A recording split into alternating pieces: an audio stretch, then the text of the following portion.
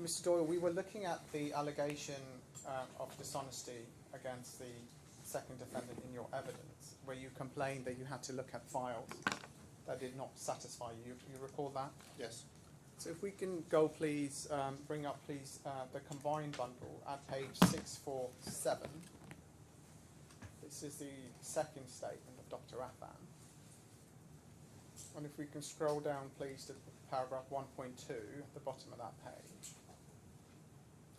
What Dr. Affan says, there is also an allegation being made about cost substantiation. I'm afraid I do not understand the position by the claimant, and I have tried to explain the position to them on a number of different occasions. As a facade producer fabricator, projects might have unique elements such as the LEDs and the stainless steel cladding of the Museum of the Future. However, there are certain generic items that can be used in different projects interchangeably. In the case of Notice mentioned by Mr. Doyle, D1 had ordered a quantity of materials for a project that it was executing on Palm Jumeirah. The project became delayed and the materials would have degraded if not used. Therefore, we used the materials procured on that project for the Museum of the Future. So just pausing there. Dr. Affan's evidence is that the materials provided by Notice were generic materials. You have no technical knowledge or basis to dispute that, correct? Yes. And his evidence is that the materials would become degraded if not used within a certain period of time. You have no technical knowledge or basis to dispute that, correct? I have knowledge of it, though. Yes, I'm aware that those materials do have a shelf life. Thank you. So, in that event, there is nothing sinister or wrong in using materials purchased for one project on the Museum of the Future. You don't object to that, do you?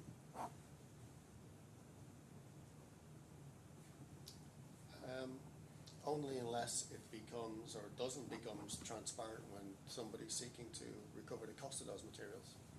Transparent to who? To you? To BAM, yes, to pay. Right. So if the materials had already been purchased, they would have certain invoices. And explain why that was the case. You can't expect Affan to go back in time and change the invoices, can you? There were no invoices produced or any documents produced for a project on the Palm Jumeirah. Not one document produced for a project on the Palm Jumeirah. He continues to say this means that the invoices to substantiate the cost were not marked with the name of the project, but the amounts claimed can be double-checked against the quantities installed. Now, you haven't obviously checked the quantities installed at any given time, correct? I haven't, no, and I don't think anybody has. Right.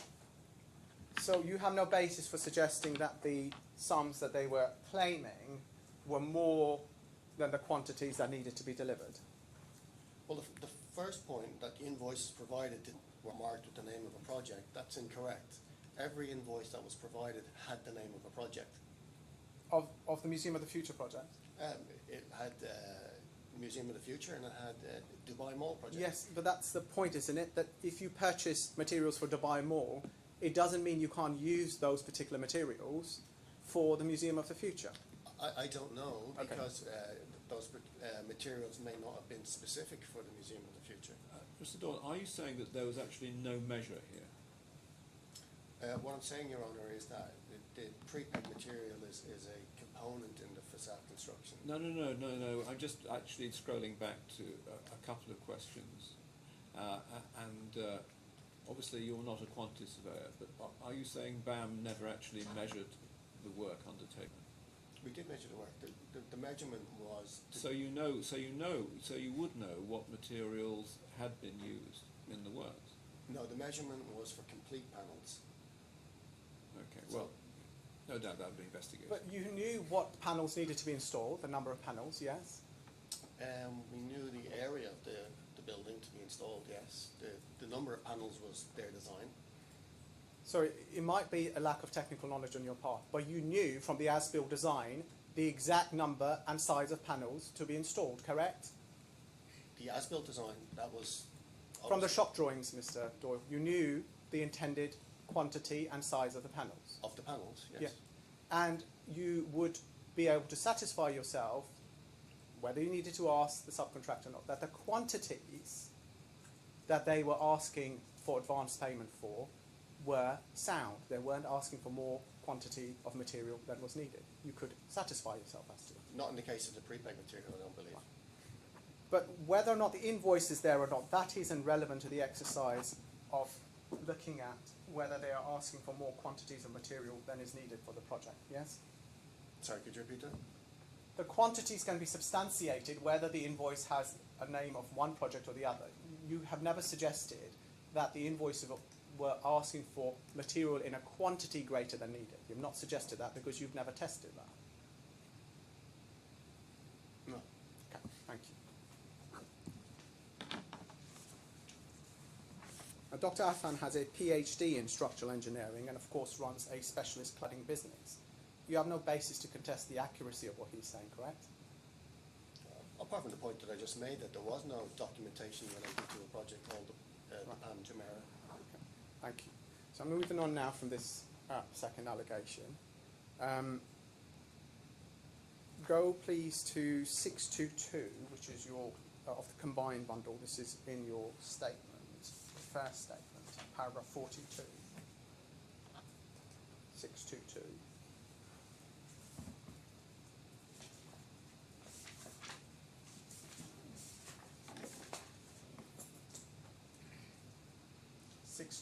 Please, operator, of the combined bundle.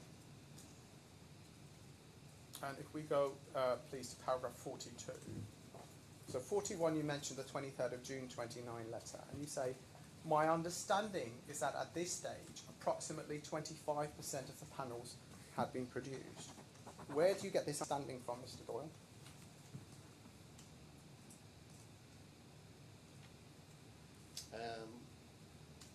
Probably the project records at the time. Which records? Monthly reports, for example.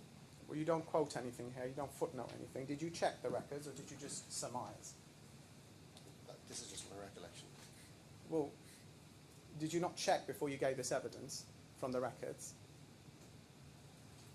No. Why not? Because it's based on my recollection. Can you go please to the Quantum Experts first joint minute, which is file 19 of the electronic bundle. We'll just wait for it to be brought up.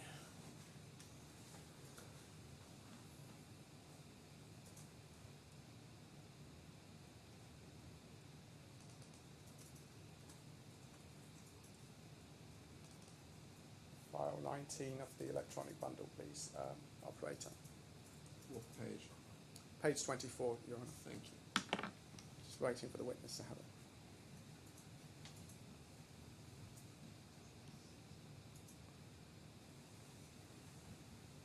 Total 519. It's a sheet job.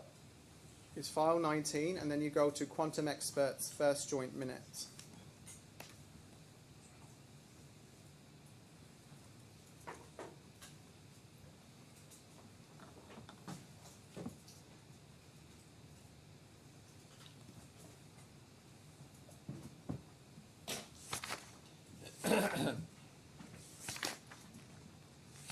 So we are bringing up in few minutes. Thank you.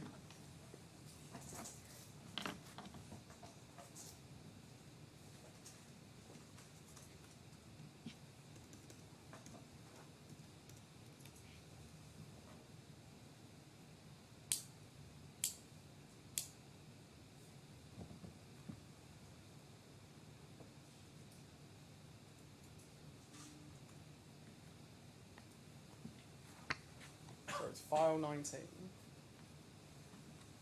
of the electronic bundle.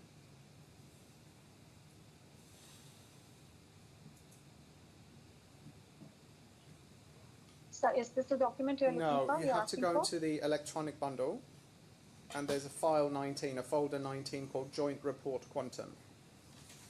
Okay, sir. And then it's the first PDF document in that. This looks like it. Yes, 24, please. Okay, sir. Thank you so much.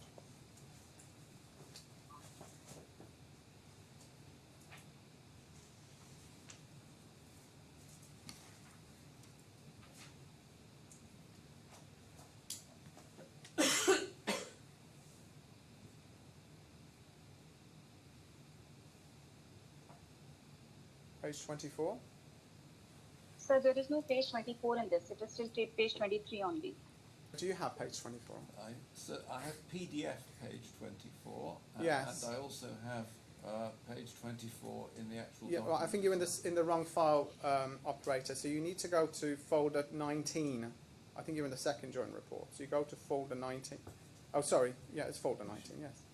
Yeah, what paragraph are you looking at? I'm looking at paragraph, just bear with me. Paragraph 5.3.4, is that what you have? Yes, I have that right. Yes, I'm just waiting for the operator so that the witness can be helped. So, operator, can you put to folder 19, 19? I think you're in the wrong folder. Let's see what it says. Quantum expert, 17th October. Your Honour, with hindsight, we probably should have put the body of the reports in the PDF at least, but hindsight is a wonderful thing. Yes. But yes, this is the wrong document. This is 17. That's the 17th October document. Operator, do you have folder 19? We need the 20th. This is September document. Operator, if it helps you, it's Yes, sir, we are bringing it up. Okay, Yes, thank you sir. so much. Thank you for bearing with me, Mr. Doyle.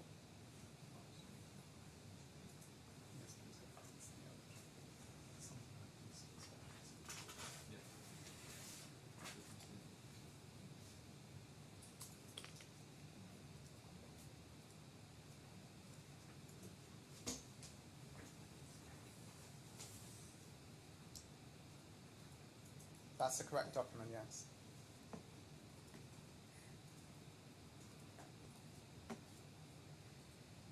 Page 24, please. Something. Well, The screen is obscured with a yes. calendar.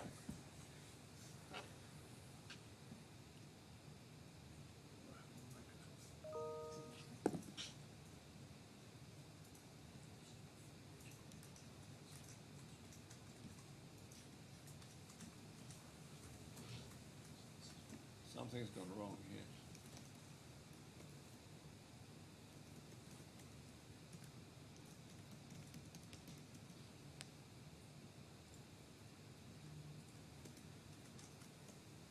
Operator, are you still there? I think it looks like it's frozen, doesn't it? Yes, sir. Yes, so page 20. 24, please, and the screen is not clear. I'm not sure if you're able to see the screen. Whoever's We are used... checking, sir. There's some network issue we are facing with. Oh, thank you. Yeah.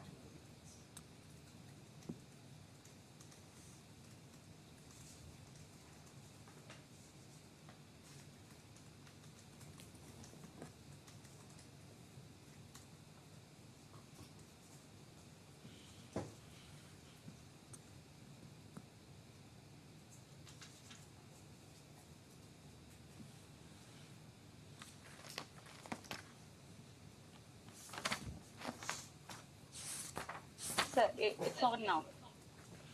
Right, can we just expand on page paragraph 5.3.4? So just to recall, Mr. Doyle, I took you to paragraph 42 of your witness statement where you said that your understanding is that as at the 23rd of June 2019, approximately 25% of the panels have been produced. And what we see, can you see the screen in front of you? This is the quantum joint statement, the first one. Have you seen this? Yes. Right, so this is Mr. Kenyon, the quantum expert instructed by BAM, and he says that as at May 2019, 433 panels, which is nearly 50% of panels. Scroll down, please. Operator, scroll down, please. Thank you. Had been delivered. Sorry, operator, can we just stay on the table? Thank you. The table on the above page, thank you. Yes, can you just pause there? Thank you very much. So, Mr. Kenyon's findings are that as at May 2019, nearly 50% of the panels had been delivered. So can you explain to me why in your statement you say your understanding was 25% of the panels have been produced? Can you explain that? I believe I recall from the defendant's letter issued to the employer in June 2019, they mentioned a figure of 250 panels. I think we saw this letter on the screen yesterday. So that's where you think you got it from. You didn't actually check your own record. This was the defendant's letter, is what I checked. Yeah. You didn't check your own company's records of progress. No, Can you explain why you didn't do that? because I took it from the defendant's admission. Right. So the amount of delivery would be very important, wouldn't it, to deciding whether or not sums could be called under the security checks and or on the bonds. Did anyone check that, as far as you're aware, before taking those actions? Or you don't know because you didn't take those actions? I didn't take those actions, so I don't recall. You haven't provided a single internal document authorising or considering the cashing of the cheques, the calling of the bonds, or the entry into the facilities. But these matters will have been discussed in writing, correct? They may have been verbally discussed. But you said that the decisions were taken at the head office in Holland. Instructions, yes. Would have So are you saying then that the head office in Holland communicated its decision orally and not in writing?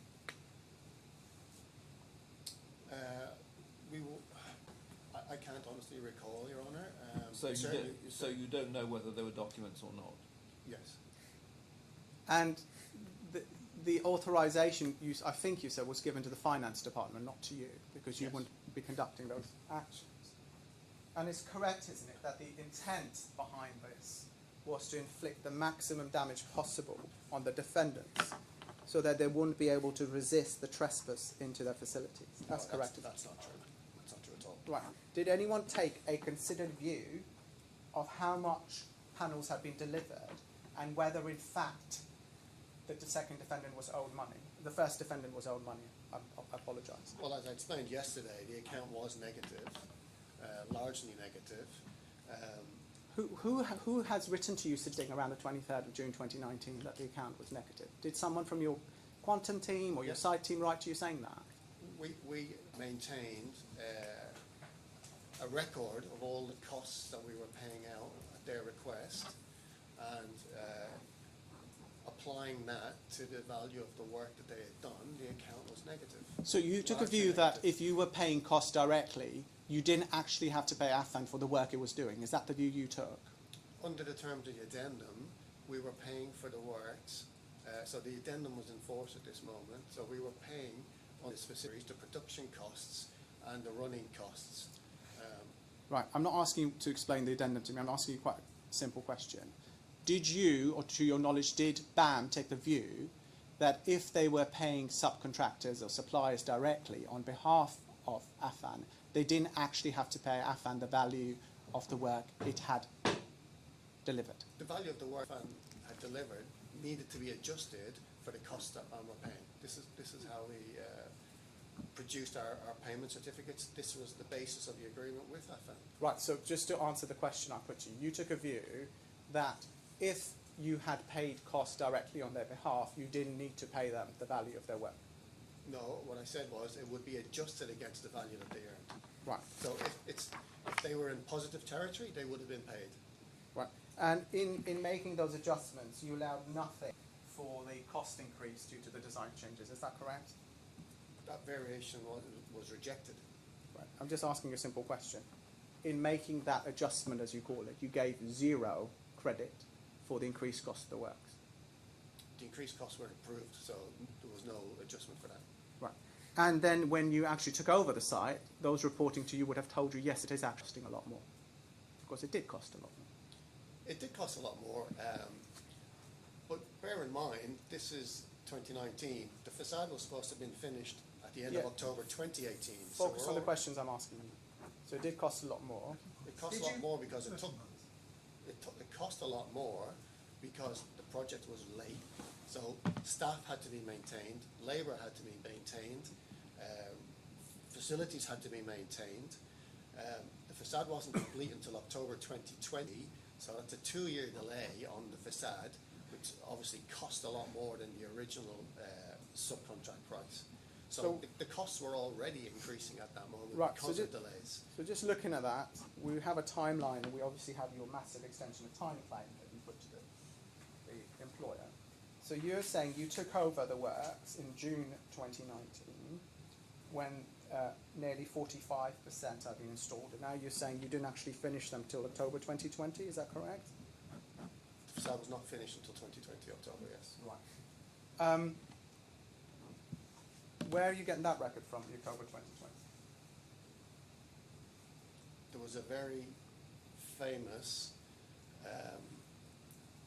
signature put on the last panel installed by Sheikh Mohammed at the beginning of October 2020.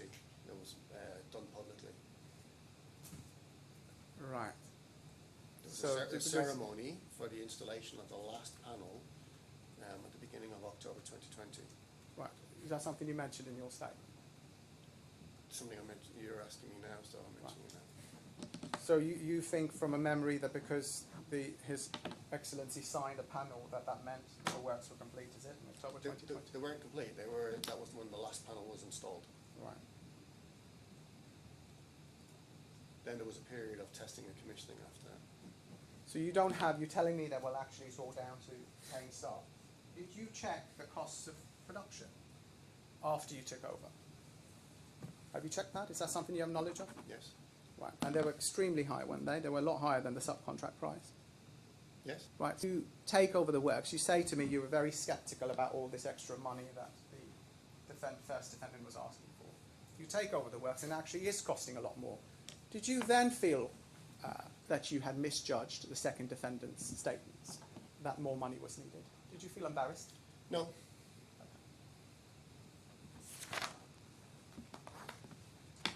How often have you been to each of the facilities that were used? How often have you been there? Have you been there at all? Been there many, many times. Right. How often would you go there?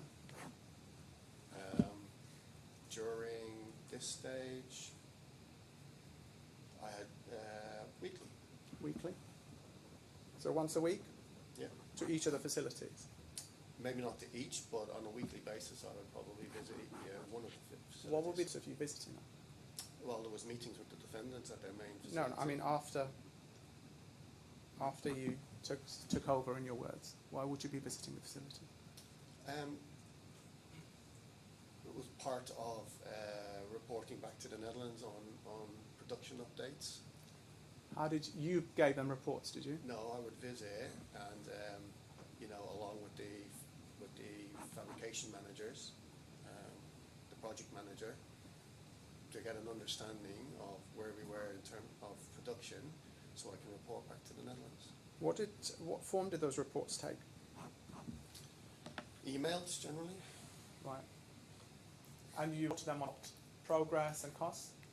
Yeah, so I was asked by particularly the commercial director from the Netherlands, how was progress how was the progress?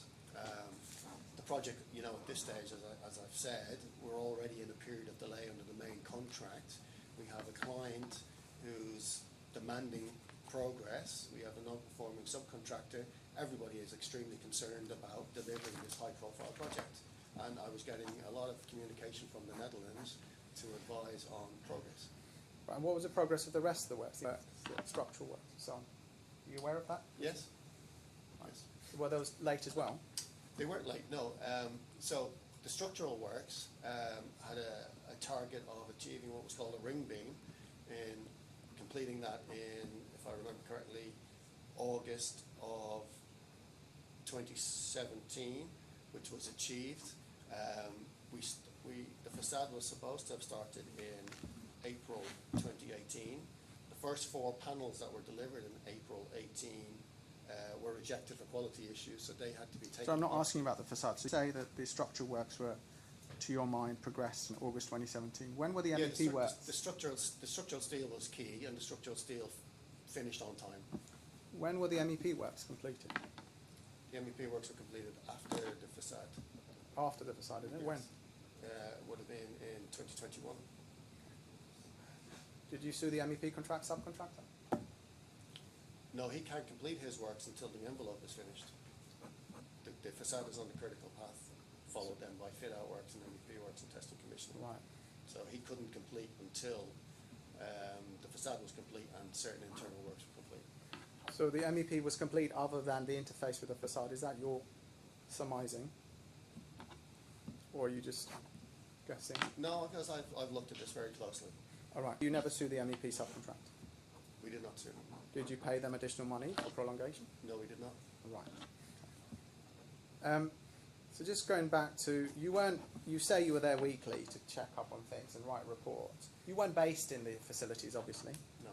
So you wouldn't be able to say whether or not Mr. Basher was refused entry by the security guards, would you? You weren't there? No, only other than what I was told. Right. And would security would check everyone's ID before they let them in the building? I heard of that, yes. Were you aware that they didn't allow Mr. Tanuja in the building?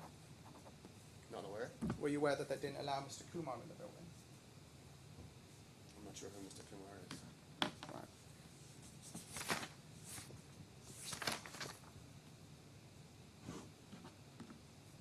Just a small point. You said that Colte was hired by the defendant.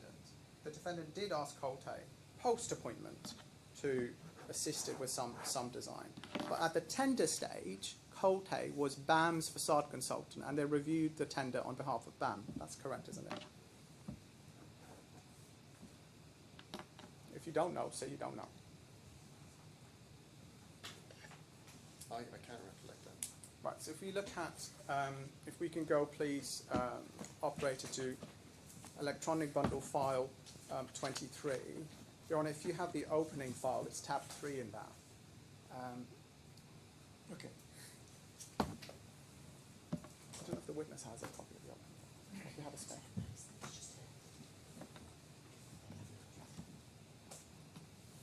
It's up on screen, I think. Ah, perfect. Thank you, operator. It's very impressive. So this is 17th of July 2016, and we can see very clearly that the Colte is commenting on and reviewing the tender bid. So clearly Colte was hired and assisting BAM in assessing the tender. Does this help you? No. You mentioned the contractor is Affan, not BAM here. Yes. He's commenting on Affan's tender and asking questions. Yes, but I'm not sure whether that's done directly for Affan or for BAM from this document. I'm not sure. Okay. Let's move on. Can we please to the subcontract, which is at page 1440.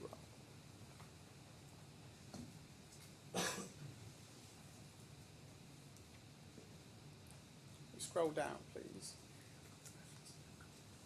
to the bottom of the page.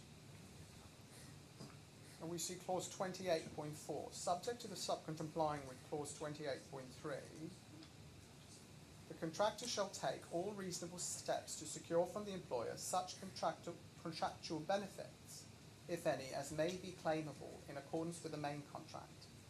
And the subcontractor shall in sufficient time afford the contractor all information and assistance that may be requisite to enable the contractor to claim such benefits. Were you aware of this clause, Mr. Yes, I'm aware. Doyle? I suppose, yes. Were you aware of it at the time, or was this a matter that was dealt with by others? It wasn't your concern as a commercial manager. Were you dealing with compliance with a subcontract, or was that a matter left to other people? That was generally managed by the project team. Right. So maybe you can help me with your knowledge of what the project team did or didn't do. If we can go please to page 1349.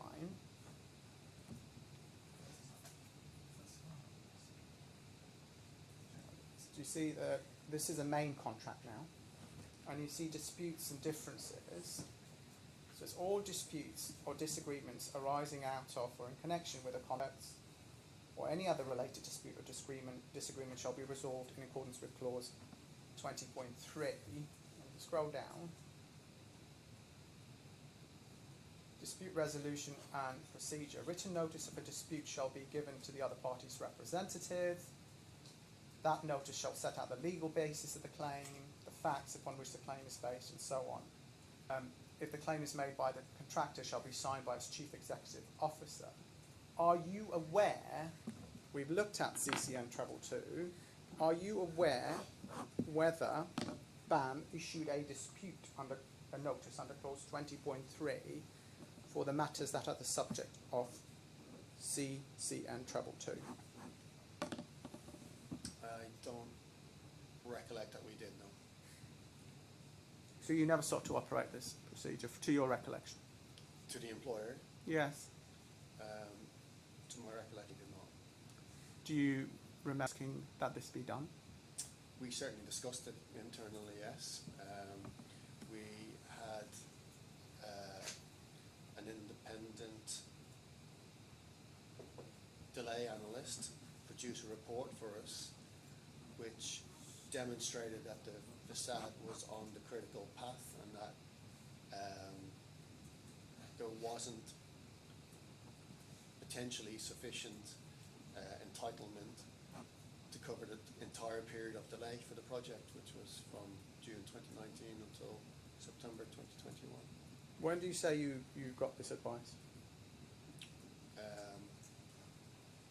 In 2020, possibly. In 2020? Right. Sorry, can I just ask, when you say that there wasn't sufficient, just let me look at your words, potentially wasn't sufficient entitlement to cover the entire period of delay to the project, do you mean that there were other causes of delay to the project than the facade? There was less impactful events than the facade, but the conclusion was the facade was the dominant delay on the project. Then I can't reconcile what you've just said with what you said earlier. Did you? Sorry, I'll let you finish on. No, you said that the delay analyst said that the delay caused by the facade did not cover the whole of the delay to the project. What I meant, Your Honour, was the delay to the program caused by the facade. There wasn't. The view was that having looked at entitlement for that delay, there wasn't going to be sufficient entitlement to pursue an extension of time to cover that delay. To the whole of the delay to the project. Yes. That's what you said. So do I take from that part of delay to an entitlement to an extension of time for part of the delay to the project was caused by the facade? Sorry, Your Honour, I'm missing the point. Well, you've talked about the whole delay to the project, but what I'm asking is, did that delay analysis demonstrate that there was a justifiable partial delay to the project by the facade? No, it did not. So, in other words, it's not that it doesn't justify the whole of the delay. You say that the delay to the facade doesn't justify any of the delay to the project. Yes. Okay, that's not what you said before. I apologise for that. Right. Who was the consultant who gave you that advice? Secretariat. And you say you received that advice in 2020, is it? Sorry, it may have been later. I'm just trying to recollect when we settled in 22. So it may have been. Work on that may have been in 2021, early 22. Right. So why did you say 2020 just now? I was trying to recollect. The the project. Did you read this report? Or did someone tell you that's what No, it says? I've read the report. Right, carry on. It's not mentioned in your witness evidence. Carry on. You Yeah. finished? So I'm just trying to explain the timeline. I think it was probably more likely Secretariat were engaged in 2021. 2021. When in 2021? After you got the taking over or before? Probably afterwards, yeah.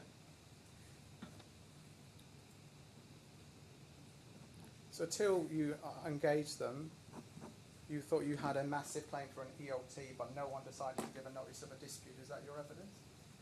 No, I think there was reservations on, and that's why we didn't pursue it until we had an independent analysis.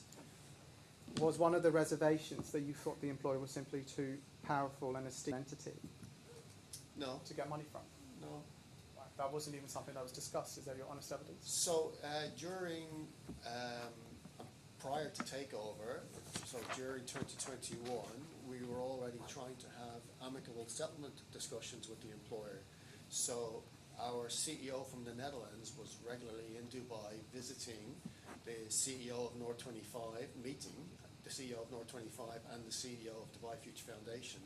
And they, for several months, were discussing a possibility of an amicable settlement. So When was this was in 2021 before completion and after completion. Did you attend any of these meetings? I attended a couple of these meetings, yes. When did you attend them? Before and after completion in 2021. What was the last one that you attended? I can't recall it precisely. Where it were would you? have been at North 25's office Right. with Mr. Ali Obeidly, who was the CEO of North 25. So to your knowledge, there was no written notice of a dispute given, is that right?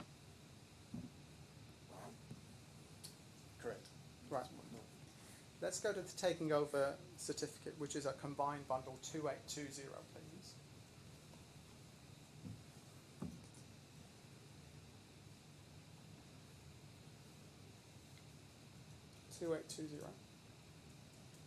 So we see the date, the completion date is the 4th of June 2019, yes? Do you see that at the top? The original completion, I guess. The revised completion date is called TBC, and the taking over date is the 19th of September 2021, yes? Yes. So take it from me, I've done the arithmetic, that's 27 months and 15 days later, 838 days later, than the contractual completion date, yes? You're aware that it was around 27 months late, yes? Now, in the intervening period, did BAM suspend its work for non-payment? For non-payment? Not that I'm aware of. Though. You never suspended your work? We never formally suspended our work. No. You suspended them in one way or the other? I think during this time we had COVID, and I think there was notifications from the local authorities about accessing the building. So I think there was days, possibly a week, where we didn't go to site because of restrictions imposed by the local authorities. Did the employer threaten to terminate you? I don't recall that. Right. Why aren't you just saying no in that case? Because that's something you would certainly recall. Did the employer threaten to terminate you? No. Right. In the settlement, there was 0 delay damages levied, correct? Yes. So you convinced the employer, essentially a public body, to not levy delay damages for 838 days of delay, correct? That was the outcome, yes. And the reason you were able to convince them of that is because there were massive delays caused to what you call the critical works, the facade works, by the employer. I wasn't party to the final series of negotiations with the employer. It was handled by the CEO from the Netherlands.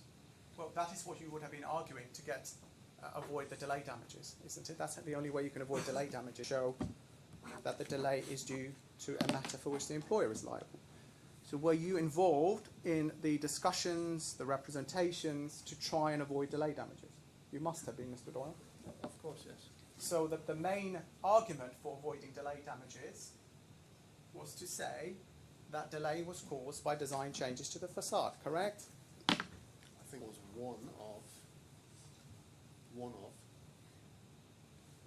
And you were successful in agreeing with the employer that because of design changes to the facade, they shouldn't levy delay damages. No, I don't think it was as straightforward as that. I think it was. I think the employer was very impressed he had his building delivered. I think they were grateful of the efforts that BAM went through to deliver this building, despite the difficulties we had with the subcontractor, which they were acutely aware of, and also the difficulties of trying to construct a building through COVID. That's quite self-serving, but is there a certain document where they've said that to you? That they're not liquid, they're just, what, because they're happy with the building, they're not going to charge you their contractual right to delay damages? Is that what they said to you? As I said, there was probably a year of direct discussion with the employers on finding a way to amicably settle the contract without Yes. either party. So there was negotiation between your company and the employer, and in that negotiation, part of your argument was that there were design changes that could delay. That's right, isn't it? Amongst other things. Yes, but that was part of your position in that negotiation. Correct? Sorry, you're not. It doesn't Yes, show on the sorry, transcript when yes. you nod your head. Sorry. Yes, thank you. Just help me with this. If you go to that file of new documents, I don't know if you still have it. Someone will assist you, Mr. Dobb. Bear with me one moment. It's operators file 23. There should be a document called Statement of Taking Over. Statement at Taking Over.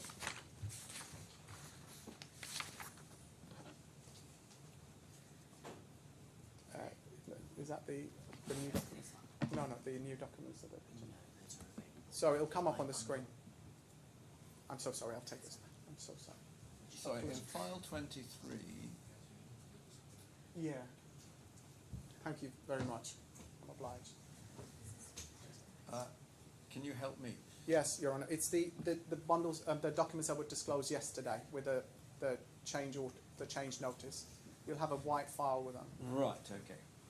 It's got 5 tabs. It'll also be on the screen. It's been added to file 23. So I'm looking at tab 3. It's not yet added into file 23. But, Yes. So we're looking at tab 3. okay. Do you have that, Mr. Yes. So you see the summary statement of taking over. I understand that the second from last column is BAM statement, and then in the last column are Bureau Happel's and ACOM's assessed statement of account to date, yes? Yes. And then we see, and mentioned when you were being examined in chief, that at item kind of the halfway, more than halfway through, there's a claims for variations that are rejected due to non-entitlement. BAM continue to apply for this figure, and there's a figure of 41 million there, yes? Yes. And then we have estimated amounts shown separately in this statement. We don't actually have the statement. That should be easily available, correct? I mean, you have the statement of taking over. Yes. Okay, so it should be on its way to us. It says EO claimed by BAM, and then it has a figure of 421 million against it, yes? Yes. And then it says penalties, delay damages. No penalties, delay damages have been considered by BAM. Review of delay damages penalties as per contractual terms is being reviewed by the client. And then against that, Bureau Happold have put to be confirmed. So just pausing there, the 421 million figure, are you aware of its makeup? Largely, yes. Right, so just bear in mind that there's 27 months of delay. If we go to the previous document, which is the contractor's claim notification and behind tab 2. Do you have that? Yes. Now I want you to follow that, please, to nearly the end of the tab, and I want to go to internal page 113.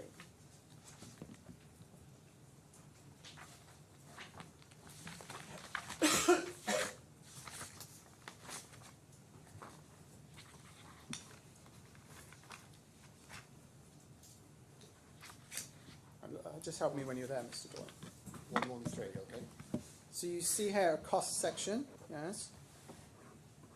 You see cost? Yes. And then we see a prolongation cost summary, yes? Yes. And this is claiming a monthly prolongation amount of just under 5 million, Yes. right? Now, if we go back, so bear in mind that 5 million figure. If we go back to tab 3 and the taking over certificate, and we're looking at the figure marked under EOT 421 million. 5 million over 27 months is far less than 421, it's 140 million.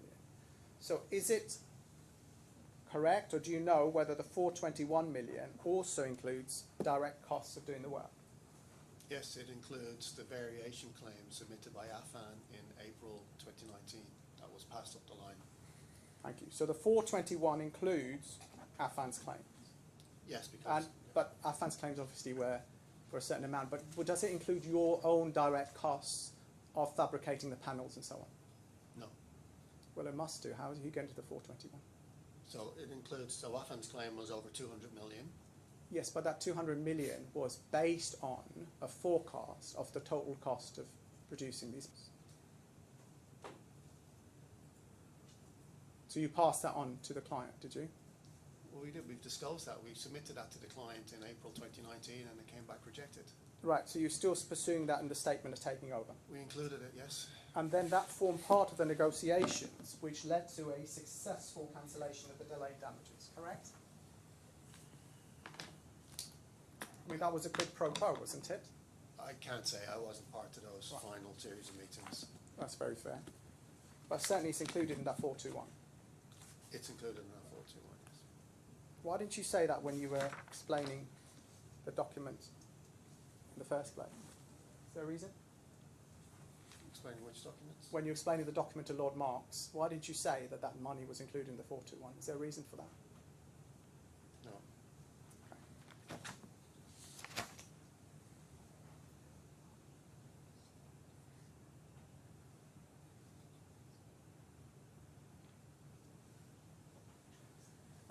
Thank you very much, Mr. Doyle. I have nothing further.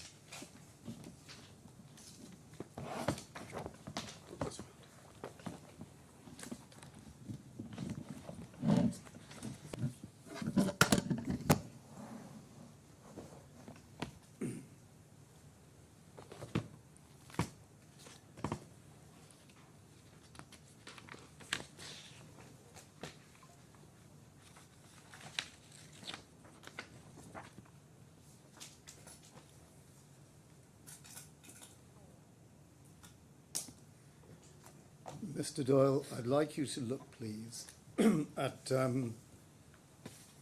CCN 002, which was in the documents that were disclosed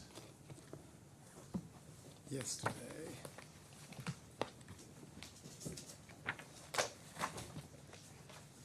And would you look, please? Sorry, you said CCN 002.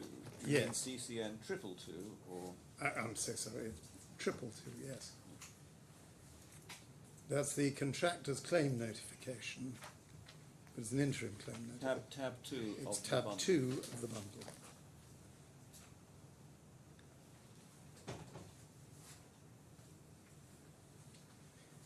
And would you look, please, at paragraph 8.5, You were asked about this, and it's page 74 of the transcript.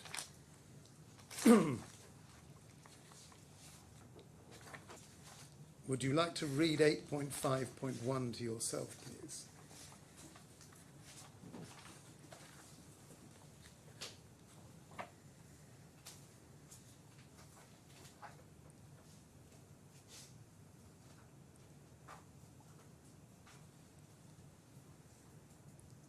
What did you understand by the phrase, the design team were unhappy with how their designated panelization looked in the VMU 05 revision O presentation, and subsequently instructed incorporating hexagonal patterns in the stainless steel to overcome the resistance of the sheet thickness as the specified 0.8 mm grade 316 6WL to being double curved to the upgraded geometries of the project's panels. What did you understand was the purpose from that of the hexagonal patterns? My understanding was that there was bonding issues with the steel onto the panel, and there was undulations in the steel. In other words, the quality wasn't up to specification. And did you understand what that might have had to do with the sheet thickness? No.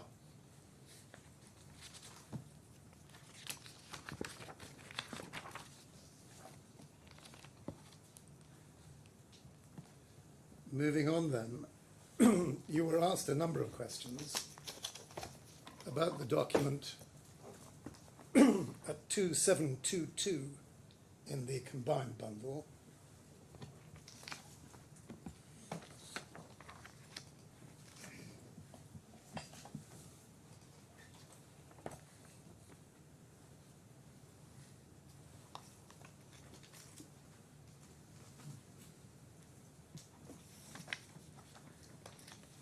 My Lord, Your Honour, I've had hard copies made of this in order to hand it around because there was some confusion. I have it in front of me on the screen. So be it. What I'd like you to do is explain it, please, because it was quite difficult to understand the evidence about this yesterday. Could you explain, please, what you understood? Have you got it on screen as well? By the value of works. We understand the difference between to date, previous, and this period. What did the value of works comprise? That was, the value of works is effectively the measure of work completed against the original subcontract price as at October 2020. And I think it was being suggested to you that these were works that were carried out and paid for by Affan. Were they works that were being carried out and paid for by Affan entirely, or were they works that were being carried out by Affan and BAM? There was work carried out by Affan until a moment in time, and then afterwards, BAM, when BAM undertook the work, it was work carried out by BAM. And so does that figure of 121 million odd include both of those? Yes. Then the variations at that stage are negative, come off, and NCR is non-conformance. Yes. So the gross work done then is the gross value of the work done by both BAM and Affan. Measuring it against the original subcontract price. I Yes. understand. And the next line deducts the retention. And then you add the advance payment, is that correct? Yes.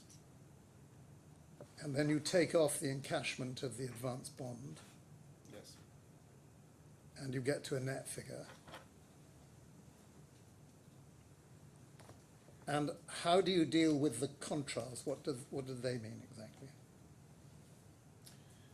So the contras are the costs incurred by BAM, both at the request of the defendants in his 500 odd letters asking us to pay for materials and labour. It's the cumulative of those requests, together then with costs incurred by BAM in completing the works. So just pausing there, wouldn't those materials be incorporated in the first line?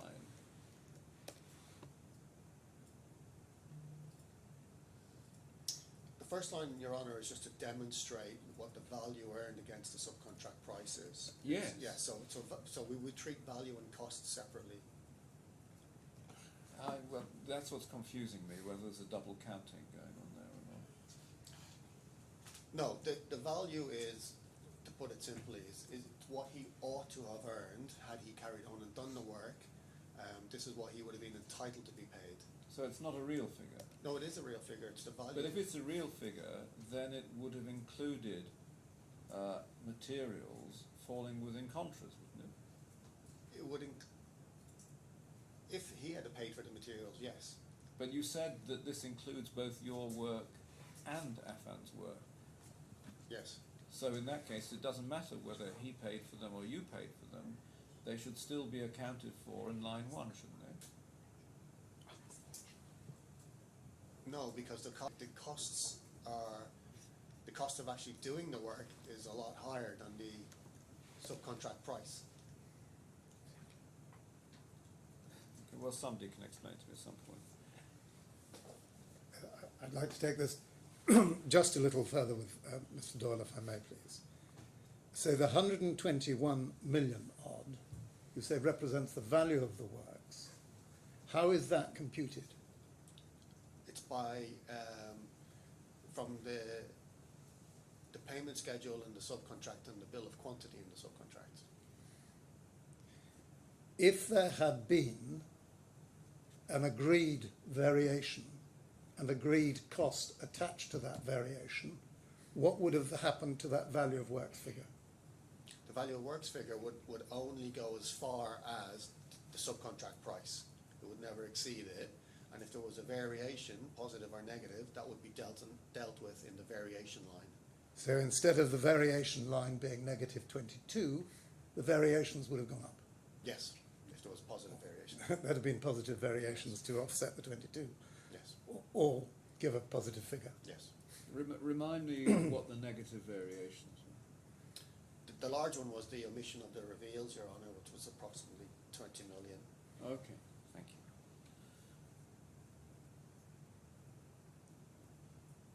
I don't want to lead on this unnecessarily, but I'll be corrected if I'm wrong. There was a positive variation in respect of the LEDs. Yes, I think we all know that. There was the omission of the sandblasting. Yes.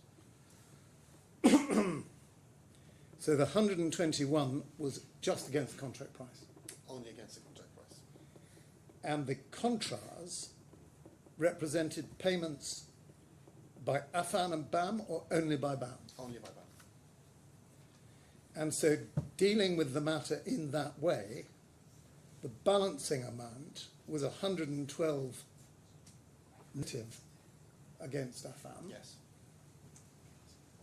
which was an increase of 6 million dirhams, or approximately 6 million dirhams, 5748, over the previous month. Yes. And were these certificates produced at regular intervals? Yes. How often? Monthly. And who were they produced by? By the project commercial team.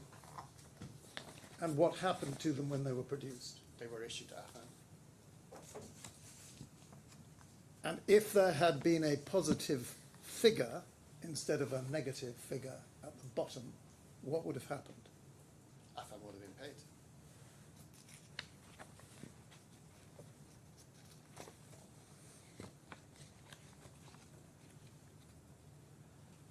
Moving on, you were asked a number of questions about paying in the cheques,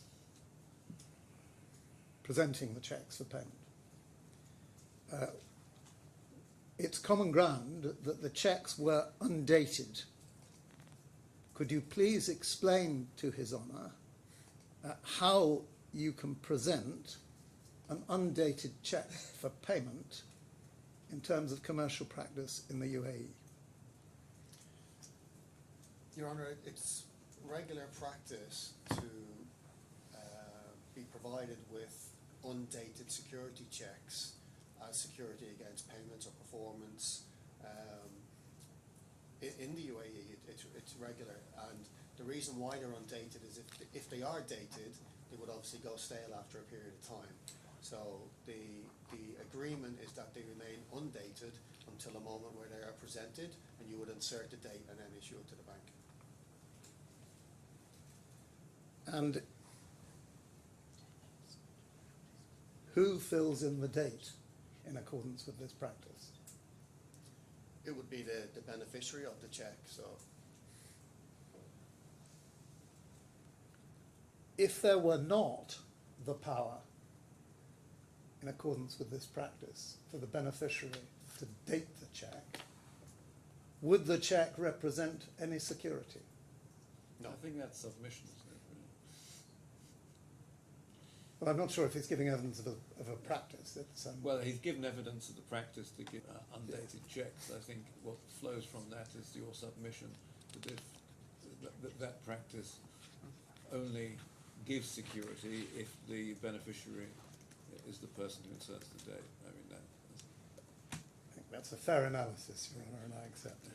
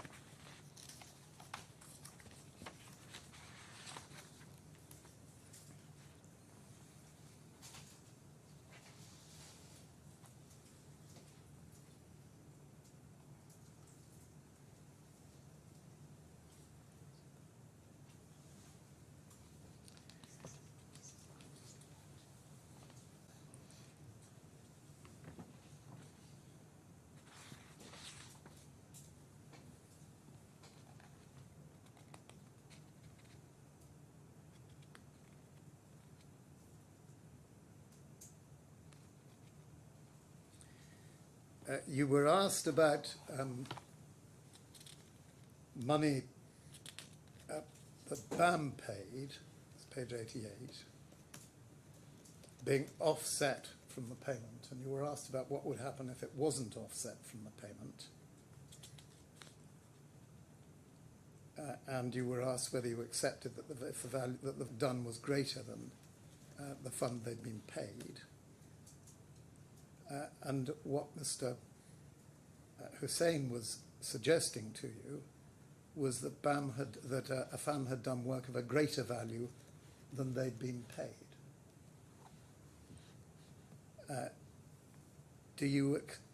Can you explain whether that was accurate or not?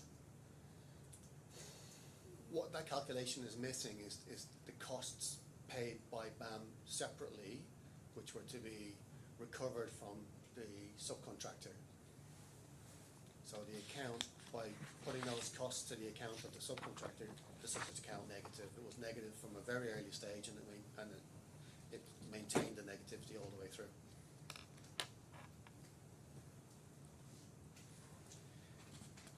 Would you go, please, to page 2328?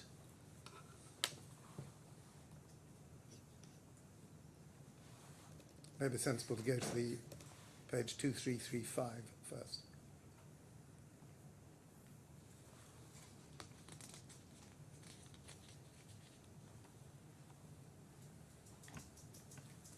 You were asked about that whiteboard. I understand that was a whiteboard, was it? I think it was just well, I wasn't there at that particular meeting. Can the operator scroll down, please, a little?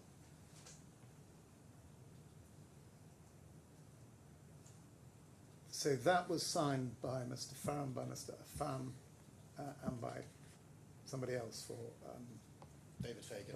David Fagan. Of the employer. Mr. Fagan. Fagan of the employer. And what was the context of that meeting? This meeting was arrange to try and encourage the subcontractor to return to work.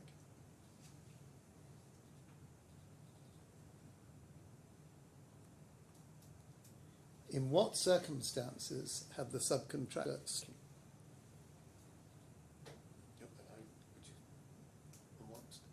as far as you were concerned, how was it that the subcontractor, Affan, had stopped working?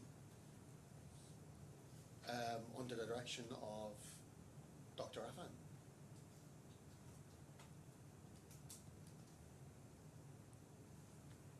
Did Dr. Affan or Affan give you any notice as to why they were stopping?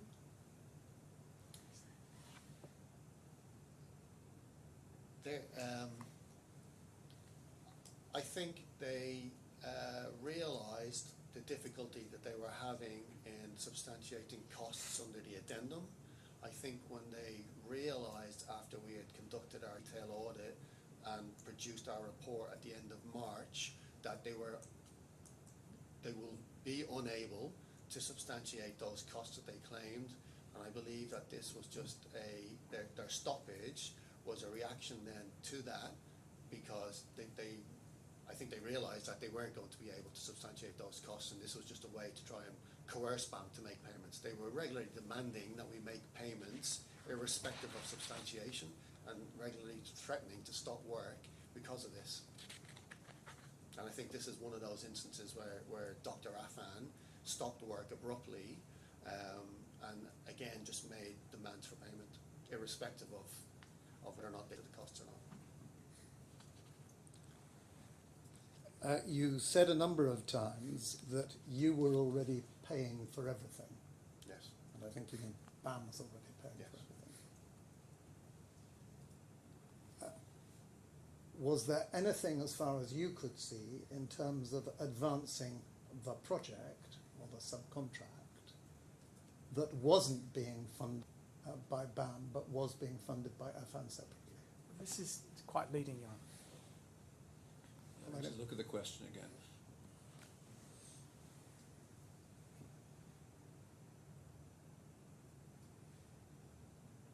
Do you want to rephrase that?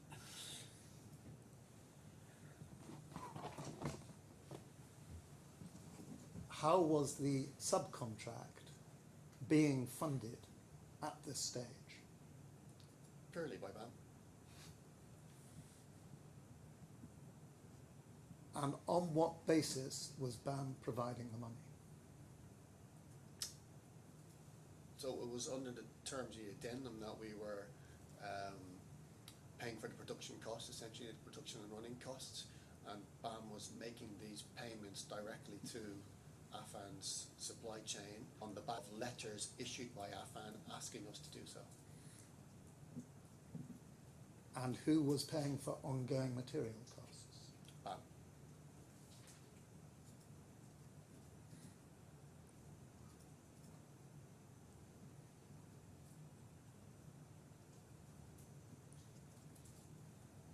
And what substantiation did you expect in respect of those costs? At that moment, well, as I explained yesterday, we were expecting copies of purchase orders, delivery notes and invoices in relation to materials. We were expecting timesheets for labour supply, along with delivery notes, timesheets signed by appropriate supervisors. We were expecting bills for utility costs, etc. So just your regular substantiation that anyone would expect, so that they would pay a bill.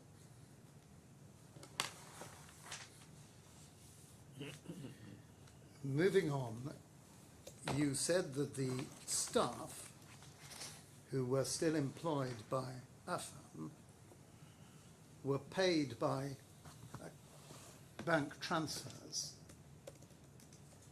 And you were asked who told you it was legal to pay someone who's not your employee by cash or a bank transfer. Do you have any understanding as to whether or not it is legal to pay somebody by bank transfer for work that they've done. I think paying by bank transfer would be the normal way to pay, but the legalities of paying it, I'm not sure. The legalities, as in the point put across whether it's legal to pay somebody that works for a different company, but we had obviously received communication from Affan to pay salaries, so this was a means of paying those salaries. Yes, I don't think the cross-examination was on the basis of whether the means was legal. As you say, Mr. Doyle, I think the question was whether it was legal to pay the employees of another company rather than the fact that it was by bank transfer. I think you made a point. Mr. Affan's idea was his idea. Yes. I want to move on, please. Would That's you not look, what he please? said. Sorry. He didn't say it was Mr. Affan's idea. Mr. Affan always asked for it to be paid to Affan. Well, which is it then, Mr. Doyle? Did Mr. Affan want it paid directly to the staff, or did he want it paid directly to Affan? When we started paying directly was after taking over the works, and at that moment Affan had ceased all operations. There was nobody to deal with, so in order to continue the works we had to pay those staff directly to retain their performance.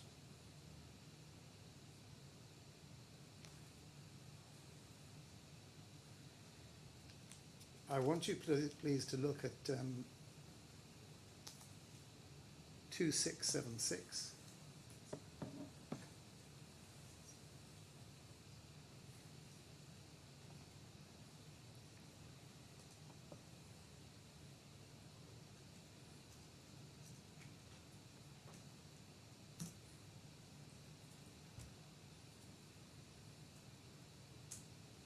Can the operator continue to go up? That's a letter from Affan to the 8th of January to Mr. Farratz.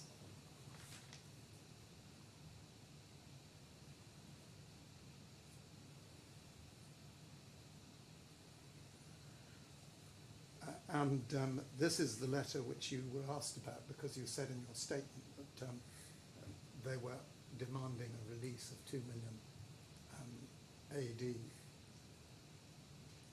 And you were asked a great deal about the renewal of the trade license, and that the renewal of the trade license couldn't cost 2 million. Would you look at subparagraph 3?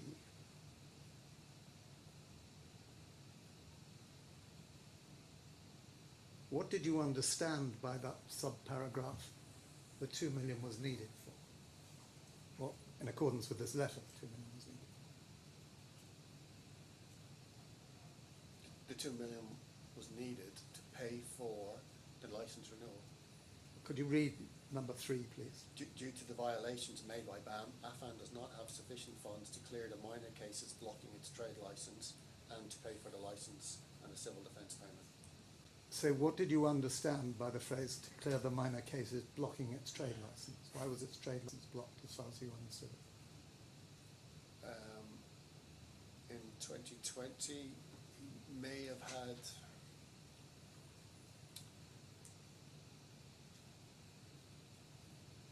have had fines or something like that. I think it's normal if there's fines imposed by the authority. You have to clear those fines before you can renew your license, but they might have been small amounts as he's suggesting here.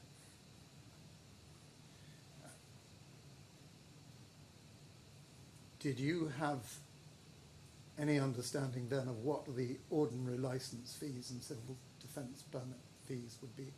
Yes. And what was that amount as part of 2 million? So I know that the BAM renewal fee is approximately 15,000 dirhams, and that covers a broad range of licensing requirements. We understood that, having seen the previous Affan license, it was 1,670 dirhams. And the civil defence permit? Again, in terms of a permit, this would be, low thousands of the cost to obtain a permit. So what was your attitude to the demand of 2 million dirhams, backed up by the need to clear the minor cases and pay for the license and civil defence department? Our view was, and as we responded, was that he was attempting to coerce millions for something that was costing thousands.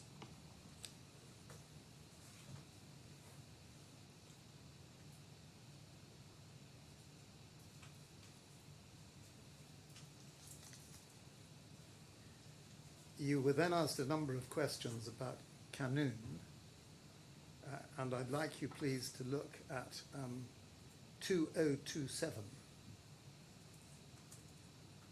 in the combined bundle.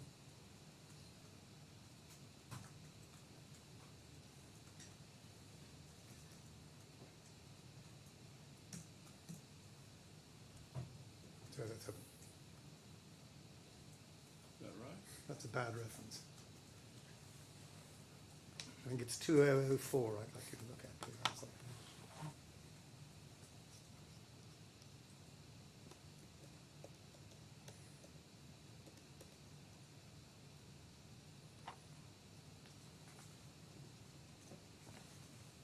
Still a bad reference. I don't know whether this is a time to go for the break while I sort out those references. I was going to take the break at the end of this. Oh, so be it. I'll come back to that.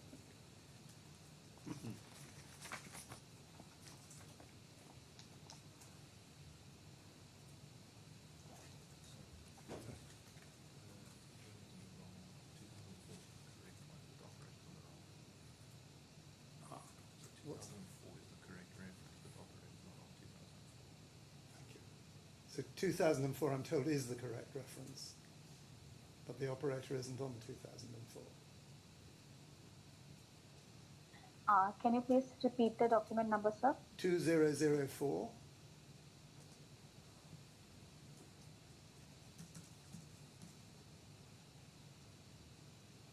Yes, that's correct.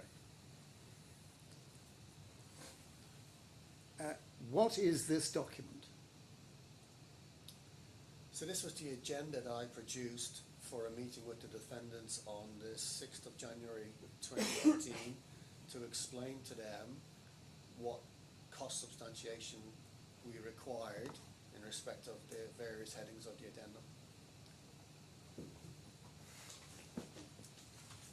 And in respect of historical costs there,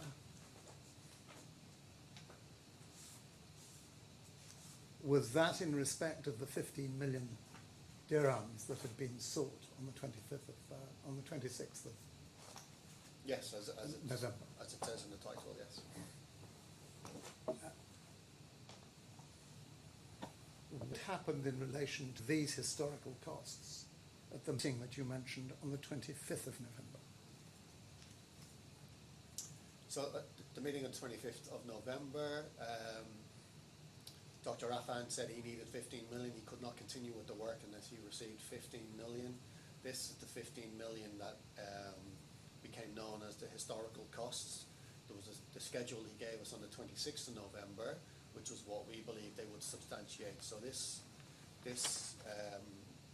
requirement, or agenda, if you like, was prepared against that schedule of the 26th of November.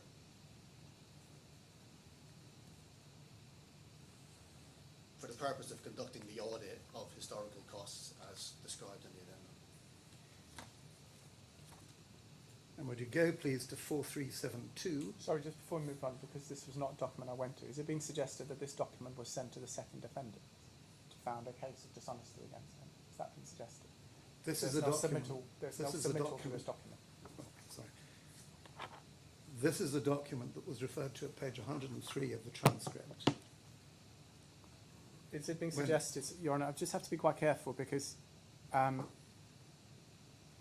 my learned friend has pleaded 3 items of dishonesty, Yes. which you have my submissions on that. He went to a letter that had nothing to do with those 3 allegations, which is a trade licence. I'm not quite sure why that was the case. So if my learned friend wishes to pursue those allegations, he really must put the case more squarely than that, rather than seek inference. So that's why I'm asking if it's been suggested this document of 2004 was sent to the person who my learned friend has pleaded dishonesty against. I hadn't picked up that this had actually been referred to yesterday's transcripts. I normally mark a document when I've seen it. So don't what recollect happened at this the one. transcript of page 103, line 30? I don't have the transcript in front of Oh, me. I'm so sorry. Well, perhaps I can read it in that case. Canoon labour outsourced was one of the items originally listed in the second defendant's letter of the 26th of November, Yes. requesting payment of AED 15 million on account for the project costs incurred, historical costs. We go to the letter, which is at page combined bundle 4372, operator 4372's letter. Sorry, but forgive me. I'm looking for the reference to this document in the transcript. And what he then says, Yes. I did refer to this document, Your Honour. I did. You did? Yeah, You- it's the okay. 2004 one that I'm asking about, but this one I certainly went to. Okay. But I'm talking about 2004. Yes. yes, So I'm just looking for the. I know the letter was referred to, but I'm just trying to see well, where the reference was to this document, which I have open in front of me, 2004. the reference was by the witness who said that there'd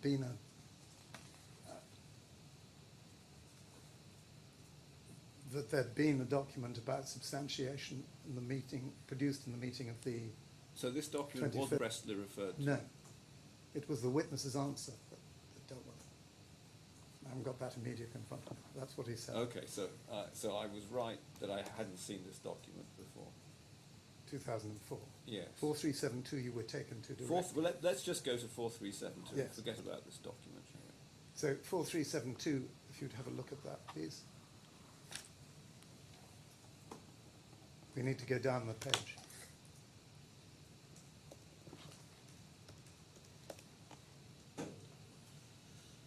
Operator, can we scroll down, please? Now, this is the document with item 9 for Canoon that we saw yesterday, yes. And the list of the 15 million AED costs, which in fact add up to 16,419, that arrived the day after your meeting on the 25th of November, is that right? Yes. And taken with the meeting of the 25th of November, what did you understand the purpose of this letter was to tell you? The purpose was to support the statement made in the meeting that he had incurred 15 million costs, which he saw reimbursement for outside of the contract.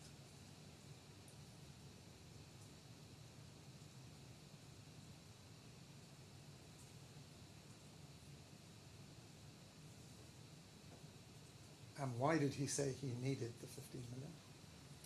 He said his cash flow was depleted.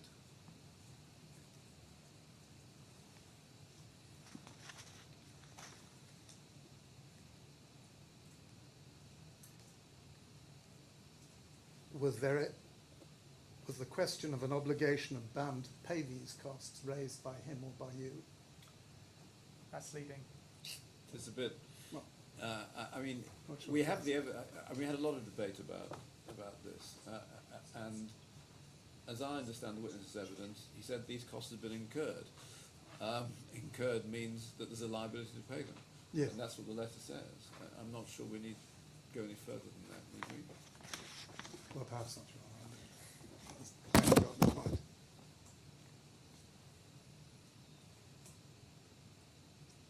I mean, the issue was whether or not the money had actually been paid, but we're none the wiser on that one. Yes.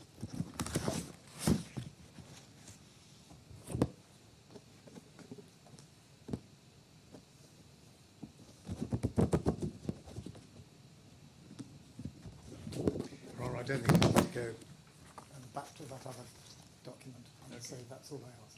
Thank you very much indeed. That's a good point. Sorry, Mr. Orr, thank you so much. Of course, you can stay or go as you please.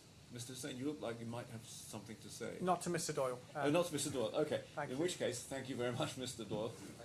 Off you go.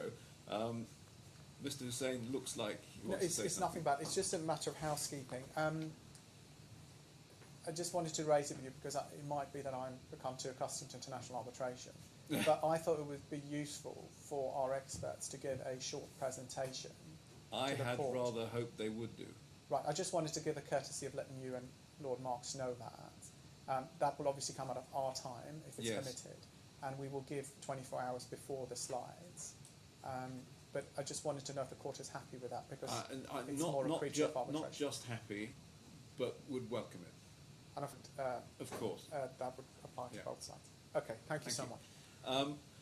So before we take the break, because I want to take a break and then we'll take the witness all the way through to lunch without.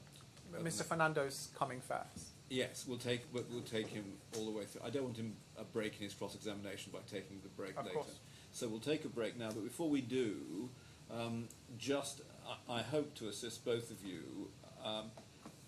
I've done a little work on what I was talking about yesterday, UAE law, and I thought it might be helpful if I gave you some references to the UAE Civil Code that at least prima facie appeared to me to be of some relevance to the legal issues. The first one is Article 247, which is in contracts binding upon both parties, if the mutual obligation is due for performance, each of the parties may refuse to perform his obligation if the other contracting party does not perform that which he is obliged to do. I think I mentioned that yesterday. Article 267, if the contract is valid and binding, it shall not be permissible for either of the contracting parties to resile from it, nor to vary or rescind it, save by mutual consent or by an accord or under a provision of the law. That will need some interpretation. And then 272, sub 1, in contracts binding on both parties, if one of the parties does not do what he is obliged to do under the contract, the other party may, after giving notice to the obligor, require that the contract be performed or cancelled. 2. The judge may order the obligor to perform the contract forthwith or may defer performance to a specified time, and he may also order that the contract be cancelled and compensation paid in any case if appropriate. So those are general, those are under the section of the Civil Code dealing with contracts generally. I'm sure you both know that civil codes are divided up by classes of contract. The next two provisions are under the Mukawala section, which Mukawala contracts, again, as you know, are contracts for works done and in particular include building contracts. So Article 877 says the contractor must complete the work in accordance with the conditions of the contract. If it appears that he is carrying out what he has undertaken to do in a defective manner or in a manner in breach of the agreed conditions, the employer may require the contract to be terminated immediately if it is impossible to make good the work, but if it is make good work, it shall be permissible for the employer to require the contractor to abide by the conditions of the contract and to repair the work within a reasonable period. If such period expires without the reparation being performed, the employer may apply to the judge for cancellation of the contract or for leave to himself to engage another contractor to complete the work at the expense of the first contractor. Of course, that is in very general terms and contractor and employer, but again, we can debate whether it applies as between subcontractor and contractor, and if so, how. And then finally, 892, a contract of Mukawala shall terminate upon the completion of the work agreed or upon the cancellation of the contract by consent or by order of the court. So it appeared to me prima facie and subject to argument that those may be the provisions of the Civil Code that may arguably be in play in this case. We shall certainly address them when we Yes. come back. Well, Closing. you don't have to address them. I may be wrong, but I just thought that it may be helpful to have those references. Well, that's very helpful indeed. There may be others. Yes, yes indeed. And I will. In which case, it's now exactly 11:30. We'll take a break to 11:40. Thank you. All right.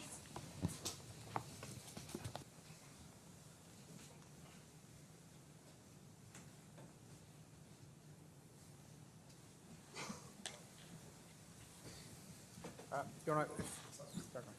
Before my own friend calls his next, I'll just go back to the point about the present, because Yes. there was an element of impracticality about the 24-hour provision, because the likelihood is that the schedule line will be in the witness box by lunchtime tomorrow. Yes. And with the best will of the world, she's only able to, everybody welcomes the idea of the presentation. Good. And we will try and do, well, we will do hers tonight, before the tonight, and probably Mr. Cummings as well. And we may be able to finish this on October, then, and I think we generally agreed. But the 24-hour provision won't really work. Yes, understood. Thank you.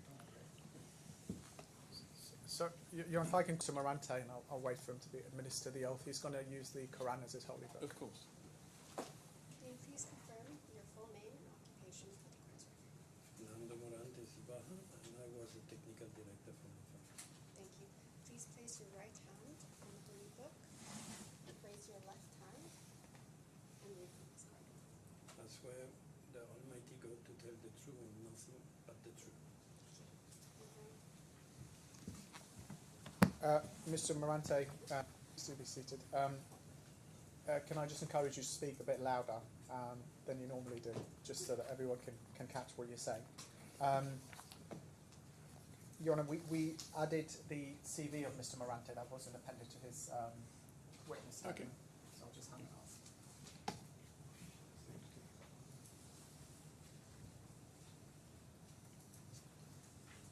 And you should have in front of you a clean hard copy of your witness statement, which is in the combined bundle as 692. Do you see a document headed First Witness Statement of Mr. Fernando Morante? Yes, Do you recognise that as your witness statement? I recognize it. Please do help me by speaking up as much as you can. Just to apologize, 2 days ago I got 2.5 hour surgery on my teeth, so Oh dear. it's quite difficult to talk. Okay, we'll bear that in mind, but if you help us as much Sure, as you can, I will try. that would be amazing. And then if we go to page 694, which is the third page of the document, there is a signature. Do you recognise that as your signature? This is my signature. And have you had a chance to read the statement recently? This morning, And is it true to the best of your knowledge and belief? it is. Thank you. There will be some more questions for you now. Mr. Morante, good morning. I've just been handed your CV, and I was going to ask you about a different CV, which I'd like you to look at, please. It's for you as well, and I'm not saying there's any inconsistency between the two, but could you look, please, at page 1025 in the combined bundle?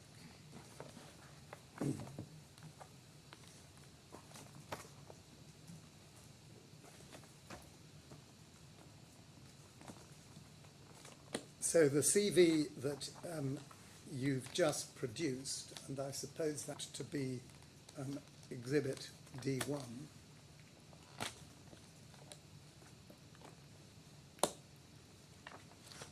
is headed up with a picture of you, as you might expect, and Senior Head of Facade and Specialism.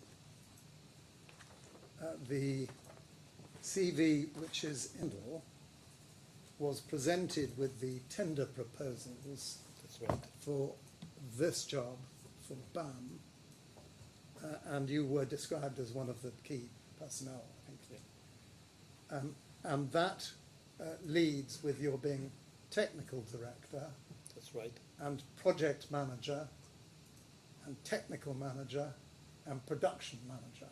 Yes. Now, is the fact you have become more specialised between the time of the tender in this case and the date of D1, or is it just a different approach? No, it is exactly the same. I have always been a facade specialist. Before Affan by Basics, I was the facade manager for Basics in many projects. When I joined Affan, I was still working in a facade company. And after Affan, I created my own facade consultancy. And immediately after, I joined Rumble as head of facades. But you do have plenty of experience as a technical director Yes. and project manager, technical manager and production. Yes. The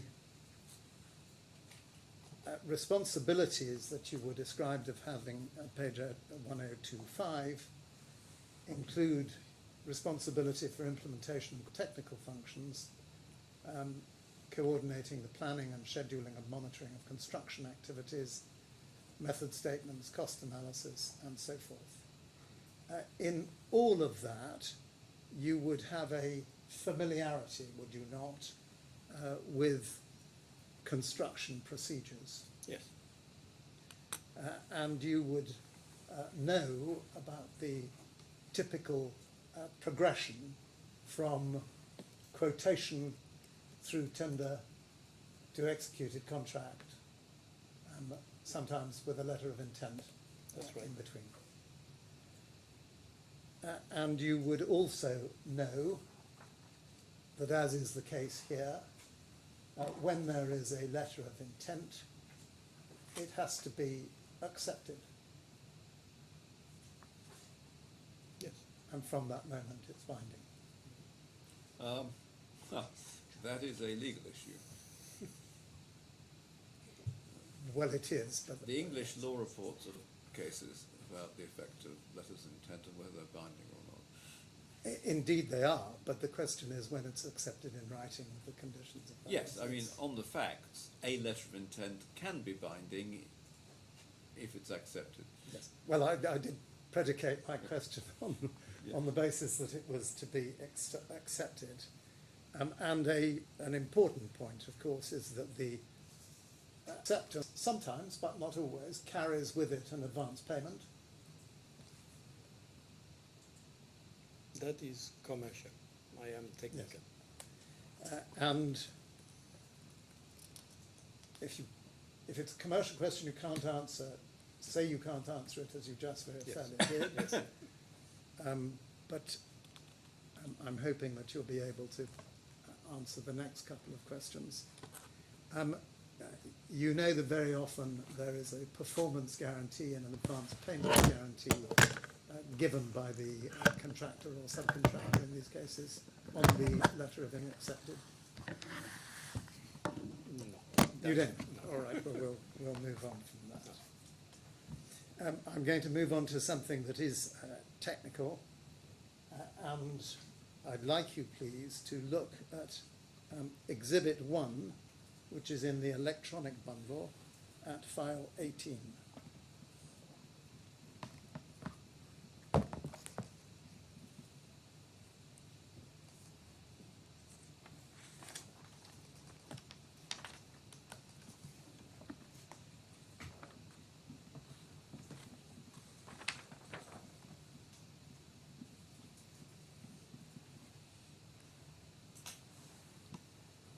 Now, I'm going to ask you the following questions, or the next questions, on the basis that you take from me that the underlying facts of the case, you may be able to confirm them, you may not. But the document on the right is a drawing which we call drawing 301. If you look right down to the bottom right, if the operator can blow it up a little bit,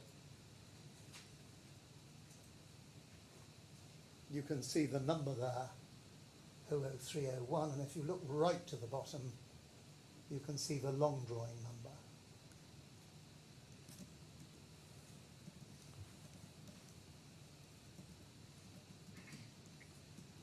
You're not far enough or to the right enough.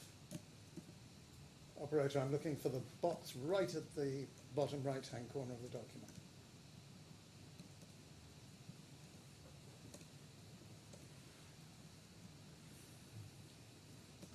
you can move down and to the right.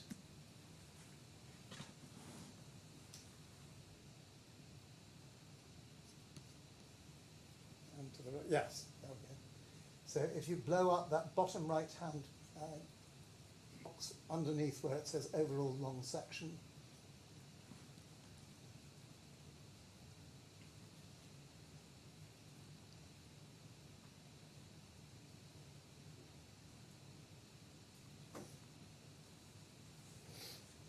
there we go. So you see the long number of the drawing there. Yeah. And I'd ask you to take it from me that that is a number of a drawing that appears in the Register of Tender Documents. Yes, on the structural drawing. Sorry? On the structural drawing. Yes. And that, if you can, now we can go back to the main exhibit, including both the structural drawing and the coloured picture, to use a neutral description.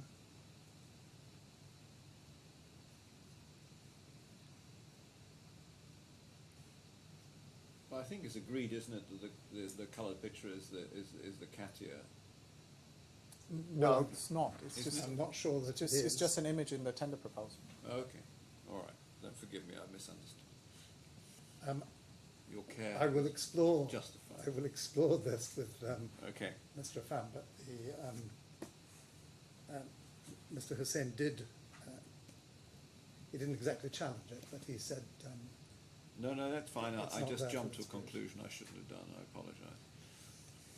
So you will see there that the left-hand side is a picture, I suggest, of the Katia model, of which there were a number of pictures in the tender proposals. During tender stage, it could have been a Rhino model, but not a Katia model. Okay. When do you say you built the first Katia model? After we got the first Rhino model, that was somewhere in March. And in this model, we'll come to whether it's a Katia model or a Rhino model in a moment. What has been done in Exhibit 1 is the structural model has had the lines of the floor slabs extended to the left.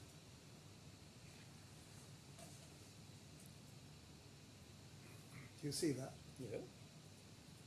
And in the model, with some minor discrepancies here and there, the horizontal lines corresponding to the floor slabs exactly overlay, subject to that quantification, the lines of the levels in the model. Yeah. Would you mind give me one moment?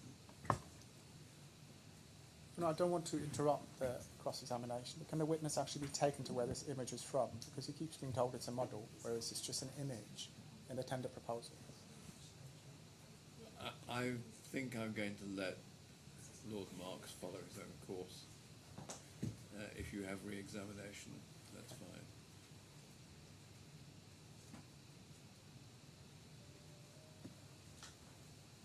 Page 58. Could you find it on the bundle? It's page 58 of the tender. I suggest to you that it is in fact a Katia model and it's described as such in the tender proposal. I'm going to take you to those in a moment. But do you accept that on this model, whether you accept it's a Katia model or a Rhino model, you say it's a Rhino model, but perhaps it matters not. The floor slabs are shown along the lines of the model. Yes. And the plain implication of this model is that the panels will span floor to floor. No. because if that will be the case, the blue panel will overlap 4 floors. Oh, I think you've missed my point. I'm sorry. I'm not talking about the blue panel. I'm not talking just by colours. The colour lines on the Katia model are important, but there is also an extension of the horizontal green lines from the structural model. Yes. Let's start at the basics, if I may. The structural model is shown on the right-hand side with the diagrid that's supporting the floor slabs. Yes. Yes? Yes. And for the purposes of this exercise, the technical experts have extended those horizontal lines representing the floor slabs across to the model. Yes. And with the exception of the point you've just going to make, that the blue, the light blue, the turquoise colour, is taken over several floors, broadly they correspond to the floor slabs when they get across the Katia model. Yes, I agree. And if you look, please, now at page 916 in the bundle, the combined bundle,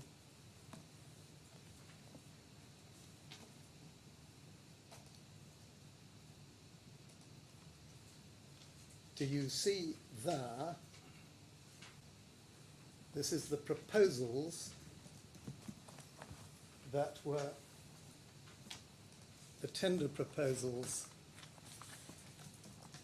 dated the 25th of January that came from Affan and were presented to BAM. And that is the Katia model at which we've been looking. And what the proposals say, just above the image, is we have completed a Katia model of the panels, see below, with proposed panelization. That was during tender, so I was not aware of it. Well, I wanted to ask you that. I was rather inferring from your evidence that because you didn't know whether it was a Katia model or a Rhino model, or you thought it was a Rhino model, that you weren't involved in the preparation of the tender. During tender, no. But to anybody looking at these tender proposals, even if they did not have the structural drawings at the date of putting forward the tender proposals, the Katia model made clear what they were trying to achieve with the proposed panelization.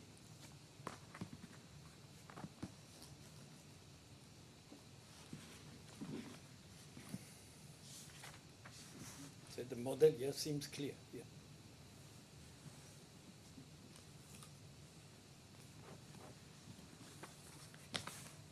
And it would also be clear to any technical person looking at this, even without knowledge of the structural model, that it was a sensible option to go for the panels to align top and bottom with the diagrid that underlies them, because that gives you structural steel work to support the panelization. What you can see from that model is, yes, they tried to attach slab to slab. Yes.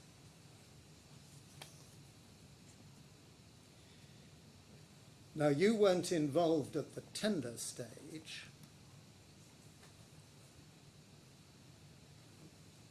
So could you explain why it was at paragraph 1.2 of your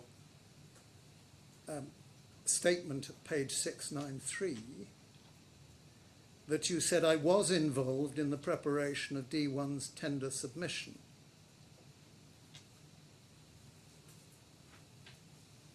When the tender started, they came to me with the drawings and they asked me, is it possible?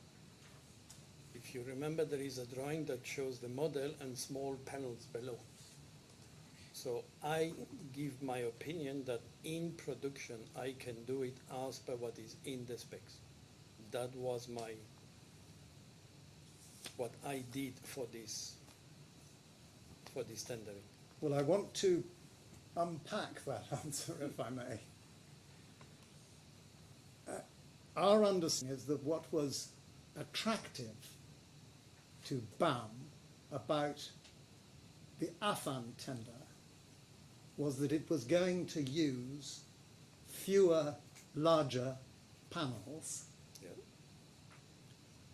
because there was some talk of an alternative contractor, subcontractor, That's right. presenting upwards of 2,000, 3,000 panels. 3,000, yeah. And what made Affan attractive was that there would be larger panels That's right. with less joints, That's right. easier connection to the diagrid, Yes. spanning floor to floor, Yes. and was presented as buildable. Yes. Until 9 meter by 2 meter 20, yes. And the 9 metre by 2 metre 20, I'm going to deal with this with Mr. Affan, was a nominal size. It was the maximum size, yes. Why For do us. you say it was the maximum size? Because above that, my machines were not made for it anymore, and I will have lose far too much production time. Well, I'd like you please to go back to Exhibit 1.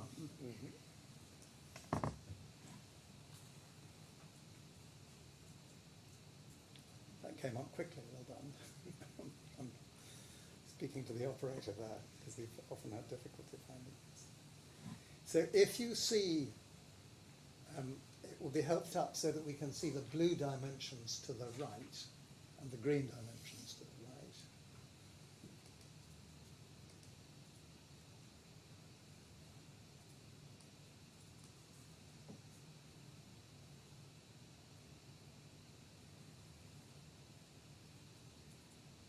Thank you.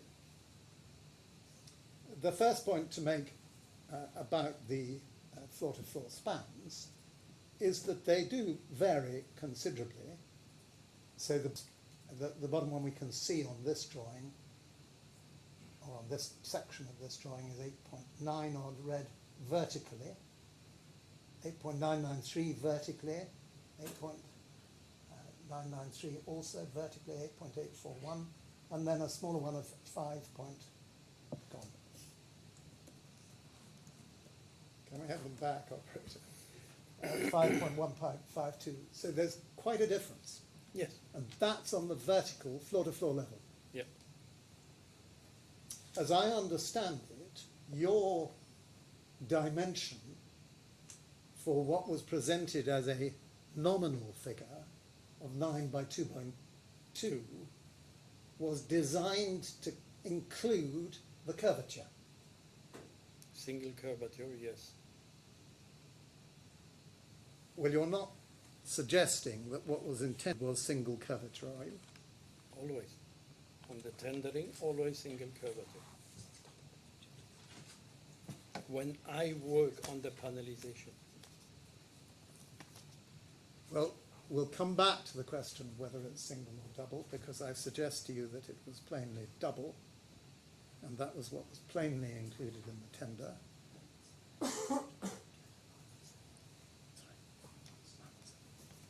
So we'll come back to that. But sticking with Exhibit 1, you agree that the dimensions were to go round the curvature. Yes. Now, if we look at the blue figures on the right-hand side, which do go round the curvature, Yep. and it's a matter of pretty elementary science that it's going to be longer around the curvature, Yes. we see that the top figure is 12.2 metres odd, then 8.5, then 10.8, then 9.1, 9.9, 13.7, and 17.66. So the dimensions around the curvature were markedly longer. Yes. So it doesn't appear from what you've said so far that nominal could have meant maximum. No, it should be around 9 meter. When it was more than 9 meter, a joint will have been included in that pedal. You weren't suggesting that there should be joins midway to keep it down to 9 meters, Yes. unstuck to the, or unconnected to the steel grate. After March, when we submitted our original model, we included just to avoid above 9 meter panels. Well, let's please go to page 917 in the main bundle.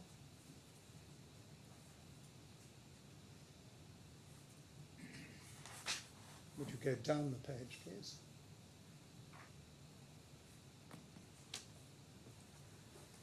The panels will be formed from advanced fibre layouts and bonded with rated resins. The panels of main facade are proposed to be 9 by 2.2 metres in size, with double curvature to achieve the required outer surface. That is revision 3. I was not involved in that. I was involved in the first revision. This is revision 3 that was presented on the 25th of January. So we're this is the tender proposal, Yeah. pre-acceptance, pre-letter of intent, and pre-acceptance of the letter of intent. This is commercial. I'd like you to go, please, now to the letter of intent. Perhaps I should complete this by saying you accept, do you, that revision 3 is a further iteration, a further development from what you had originally considered, which was panels that were smaller, that didn't go above 9, that didn't include the 13 metre and the 17 metre panels. Is that your point? So where is this 13 metres coming? It comes from one of the blue dimensions.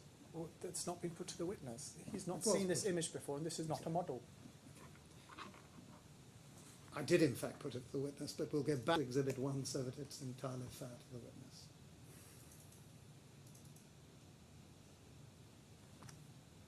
Do you see the bottom 2 blue dimensions? Yes. Are the 13.7 and the 17.6. Spanning floor to floor, as you've agreed it would, those are the dimensions around the curvature. Yes. And your answer to His Honour was that that is because it's revision 3, and the original proposal would have, you said, joins so that nothing would exceed 9 metres. That's right.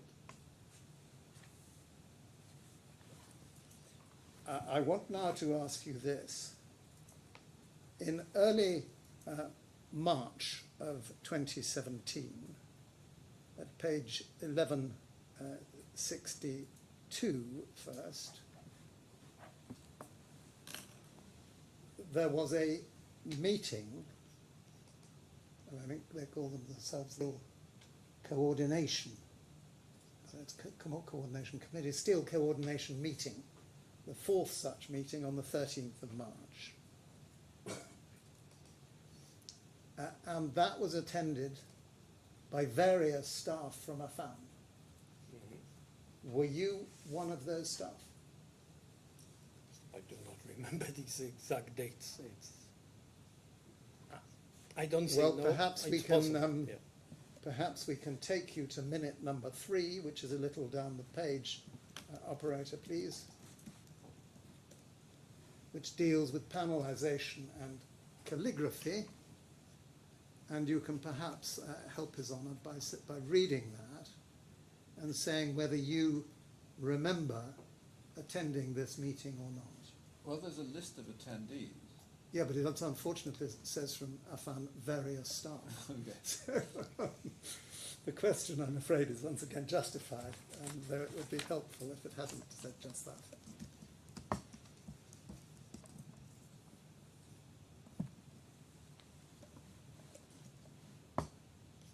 You may well not have been there, Mr. Moranti. I just want to test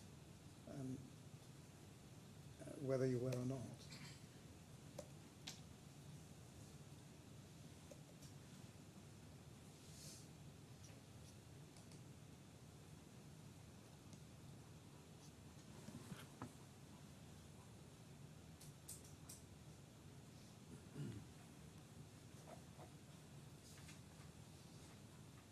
When you've read it, let me know. Okay. And if you've read it, does that remind you of a meeting that you attended or not? Or don't you know? I honestly don't remember. Perhaps I could invite you to look at the list, which in relation to other contributors is perhaps more helpful. At the top of the page, there is, as Anna points out, a list of attendees, except from Affan. Don't mean nobody came from Affan, it's just they weren't identified. You probably know some of these people, don't you? Gyprock also attended with various staff. Miras were the employers' representatives, BHE were Bureau Happold, the engineers, Killer Design, the architect, Mr. Hanslick. From BAM there was Mr. Farris, whom you presumably did know. Yes. And Bijoux, Mr. Pablo, Chris, Kutala yes. Pablo. You know those? Yes. And from Colte there was Guillermo Fernandez. Yes. And in relation to Guillermo Fernandez, do you remember who was commissioning Colte to be there? At that time, BAM. At that time you said BAM was. And at another time Affan was commissioning. Later, yes. Does that help you remember the meeting or not a bit?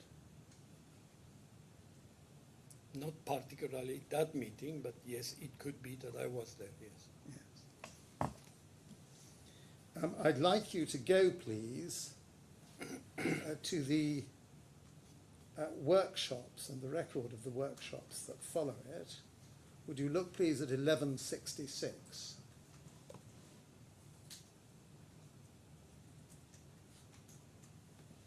This is a meeting, it's like a minute, it's a record of workshop number 4. And if you go down the page, please. It's not dated, but there's an agenda that deals with design concerns. And would you go down a little further?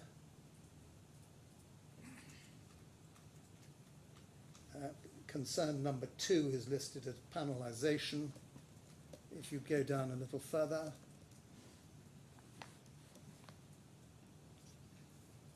so that's a structural, it's a model using a structural drawing. It's a structural model, correct? Mm-hmm. And then go down a little further, and you'll see these sketches. Yes. Which are about option 1 panelization, and you see the panelization which broadly reflects the panelization that we looked at on the Katia model, and I take it these were probably drawn from the Katia model, is that right? Yes. And the sketches have some comments on them, which we understand maybe from Killer or maybe from Bureau Happold. Killer Design. But would you blow those up, please, operator?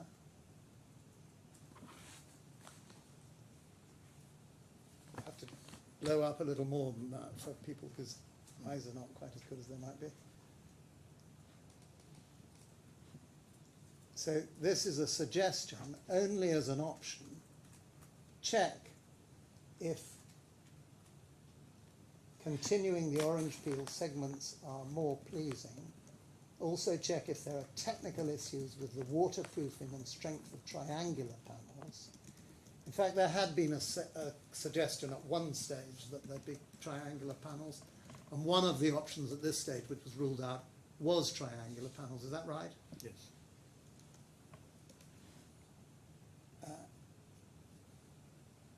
For this option, if so, retain existing roof panels. It's not quite clear what that is. But that only makes a small difference to very few panels, is that right? adopted this.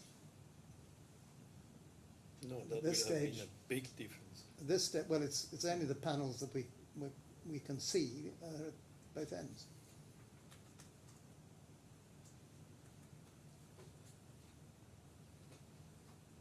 Correct? Sorry? It's only the panels that we can see on the sketch that have changed. It's the one on the top, yeah, and the one on the neck. Yeah.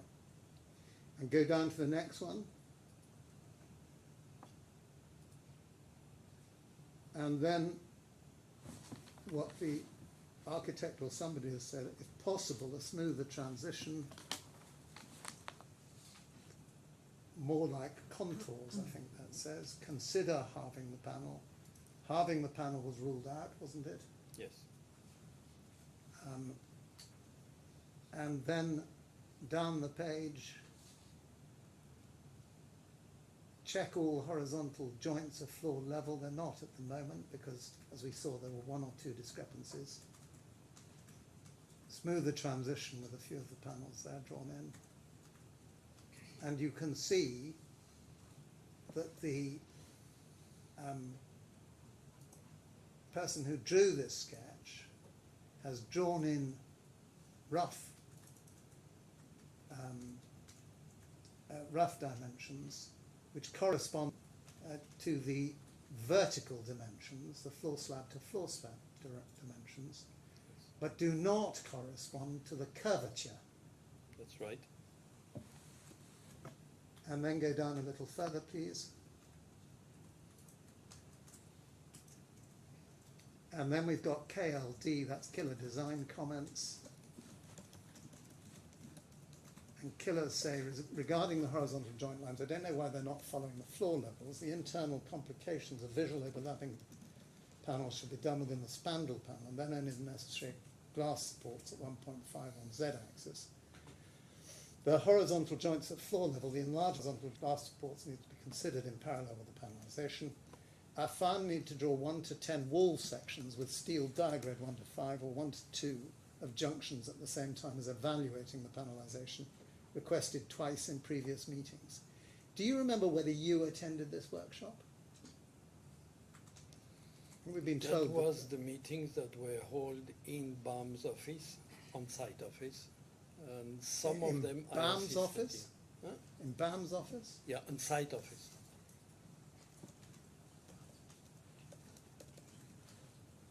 I suggest, in fact, they were held at Affan's office, generally speaking. The first ones were held in BAM, and here we have the steel structure guys that assisted. So if the steel structure guy assisted, that was held in BAM's office.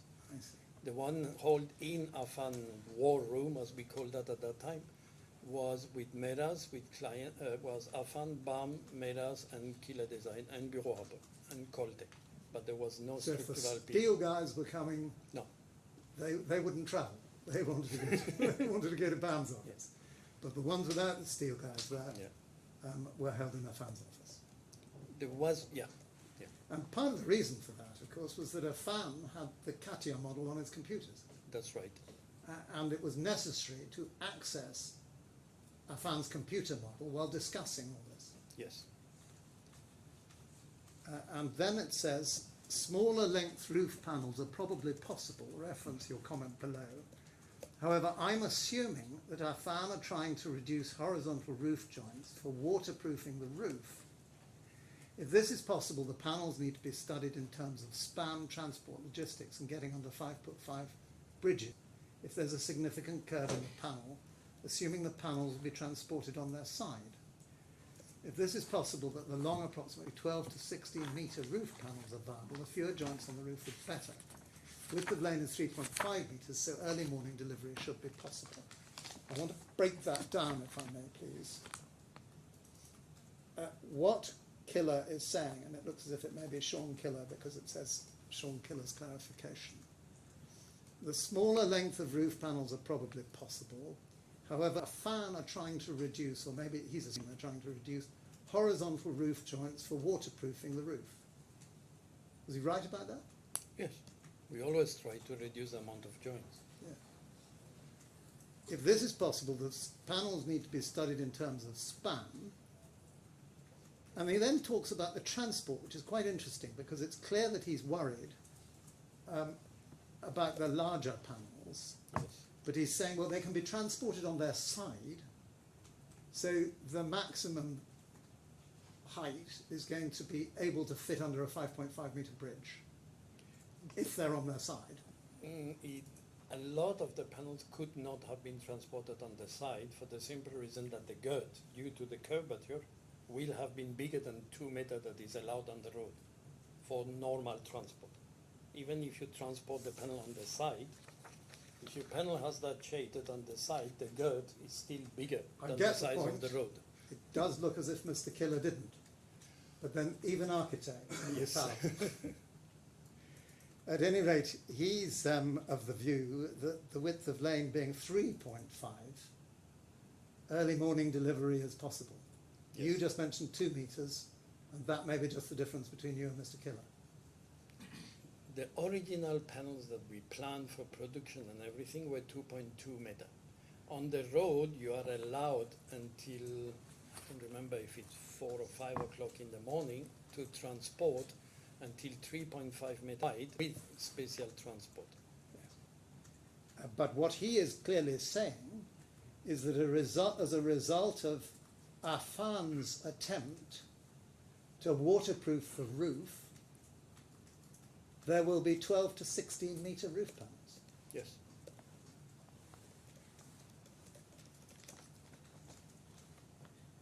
Now that's Affan's suggestion, and I think you understand that under this contract, Affan had the full responsibility for design development.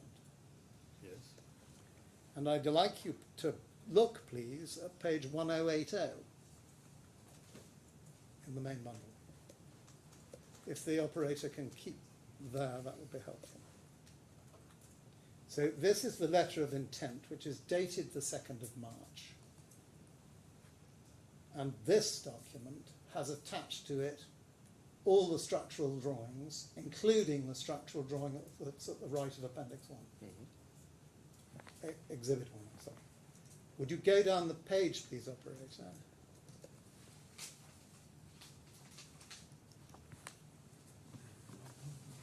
And if you look at the scope of work, I'd be happy for you to read that to yourself.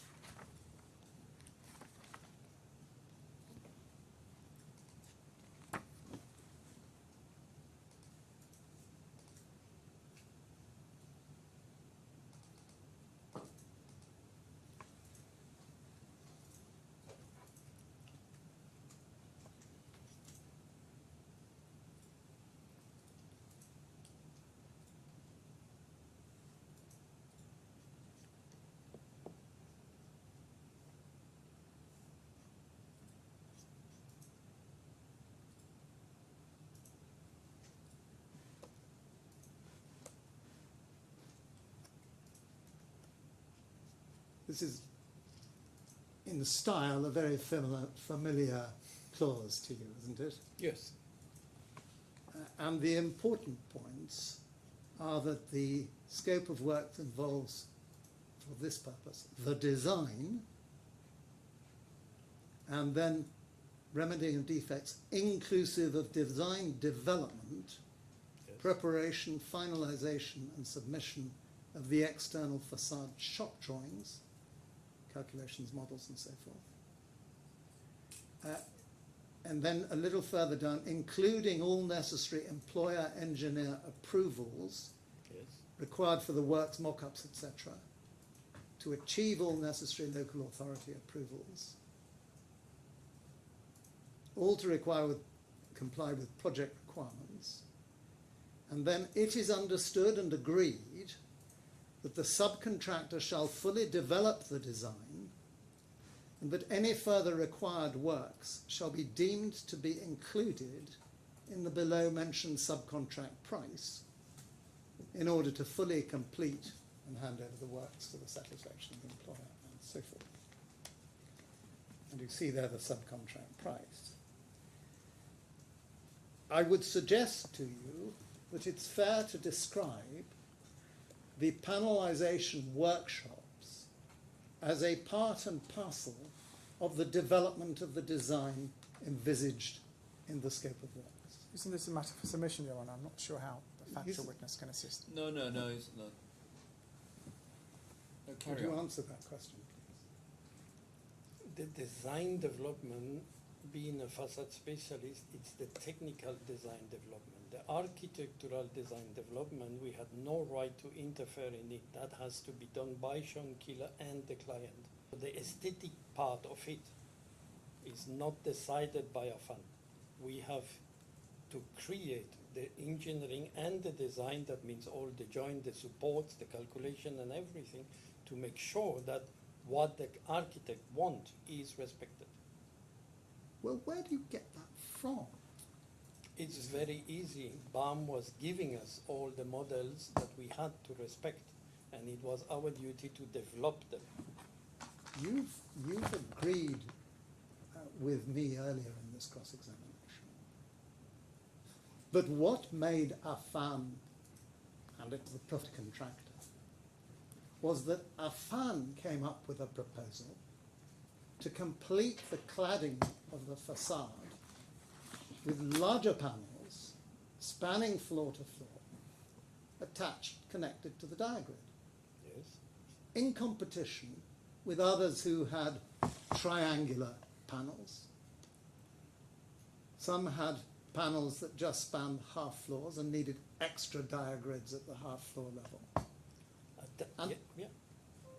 that was a design proposal Yes. that involved a consideration of aesthetics as well as buildability. That's right. That's why we make a proposal for it. And that's why you got the contract. It's entirely false, isn't it, to say that aesthetics has nothing to do with you after you've put in your proposals. Has nothing to do with me, not Not with you, with Affan. me. Affan, yes, that's right. After the letter of award, the architect and everybody was involved in it.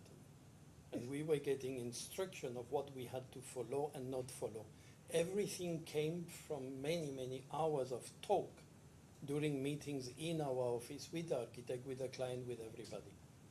Can I just ask you this? Sorry, can you... Yeah. Have you finished your Yes, answer? no, it was a development that was done together. Yes. I'm going to go back a stage. I think you've agreed, and it's certainly clear from the document of the tender proposals that we looked at, that the Katia model came from Affan. As per the tender document, yes.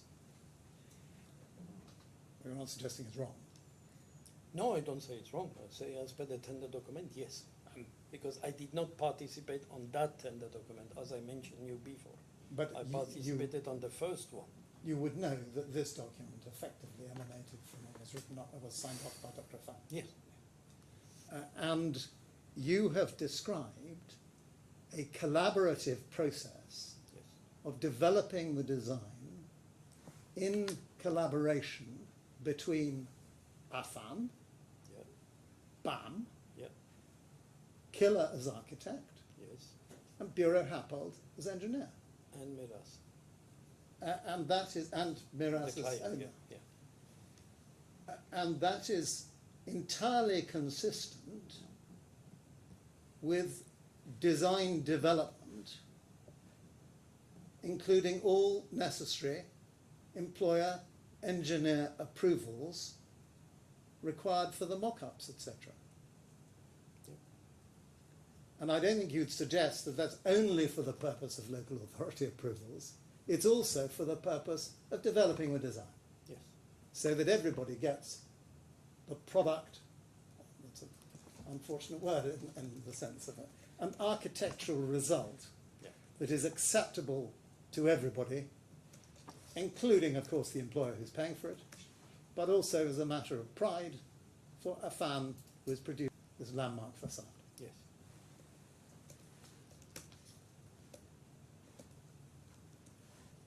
I want now finally to come to the question of hexagons. Would you look, please, at page 2128?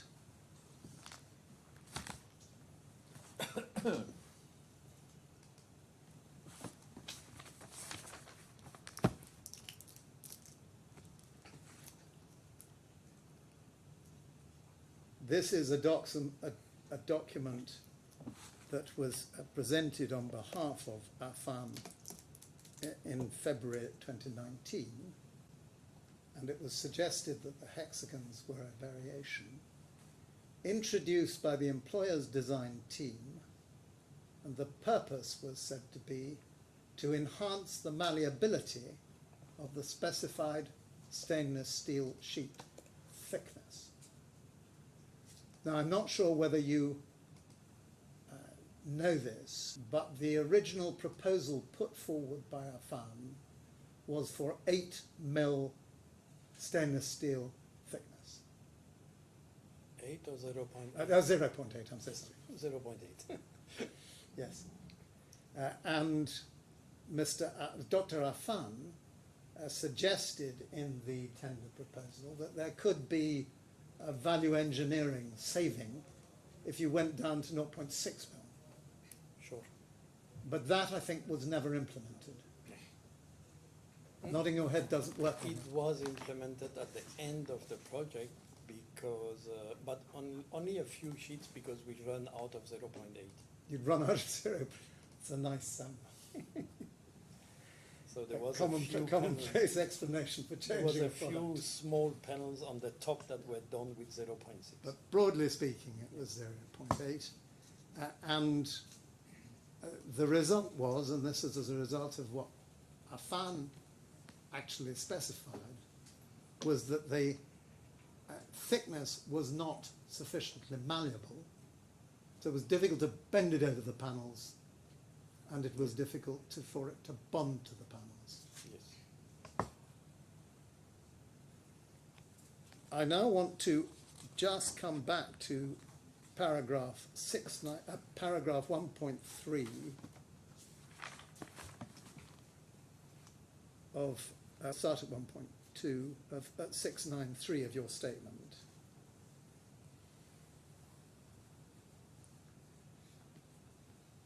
(1.2), you say the introduction, you don't consider that the introduction of panelization or hexagonalization were reasonably foreseeable at the time of the tender, or that a subcontractor tendering from the works would have been in a position to anticipate the nature of the changes that were introduced.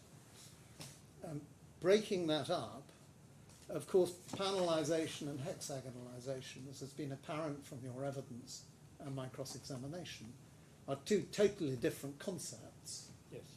And they were introduced a year apart, because in fact, panelization was early 2017, Yeah. and hexagonalization was only considered once you ran across the problem in 2018.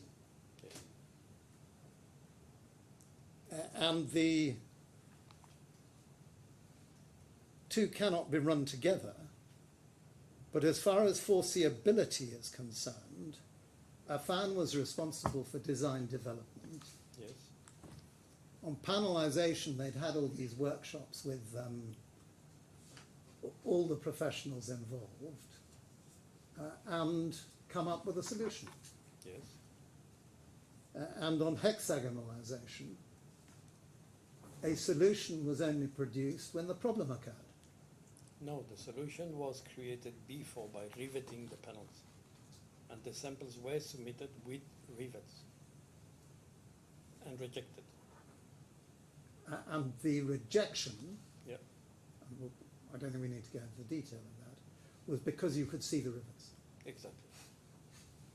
Now, you would not get unreasonable for either an employer or an engineer or an architect producing the most beautiful building in Dubai to object if the rivets that were holding the stainless steel to the GFRP panels showed, to say something's got to be done about this. Technically, we have to impose a mechanical fixing. it is low. We have no choice. Even if you bond the panel, you have to mechanically fix it because you are not to have panels overhead that could fall on somebody if the glue failed. So technically, we need it. So we had rivets that were on the side, hidden in the joint, and in the middle between two panels. When you have two big panels of stainless steel, in between the two panels there was some rivets. Well, we'll come to what happened. The reality was, though, that Dr. Affan had come up or come across hexagonalization as a solution on another project in the past, had he not? Not that I am aware of. You don't know about that? No. And he suggested, I've worked on this in the past, this is what we did, and that was a way of rendering. As per my knowledge, this system came to us. It was a proposal or an idea from Bureau Rapport Tobias. He's the one who introduced that in a meeting. We immediately all left down for production. Miss Michelle Saber, that was in production in the laser machine, making some hexagonal pattern to see what will be the size that they were ready to accept. We'll maybe come back to that. I suggest to you it was actually an Affan idea because he'd done it before, but it perhaps matters not. It was all part of the design of this at this stage to get over a problem. At that stage, the problem came only after they rejected the rivets. Yeah. That was on VMU 5, I Five. think, revision 3 or 4, something like that. And in fact, you did continue, I think, with some studs at the edge of the hexagons. We had to include studs everywhere, yes. And the studs were invisible. We created the technology to make it invisible, yes. Yes. Whereas the rivets had been an eyesore. As per standard You may think rivets are pretty, no, but I mean as it's per a... standard in construction, you should check things at 3 meter and 90 dpr to the panel that you want to inspect. But it is common, it is common system that architects are checking at 2 centimeter from the panel. So yes, a rivet, when you look at 2 centimeter, you see it. At 3 meter, you don't see it. A lot of people are still telling me that they cannot see the dimples actually on the building, and these dimples are 8 millimeter by 4. The rivet was 3 millimeter diameter. Well, everybody accepted the dimples. Yes. The problem with the rivets, Yeah. as I understand it, and this hasn't been a source of contention before, was that the rivets, as they went through the steel, created a dip in the steel. Not as they went through the Yeah. steel, but where they No, went. I understand what they you created a dip, and so the light was. This is something working. that happened when you use rivet, and yes, the distance between rivet is too big. It could happen, but in our sample, it was not happening.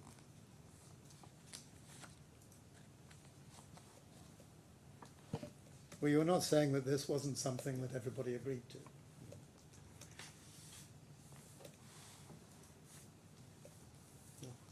It was suggested, you all went away, produced a solution that was implemented. Yeah. Would you want to forgive me for a moment? I've had a Of note, course. it means I need to take instructions. Merci.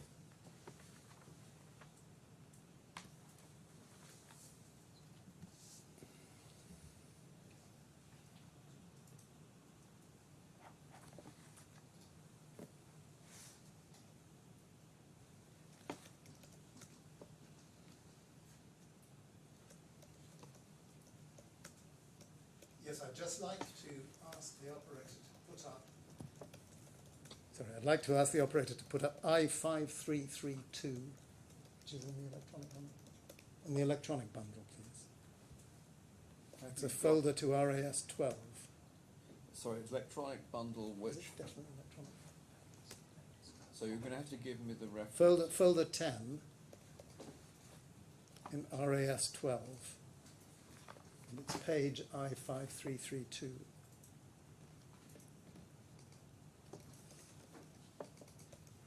Folder 10. And then is it in the exhibit? It's in an exhibit called RAS 12. Okay, I have that, thank you. And if you could look at internal page 2,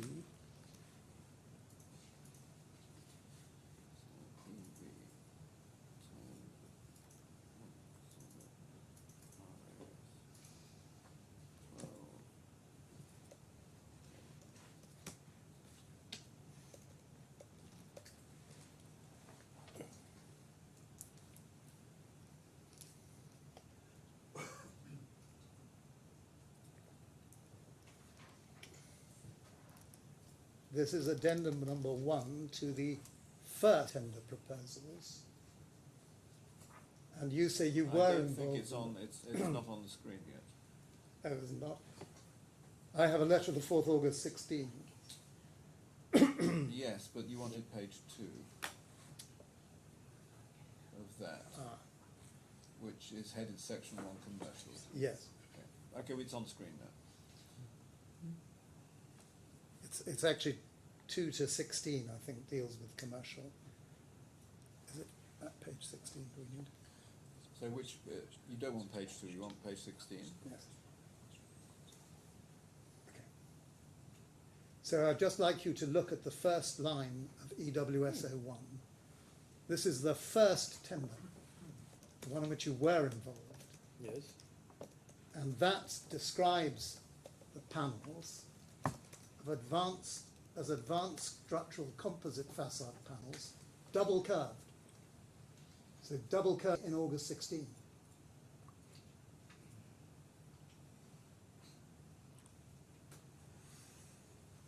The single curvature is simply wrong as far as the tender was concerned all the way through. Looks so, yeah. And it also makes it clear there that we're talking about a nominal size Yes. of 9,000 by 2.2. And interestingly enough, there, at this stage we were going for 0.6 mil 0.6, yes. steel.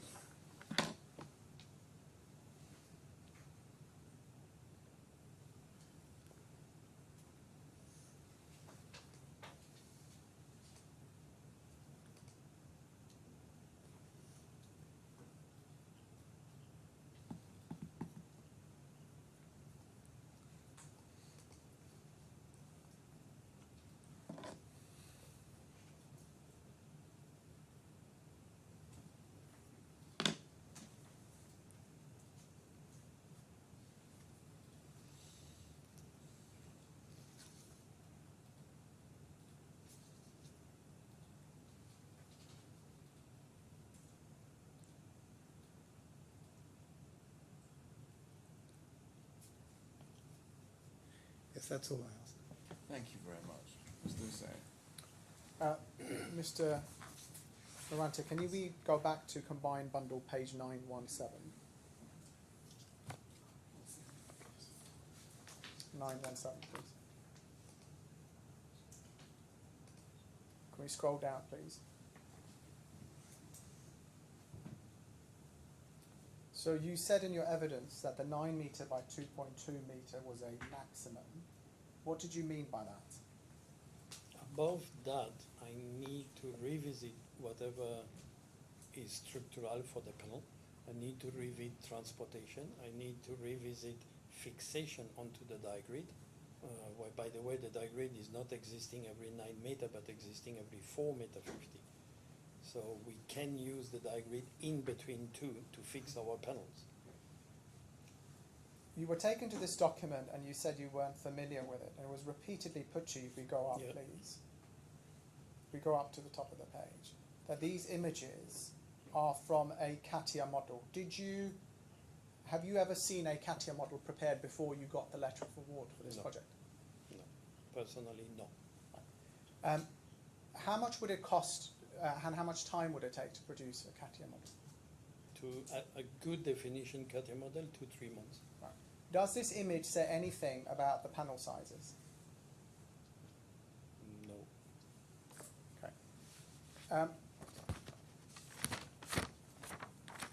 It was repeatedly put to you that there were some things that you agreed to.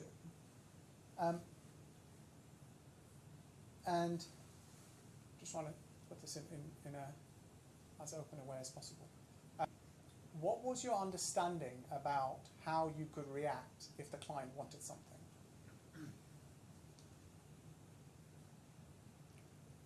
My understanding was just to comply with what he wants, because at the end, what the architect proposed to His Highness is what has to be done. You were discussing the hexagonalization, and it was suggested to you that the visible. What visibility would you have of the rivets that were rejected from a person looking at the museum?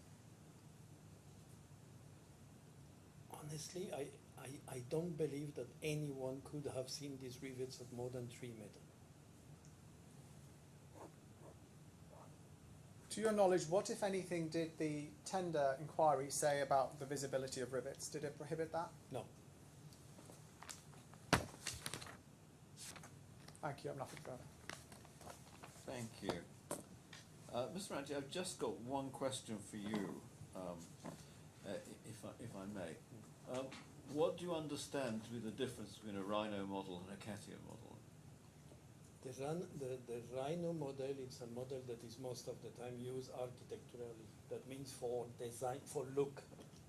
It's designed but architecturally designed. A CATIA model, it's a model that is extremely high definition, that is made to produce with.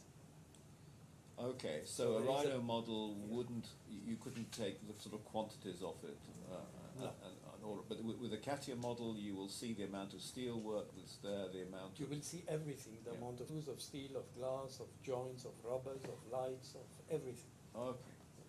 The CATIA model that we created for this job has, after that, released more than 60,000 drawings that were used for production and assembly and installation. Oh, much indeed. Well, you're free to go now. Thank you very much. Thank you. And released, if you want to stay, you're very welcome to. Okay. Thank you, Mr. Rand. I'm in your hands, Your Honor. It's obviously a convenient moment to take a lunch break rather than start an important new witness. So it is 9 minutes to. Let's start then at 10 to 2, please. Thank you.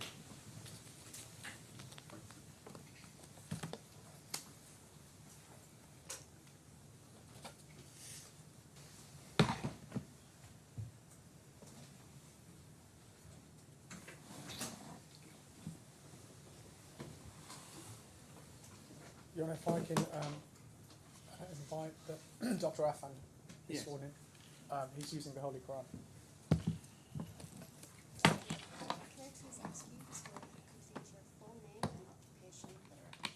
My name is Affan, and my occupation is the Managing Director of Affan Liberty Trust. Thank you.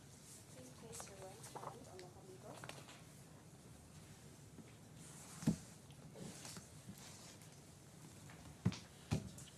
Raise your left hand and read please. I swear by Almighty God to tell the truth and nothing but the truth.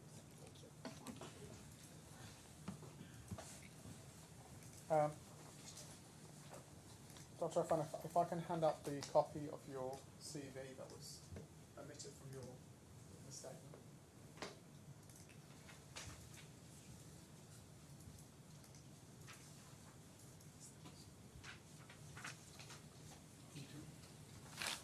Can we start by, you've got 4 witness statements in this matter.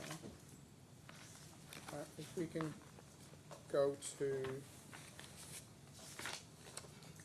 the combined bundle at page 603, please. You should have your first witness statement in front of you. Yes. It's a clean hard copy of your statements. 603, combined bundle. Do you see a document headed Witness Statement of Dr. Amir Affan? Yes, I do. And a page 2, or a page 2, which is 604, is that your signature? Yes, it is. And have you had a chance to read this first witness statement recently? I have. Is it true to the best of your knowledge and belief? It is. Right, if we then go to the document headed second witness statement of Dr. Amir Affan, which is at page 646. Do you see the document, second witness statement, Dr. Amir Affan? Do you recognise this as your second witness statement? Yes, I do. 649, which is page 4 of that document. Yes. You see a signature dated the 24th of August 2022. Is that your signature? Yes, it is. And have you had a chance to read this second statement recently? I have. Is it true to the best of your knowledge? It is. Thank you. And if we can then go to the document headed third witness statement, which is at page 695 of the combined bundle. Do you recognise that as your third witness statement? I do. And if we go to page 9, which is page 703, do you, there's a signature dated the 26th of April 2024. Is that your signature? It is. And have you read this third witness statement recently? I have. Is it true to the best of your knowledge and belief? It is. And finally, if we go to page 704, and if you can go to the document headed fourth witness statement of Dr. Amir Affan. Do you recognise that as your fourth witness statement? I do. And then if we go to page 5, which is page 708 of the combined bundle, 708. There's a signature dated the 5th of July 2024. Is that your signature? It is. And have you had a chance to read this fourth? I have read it this morning. And is it true to the best of your knowledge and It belief? is. And just on your CV, can you confirm your educational qualifications? I'm a first-class degree from Edinburgh University and a PhD in structural engineering from Trinity College, Cambridge. Thank you. There'll be some questions for you.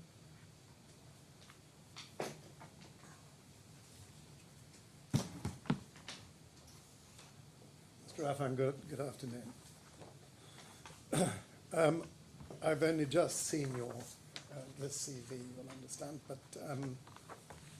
it probably matters not. So can you explain what the relationship is between Affan Building Systems and Affan Innovative Structures, LLC? Affan Building System is a trading company. Affan Innovative Structure is a contracting company. I own both of them. I'm going to ask you to keep your voice up a little because I'll try my best. I rather dropped that Okay. last answer. And Mantech Middle East? It's the company I worked for setting up Affan Building Systems, and I was the agent for them for the BMU systems. The agent for them for? For building maintenance systems. Uh-huh. Maintaining all kinds of buildings, or? No, I don't maintain. I sell the machines which are used for cleaning the facades. I see. And Miro? Miro is the company I first worked for in Germany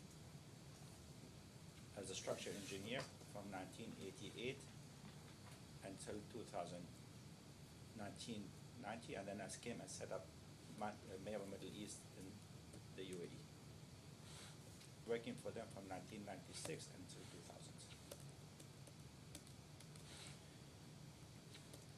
So basically, after Cambridge, you did a spell as a junior lecturer I did, yes, in engineering, in engineering. and then you went to Germany. You went to Surrey and then you went to Germany. Correct. And you stayed in Germany until you came to Dubai in the 90s, in 95. Before that, I was active for Miro in Saudi Arabia for a project, Jaria, and then I came to Dubai. So you're pretty familiar with life in Dubai. I've been here for 30 years. Yeah. And you have a house in France, is that right? That's correct. And how much time do you spend in France and how much time do you spend here? Lately, nothing because I'm not allowed to travel. But beforehand, I spent maybe 1 or 2 weeks. My wife stays there most of the time. Sorry, can you take that bit by bit? Now you spend most of your time here, For the last 3 years, I have been in this country, yes.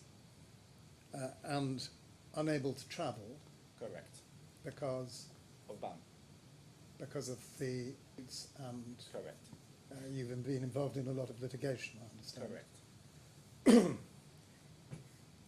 And your wife is in France and she stays there most of the time. No. She stays here, but in the summer, she goes to France, and in the winter, I she see. stays here.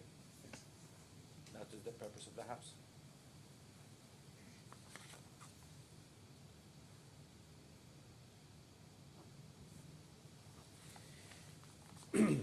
I want to ask you now about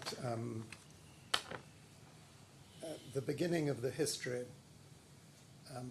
of your relationship with BAM. Yes.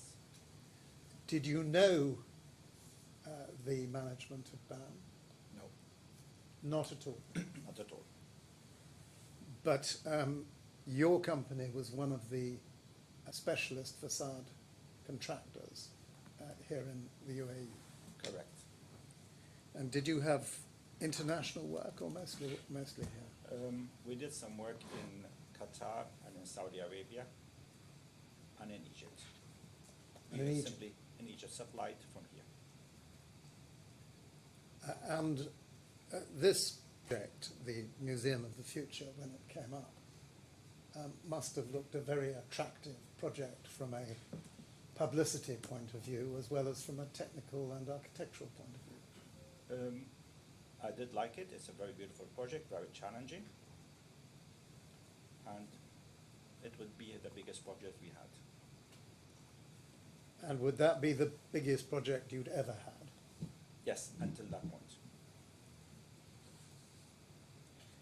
Now, if you'd look, please, at page 746 in the bundle.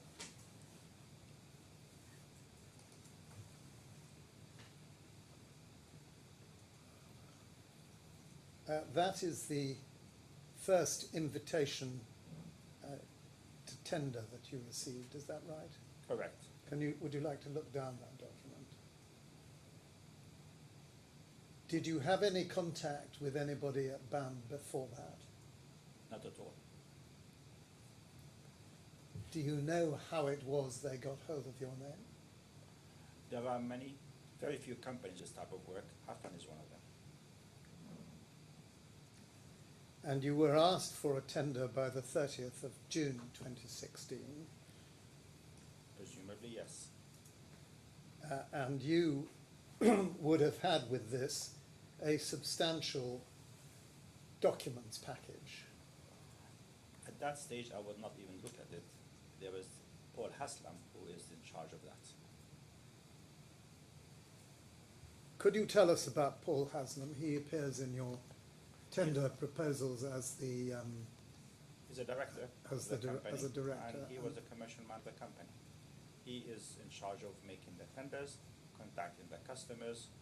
I only get involved when it comes down to be a serious project. I think I heard you say I only get involved when it comes down to being a serious project. Correct. That means when we know that we have a good chance to get the job. Then I see. look at it technically. So you're talking about serious chance of success, Yes. rather than I'm too grand to get in touch, No. involved with It was anything a but the serious big chance ones. of success.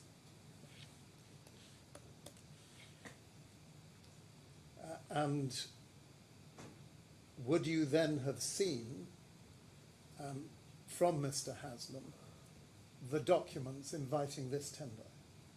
Presumably, yes. Because it must have been a fairly exciting I invitation. would not get to involved tender. because we get the same type of project on a daily basis, even from Mr. Killa, the architect, even today.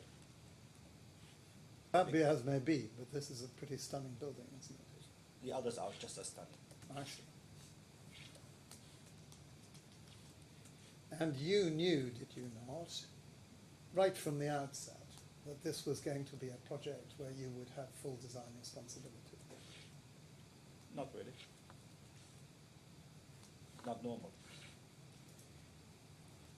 You appreciated that it would be important for your bid to be attractive, not just in terms of price, but in terms of the building or the facade you were offering to produce. We had looked at this one here, and for that purpose, we actually made a mock-up, a complete mock-up of what is supposed to be built to understand it. You heard Mr. Hussain open this case, didn't you, on Monday, or did you? I did. And he introduced it as very much a landmark project for Dubai to be proud of. I have many landmarks projects also in Abu Dhabi to be proud of as well. And he placed considerable emphasis on the Dubai Future Foundation as very significant owners. With We did not connections even with- know the Dubai Future Foundation that they were owners. We only had contact with Miraz, in fact. Only later we found out who the client was.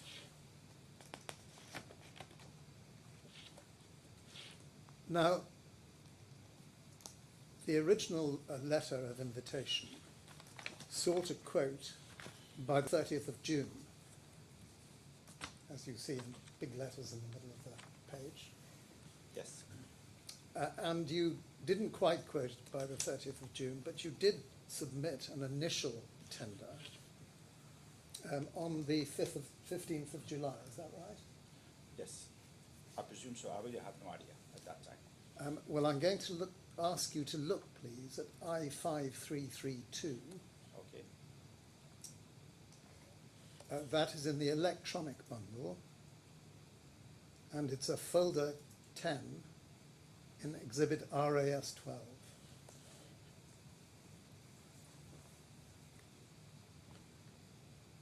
And I'd like you to look first, please, to internal page 2. Well, perhaps you can look at this page first. I'd like you to look first at the date of this is the 4th of August.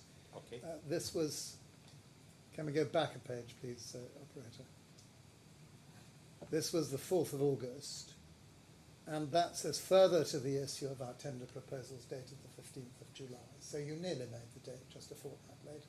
I could read the first earlier, but it was signed by Paul. I would not have been involved at that stage. Well, wouldn't you have known that Paul sent this off? No. Would you have seen it at all? Maybe it was put on my desk. I looked at it, and it was a tender. Well, I'm going to ask you to have a look at it, please.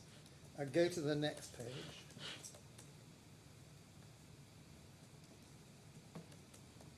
And you see there that the advanced, what is quoted for, is for the main 4 different categories of cladding, EWS 1 to 4. And it said advanced structural composite facade panels, double curved, nominal size, 9 meters by 2.2 meters. Correct. There's been some suggestion that one of the changes in this case was a change from single curved panels to double curved panels. But it's quite apparent from this letter that from the outset, the very first tender proposal, you were proposing double curved panels. Please point out on the, yes, we did, and the dimensions are very, very important. Point 2 did not come out from our nominal size, it's based on our machines. The nominal size, nominal is an English word, I do know that. and, well, that I might expect. It doesn't mean maximum size.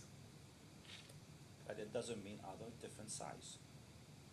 It Normally, certainly you would refer doesn't to mean nominal size if you say 9 by 2.5, but not when you specify 2.2 meter.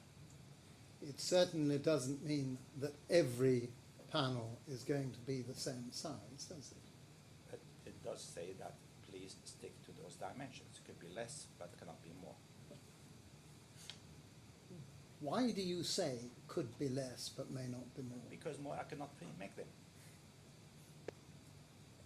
Simple. If you wanted to say maximum length, you could have said maximum length. I did not have to say there's a tender at this stage. I appreciate that, but we'll go forward. Yes. And we know that you were going to cover these panels in stainless steel. At that stage, 0.6 millimeter thick. Correct. And you then discuss the makeup of the panel. I would Would like you also look, to point please? out to you is 0.4 to 0.6. Yes, it does say Uh, 0.4 to yes. 0.6. I'm so sorry. So we were very careful of what we had said, and we were very specific. I'd like you to go, please, to the table on page 16 of this exhibit.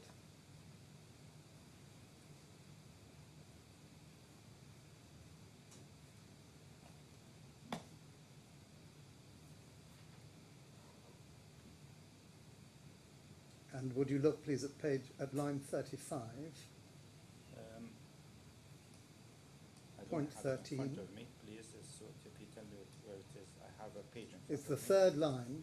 Third line. Well, not very specific. The third box down and the third box across on this table. This is really a response to some queries, I Yes. suspect.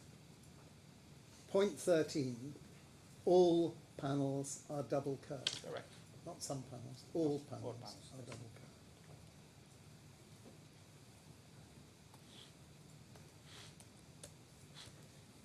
There came a time when your company became the employer's preferred contractor. Do you Yes. know when that was? Beginning of January, I think. The following year, 2017. The beginning of January, not before that. No. So you were basically in the dark as to where you stood in relation to the competition Correct. before January, which was when you provided your second set of tender proposals. And did you personally, or to your knowledge, did Paul Haslam have any contact with BAM as to why your proposal might look that much more attractive than the others? I don't. Paul Haslam definitely had contact with BAM. I did not. It was his job to do that, not my job. Well, I appreciate that, but the senior management of your company must be in pretty close contact with each other day by day. Paul Haslam lives in Dubai as well, doesn't he? He does. And the facade world in Dubai is not, as you've explained, a big one. You asked the question if I had in contact with BAM. I said no. I asked if, to your knowledge, did Paul Haslam have contact? Yes, he with had. BAM? And what I want to know is whether he told you anything about the reasons why you might be moving ahead of the competition in the race to get this job. Yes, we made a panel. We made a sample. We showed it to the customer. Before that, it cost a lot of money, and they cost it. And the attraction, I think you heard Mr. Moranti give evidence, didn't you? Say it again. You heard Mr. Moranti give evidence, did you? Yes, I did. The attraction of your offer was that you were producing larger panels, correct? Yes. And therefore fewer panels would be required. Correct. They'd span floor to floor. Did not say that. I'm not asking you whether you said it, I'm just saying that was the attraction and you Could knew well that. be the case, but it was not a reason for that. I'm really sorry, Mr. Dr. Affan, I'm not hearing you very well. I said, I'm not so sure if that was the attraction. You have to ask BAM what the attraction was. I see.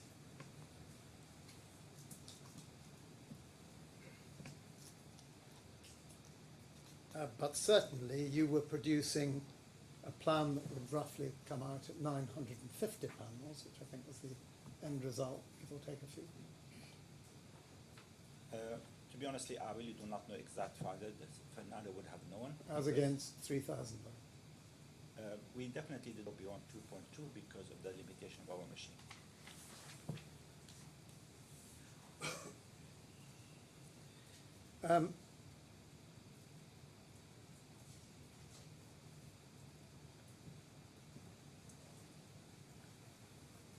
You personally engineered Affan's design concept, did you not? No, I did not.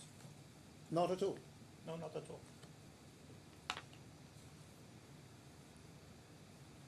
Do you know where BAM might have got the impression that you did?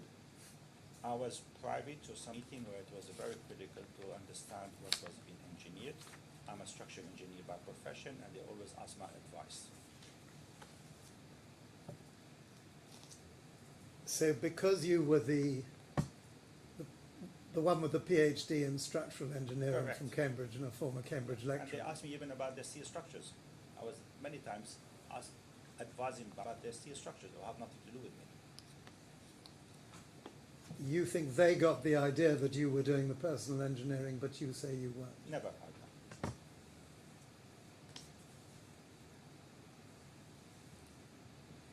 You remember, I am the managing director of a company. I don't sit down and do the design. Michael, Your Honour, I don't know whether the microphone can be turned up for the witness, but I'm finding it very difficult to hear. Maybe I'm sorry to say to you, I am the managing director of a large company. I don't sit down and do the design work in person. I get advice how the design should be made, but I do not do the design. I see. Now, Mr. Doyle wasn't challenged on the proposition that you did engineering, but so be it, doesn't matter. Maybe. On the 25th of January 2017, you submitted your next tender proposals, page 859.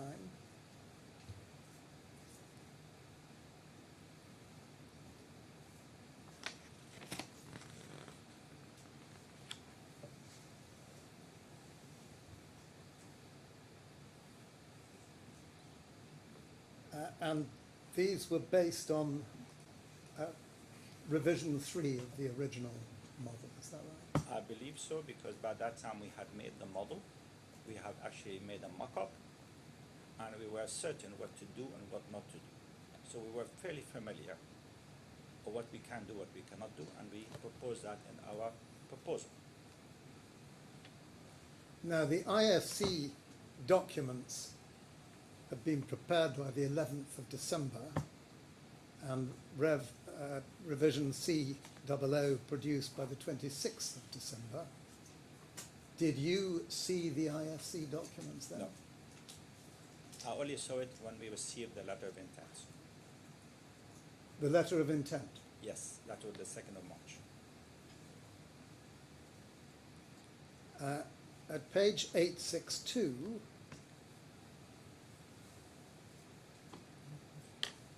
there is the scope of works and the principal proposals. Yes. Mr. Moranti agreed that you signed off this tender proposal. Is I that signed true? all the tender proposals. I'm the general manager of the company. I signed off, but I do not prepare them. Do you read important tender proposals I do. thoroughly before you sign them off? I do. So you knew that you were tendering to produce the main facade with advanced structural composite facade panels, double curve, with a nominal size of 9 by 2.2. Yes, and we made one sample beforehand, and it was part of our tender. And it was we made a mock-up, and it was available to everybody to see. Do you know why it was that the thickness of the steel had increased from the range 0.4 mil to 0.6 mil This is because of the IFC, because the client to wanted 0.8 it. mil? Yes, it was not us. That was the That was the client request. That was Bureau Happold and the IFC to increase the size of the stainless steel from 0.4 and 0.6 to 0.8. We had actually proposed to reduce it to 0.6 because it would have been sufficient, but the BAM was of the opinion, do not change it, otherwise they will ask for variation. otherwise they would. They will reduction in the price if you had reduced the thickness. But it was not our proposal. It was written in the IFC as instructions. Well, the IFC are documents that are issued for construction, Yes. on the basis of which you prepare your tender. We did, and in that proposal must have been 0.8 millimeter thick stainless steel to be included.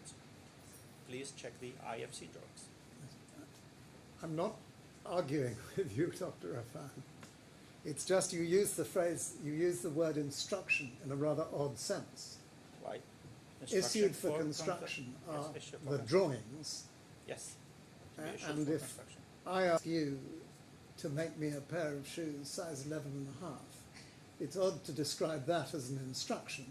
That's simply a specification as to the size I want my shoes. But if I want to make it 11.5, it has its instruction. And if What you is it? come up with a Was I come up with a different one? I said, if you "It's not come what I up with a want." different size, I'm going to say, no, that's not what I asked for. That's exactly. You're not going to say, well, you instructed 11.5 and I've ignored it. You're going to do it. Yes, you instructed to do it.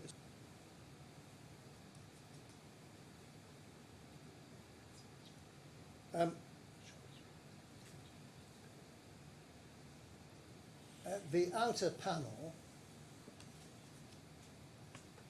is said to be low iron laminated with sandblast strips and so forth. The inner panel 6 mil clear. That is the glass. That's the glass. But the panels themselves are to be made from GFRP, is that right? Correct. And that has a material called pre-preg. Correct. And how does the pre-preg fit to the panel, or fit in the panel? Where does that come in? We make a mold. We lay out the pre-preg on the panel, and we put the mold with the pre-preg inside an oven under vacuum. I've actually issued a video how we build it. If you're welcome to see it. And that's how you do it. Well, we'll have to think about the invitation to watch the video at some Yes. stage. But so the pre-preg effectively lines the mold, and pre-preg is a fabric, is it not? No, it's a pre-impregnated fabrics. It's a pre-impregnated. I was going to put it the other way around.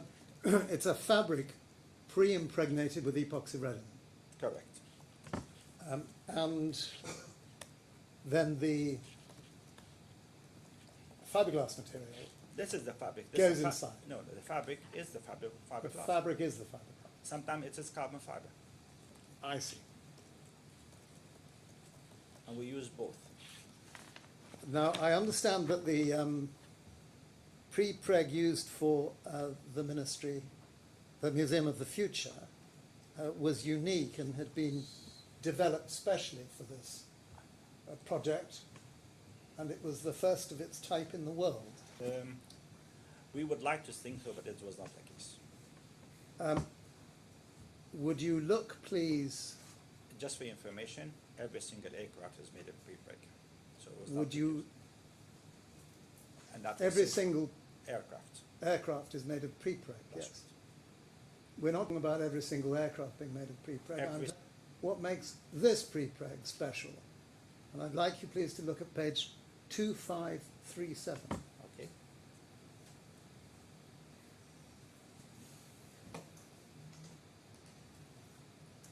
This is from much later on in the project. We're now at the 15th of Okay. June 2019. Right.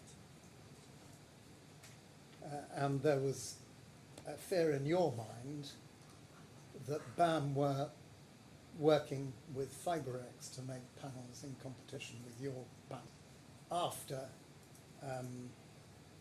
there was, to put it mildly, some trouble between them. And you said at one, could you go to the bottom of this letter, please? So you've signed this letter, Yes, I did. and you must have read it before signing it. Yes, I have. And go back to one, please. You said the panels of the Museum of the Future use epoxy prepreg having fire retardant properties. Correct. In fact, this prepreg is the first of its kind in the world and was specially developed for the Museum of the Future. Was that true when you wrote it? I wrote it at the time, but meanwhile, other people had done it. You found out that what this was writing was untrue, or No, you found I out that found now out other people that- are making it? Other people made it as well. I'm not the first. Then or now? At the time when I wrote it, it was the first one I have developed. We thought that we had developed it with Notus together. By the way, the pre-break is not our production. It was Notus. Prepreg as a concept has been around for some time, hasn't it? Since 1984. You were writing that this prepreg was the first of its kind in the world, specially developed for the Museum of the Future. Because was that of the- true or not true? It's true. And I took it that the reason it was the first of its kind in the world and specially developed for the Museum of the Future was that it had fire retardant properties. Correct. And those properties were of particular importance to you because this was going to be a museum in Dubai with a very strict Dubai civil defense regime. There's nothing to do with the museum. Every project is like that. Yes. It may have nothing to do with that it's a museum, but the fire retardant properties were particularly important because this was a flagship public building. Not because in of the Dubai. flagship, it's because of the regulations in Dubai. Nothing to do with the flagship. Well, you're smiling, Dr. Affan, but I'm struggling to understand why it was that with all the buildings that had been put up in the past, with a prepreg that was less special, There have you never been a developed this building- particular special prepreg for I don't the know if Museum any of the building was Future. built in a pre-preg, so I'd be very happy to advise me which building was done in a pre-preg. I'd be done that because I don't know, I'm not aware of any building. You're the academic engineer, Dr. Affan. So I'm trying to I'd tell like you, there to was tell not. me. You put a word in my mouth, they said many buildings, and I'll tell you, it has never been a building. There's never been any building built in prepreg No, in Dubai, not in Dubai, worldwide, worldwide, except Mecca. except one in Mecca. Yes, Did you build that? no, my neighbor built it. So And I can tell you This which one it is, pre-preg it's the is- clock tower in Mecca. is not just unique in being a special fire retardant prepreg, it's a unique item. Yes, it is.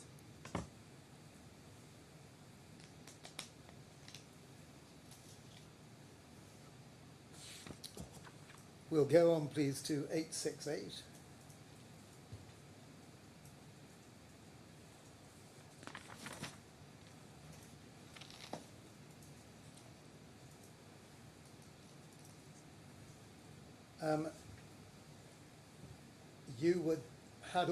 You were doing a visual mock-up, but you've told His Honour that you had already done a mock-up panel. Yes, Was the visual mock-up you were offering to do free of charge here the panel you'd already produced? I had produced the panel prior to making the tender document, which shows exactly what we are offering.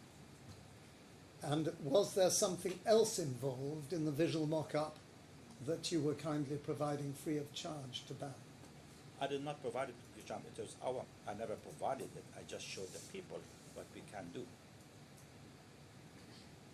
That confuses me because looking at page 868, the words say visual mock-up as provided by Affan at tender stage, that is, provided, FOC.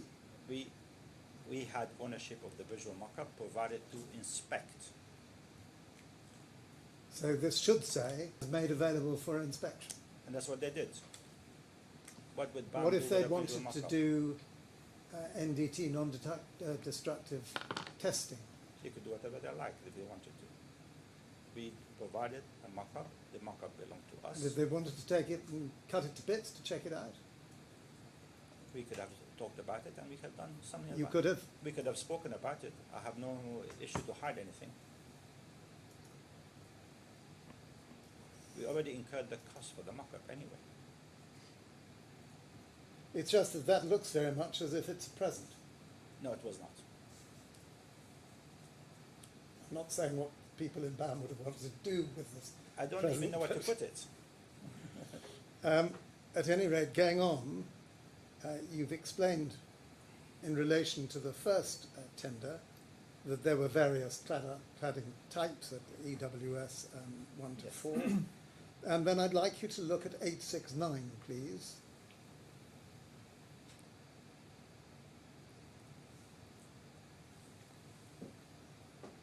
Now, this was the Bill of Quantities number 03 before the revision 3. Correct. And this had been issued, I suspect, to all the contractors that put in a tender, Correct. which is why it says contractor to price either option 1 or 2 facade system. They are totally different. Because facade enclosure option 1, GRP panels, that was the one you chose to quote for. Two companies quoted for the same one, myself and Arabian Profile Company. Yourself and Arabian Profile Profile, yes. Company. And do you know who quoted for option 2, which I think was a rain screen glass and steel structure? There are many of them who would have done that. I have actually seen who actually offered it, and there's about 5 or 6 different contractors. But you didn't price for that because that wasn't your business. No. Would you look, please, at 887?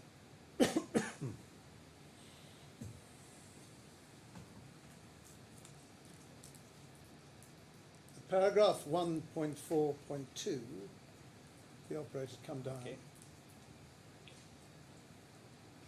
The first stipulation there comes from you. No site instruction will be commenced unless agreed in writing. Correct. And then the second point on variations was variations will be priced and the revised price will be submitted for approval and written acceptance shall be issued prior to commencement of fabrication, installation or omission. I could read that, yes. Now, of course, later on we get the letter of intent, we get the acceptance and we get the subcontract. But this represented what your intention was about instructions and variations, 2 bullet points. Correct. And you wanted to be very clear that before there was to be any instruction upon which you would act, and before there would be any variation, We have received instructions on a literally weekly basis from BAM and the employer to change the facade. We receive these instructions on a daily basis. If you don't from the mind, team. Dr. Affan, it's better if you answer my questions than Please repeat the interrupt. question then one more time. So my question is that you were concerned in presenting these proposals to make it absolutely clear that there would be, in the ultimate documentation, provision that no site instruction will be commenced unless it was agreed in writing. First point. Correct. And second point, that variations would be priced and the revised price would be submitted for approval and written acceptance, issued prior to commencement of fabrication or installation or omission, because of course some things may be left out. Correct.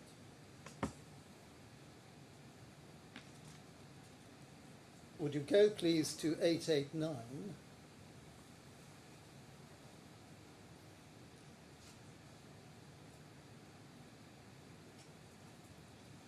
Now this is the responses to tender queries. So you've been asked a number of questions, and on the 3rd of August 2016 you put in these responses. And at point 6, you see 15th of June 16, I think the date of the query. No effect on Affan proposals, but an IFC model of the steel die grid will be required upon award of the facade subcontract to enable completion development of the facade design and connection to the steel die grid. Correct. Sometimes called the diagrid and sometimes the die grid. Which do you prefer? Doesn't really matter. I know what it is. And one of the attractions of your proposal was that because the panels were spanning floor to floor, there would only need to be the installation of a diagrid strong enough to support them at the floor slab level. This is not correct. I'm sorry to correct you. Every single point of the diagrid is capable of supporting the facade. I'm sorry, I am having some difficulty hearing Okay. you. Every single point of the diagrid is capable of supporting the facade. That is a structural element of the facade, and that's how the diagrid was constructed. It was not. Well, we'll look at another document in a Sir, moment. can you finish his answer? You asked a question. So structurally speaking, every single part of the diagrid, whether mid-span or at slab level, in fact, the slab had no effect on reinforcing the diagrid. The slab came afterward. Well, we'll look in a short while You to can the do that as you drawing wish. 301, Yes. and you can comment on that. Would you go to point 11, please? You're quite clear there, and it looks as if you're answering point 9 as well, but since we haven't seen the question on point 9, it's not helpful. Affan propose a double curved facade. Correct. Of the dimension 9 meter by 2.2 meter. And we'll go to point 20, please.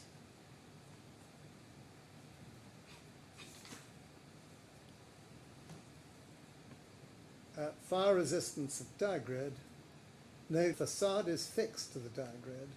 Affan has assumed that any fire rating to the facade bracketry will be provided by others. Correct. So the diagrid is fixed to the panels are fixed to the diagrid, and there are brackets to fix them. Repeat that again. The panels are fixed to the diagrid by means of brackets. Correct. And all you're really saying here is where the fixings are, the brackets will be fire protected by others. Whenever we provide a bracket, that bracket has to be fire proofed, just like the grid is. I didn't hear that answer in full. The- Wherever you provide a bracket, That bracket is a steel. It's not fireproofed. yes, It has to be fireproofed. yes. That was the point I'm taking.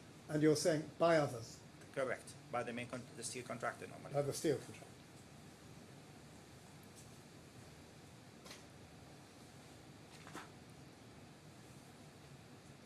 I'd like you now, please, to go to the electronic file 18, Exhibit 1.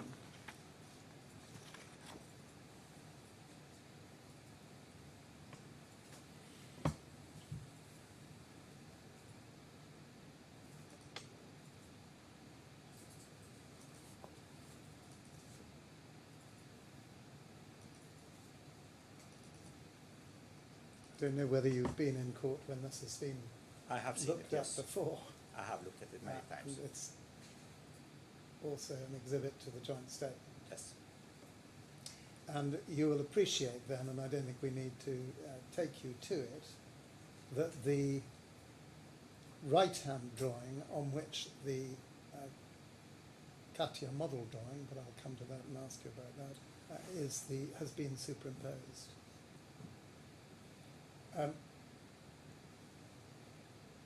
What you see there is that superimposition, and that is your CATIA model. Okay, I would like to correct you. I heard it beforehand, and I am aware that you are not a technical person. This one here never intended to be as panelization. The model was I never. simply can't hear you. Okay. I'm sorry, and this is an important The model answer. is not a CATIA model. I checked. If it was, it must have been a slip of the tongue. And we had not been proposing to make horizontal panels in dark blue on the top either. We had not been proposing to make one big panel in blue covering 4 floors. We had not been proposing to make a red one which stops mid-air at the top. This here is simply an interrogation of the different surfaces that the architect used to create his building. I don't think there is any suggestion that the choice of colours is significant here. But you have done so, and you can see it's a different color because you're referring to different colors and different things. But there I'm has never referring been to any different colours with panelization. the measurements and so forth. Yes. There was never been a panelization in this building. This is a simple photo sent to us, part of the architect photos, and we just colored it to interrogate the different surfaces making up this building. Would you look, please, at 916?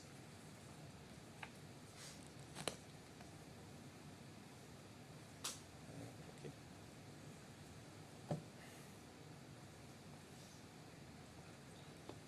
Now, I'm interested in your last answer because I don't understand how it is consistent with what you put in section 2.1, or signed off in section 2.1, in relation to the main facade of these formal tender proposals.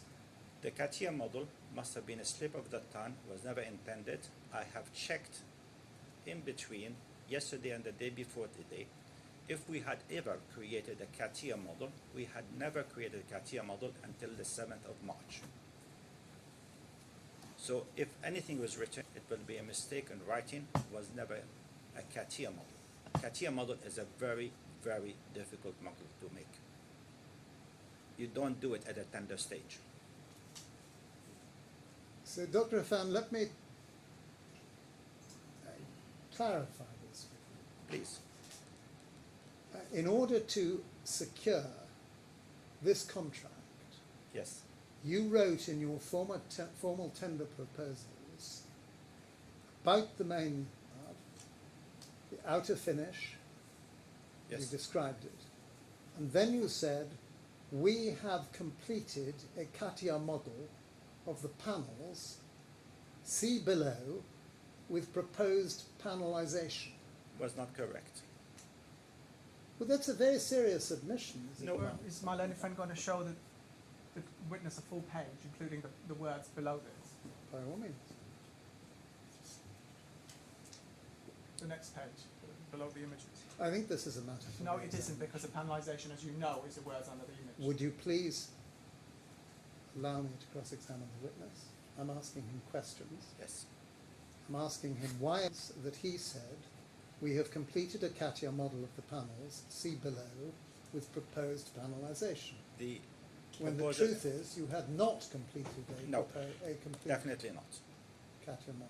I have checked our records of every single computer program we had. There's only one computer which actually creates CATIA model.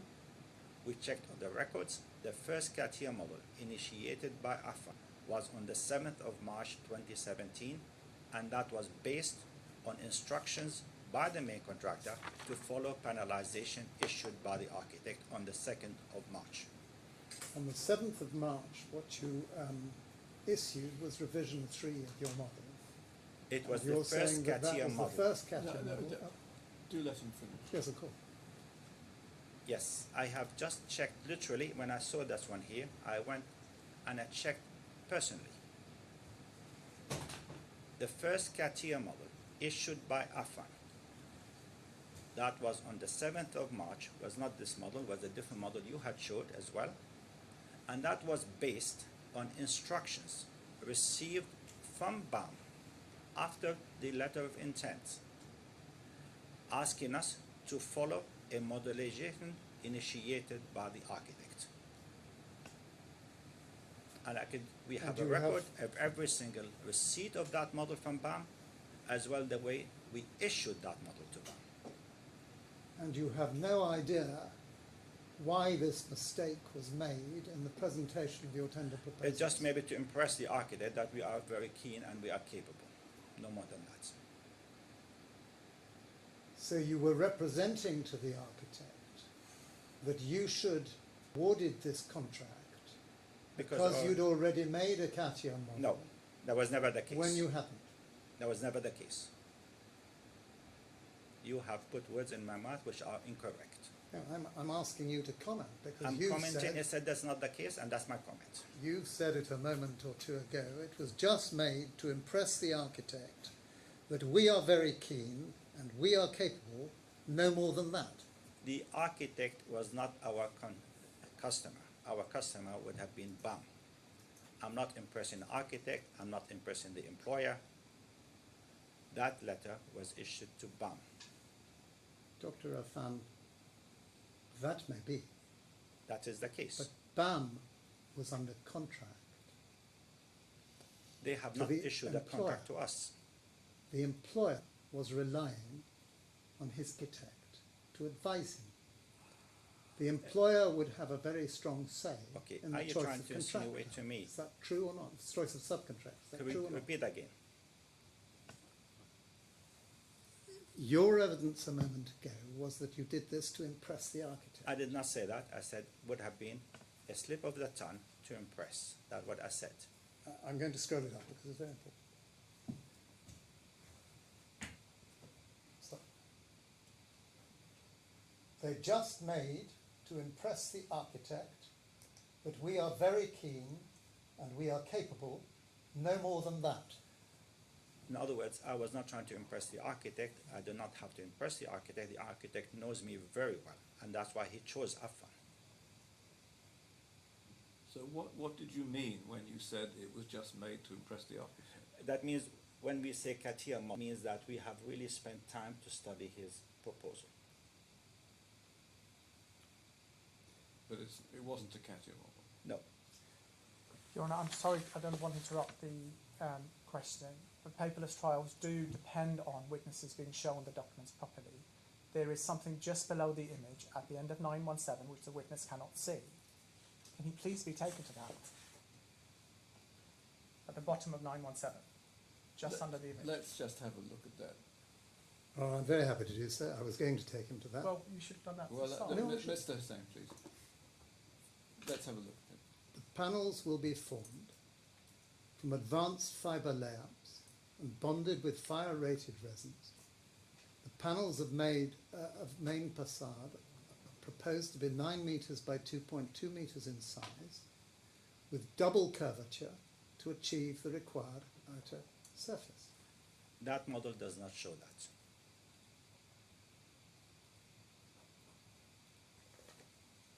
If that model doesn't show that. No, that doesn't alter the fact that you were saying to the main contractor, who is going to pass it up to the employer, Fair enough. who's relying on somebody you know well, Mr. Killer, a reputable architect, Yes. with a huge project. It was his first project. That you, as the proposed facade subcontractor, have made a CATIA model which shows you to be more capable, more diligent than you would otherwise look, in order to impress the architect, so that his advice would be, this chap, Affan, has done a really good job on this. It was stated actually in the letter of intent is correct.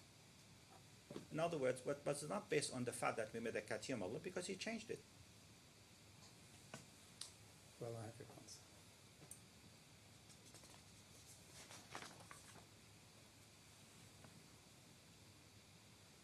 Now, what do you say this model is, anyway?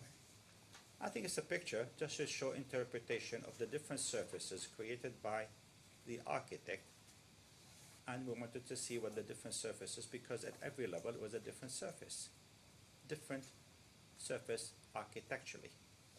So I cannot rely on the same panel being repeated twice. That what it says.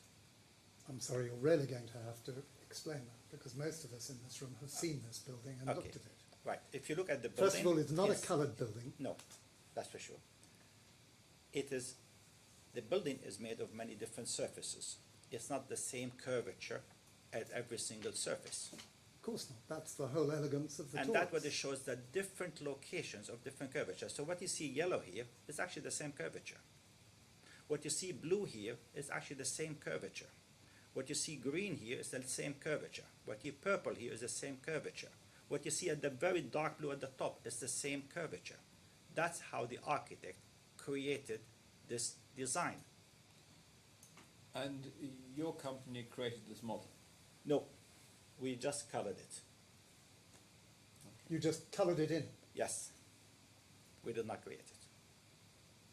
We don't create models, the architect creates models. I want you to think about this. Yes. Do you feel proud of your company's behaviour in telling the contractor that you'd made a CATIA model when you hadn't? What you'd in fact done was coloured in a model that you derived from the architect. Was not in actually point of view. What is the purpose of this? I did not feel any proud or less proud or more proud. We're just trying to tell them we are interested in the project. That was all. Do you know of a single document by the architect provided the base material for this image? No, I did not receive it. About that. Have you checked it? I would have checked and would not have received it because it was sent to us officially on the 2nd of March as instructions from BAM to follow. When did you realise that the statement in the tender proposals, we have prepared a CATIA model, Only was yesterday, untrue? the day before yesterday. When it has no bearing on whether we get the contract. And you or not. didn't think to notify your opponents in this litigation? There's nothing special about it.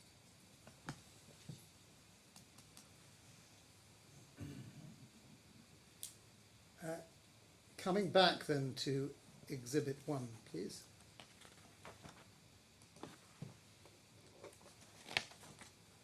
You'll see there that the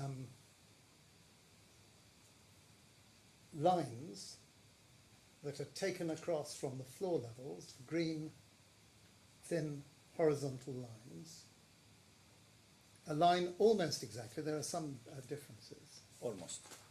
with the floor level shown in what we believed, until you told us otherwise, was a CATIA model.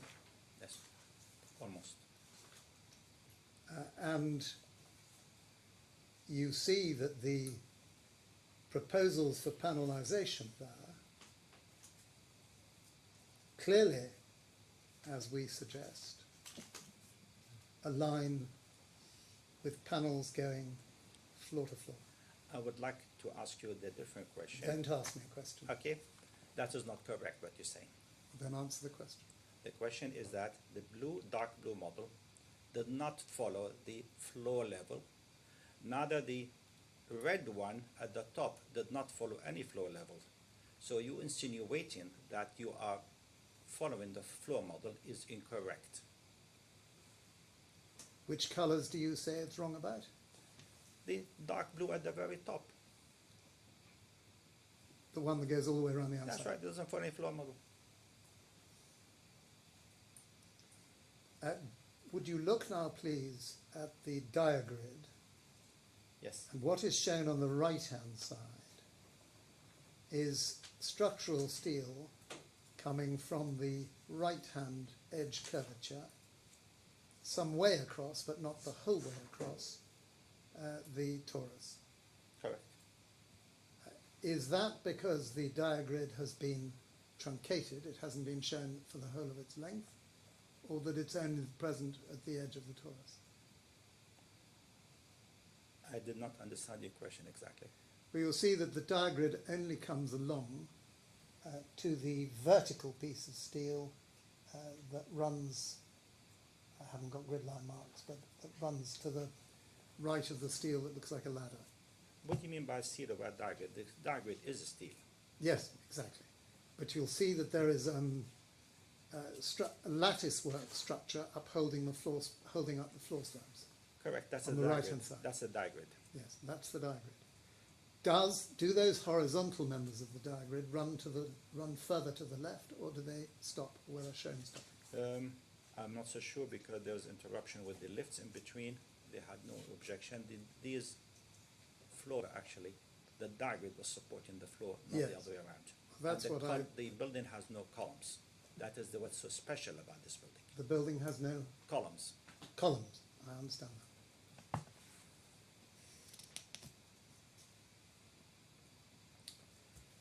If the panels do not span floor to floor, you could never achieve the outcome that was wished with 950 panels, which was the number of panels that your company envisaged. Not necessarily. Why do you say that?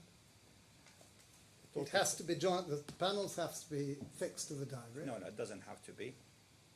You calculate the total area of the facade, which was 17,000. 9 meter by 2.2 meter would be about 20 square meter. You divide 17,000 by 20, you come up with a number of 950. Or I understand. that is what it is. But No more than that. if the panels were spanning between the midpoints of the floor levels, you'd come up with far more panels, 1,900 on that back of the envelope It's calculation. actually, it was in the IFC where we interrogated it, was about 2,445 panels. As the instructions came from the IFC, which we were awarded the contract on. Would you look please at 938 to see what you said in these tender proposals?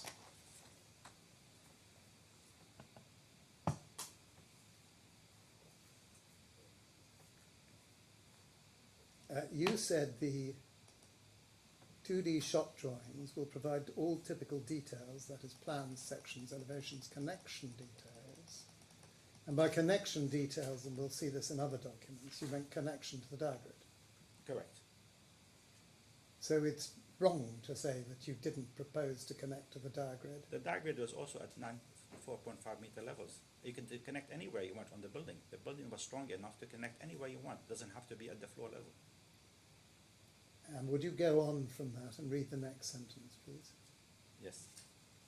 By the way, just for your information, the 700 panels was also wrong. Yes. Yes. Well, I was coming to that. Yes, just because if you, by simple calculation, you come up with a different number. So there is a potential that you, in our proposal, that there was mistakes. It was not intentional. 700 panels was not possible. Well, if you calculate. Not at 9 by 2. No, by not 2 by nominal. That's not possible. Simple as that. And you signed this document off. Yes, I did.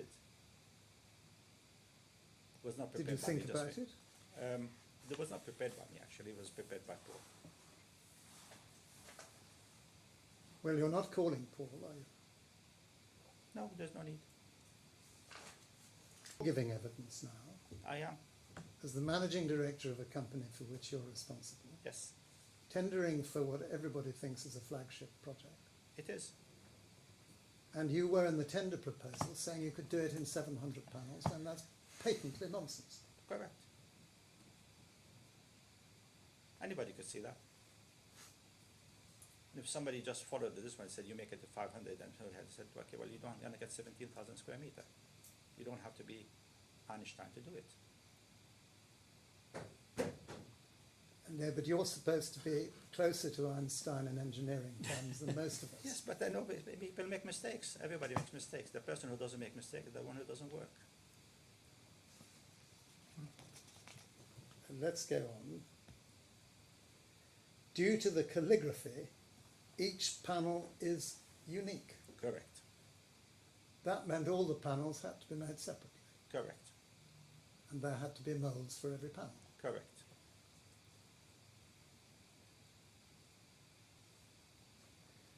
I want now, please, to look at Exhibit 1 again.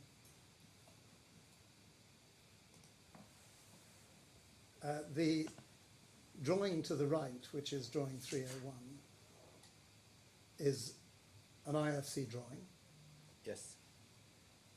And that is the drawing that shows where the dimensions vertically between the floor slabs have been written in red. Yes. And it might be helpful, operator, if we had this a little larger so we can struggle a little less with the dimensions.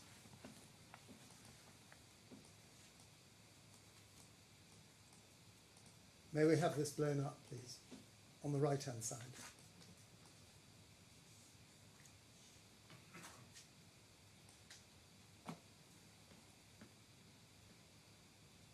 No? Okay. I don't blown up, but continue. I think it's going to happen. Terez is sorting it out.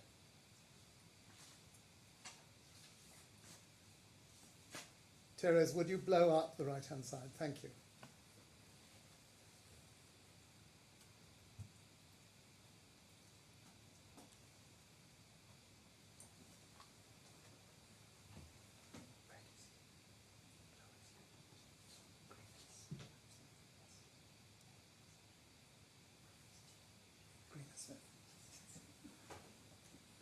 So the dimensions that have been written on have been written on by the experts in this case. Yes. And the red dimensions emanating from Miss Kindler, go vertically, slab to slab. Yes. And we see that those vary. The bottom slabs, except for, are all between 8 and 9, 1, 2, 3, 4, 5 levels, but varying quite widely. But the top slab is only 5.1 something meters. Yes. The blue dimensions follow the curvature. Yes.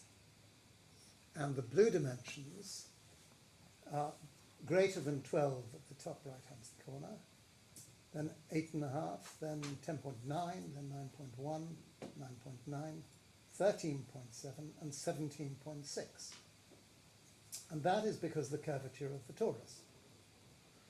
Yes. And it is quite plain, is it not, that although over the whole torus that may come to a representative figure of 9 meters, It doesn't. well, I suggest that it comes to more or It less doesn't. that. You just asked the question. I said no. This is a side of the torus where actually they tend to be bigger Maybe. because of the Maybe. way the curvature Yes, works. they did. Some are smaller. Yes. And we'll be hearing evidence from Ms. Kinderland You can. that overall the panels show an increase in length of about 10% and a decrease in width. It varies, but it was Fair. not a typical. You said very clearly it was not a typical panel, and each panel was unique. I accept that So why are you trying to say that all the panels are the same? because it's been suggested on your company's behalf that what was intended by your specification in your tender of 9 by 2.2 was that that was a maximum size. It is correct. But it plainly isn't. No, it can be. I could easily make it in much less than 9. It's very easy. You could, because the die grid is so strong, you could support at any point in the die grid. I repeat that several times. I think you're at cross purposes here. Can we just take it a stage at a time?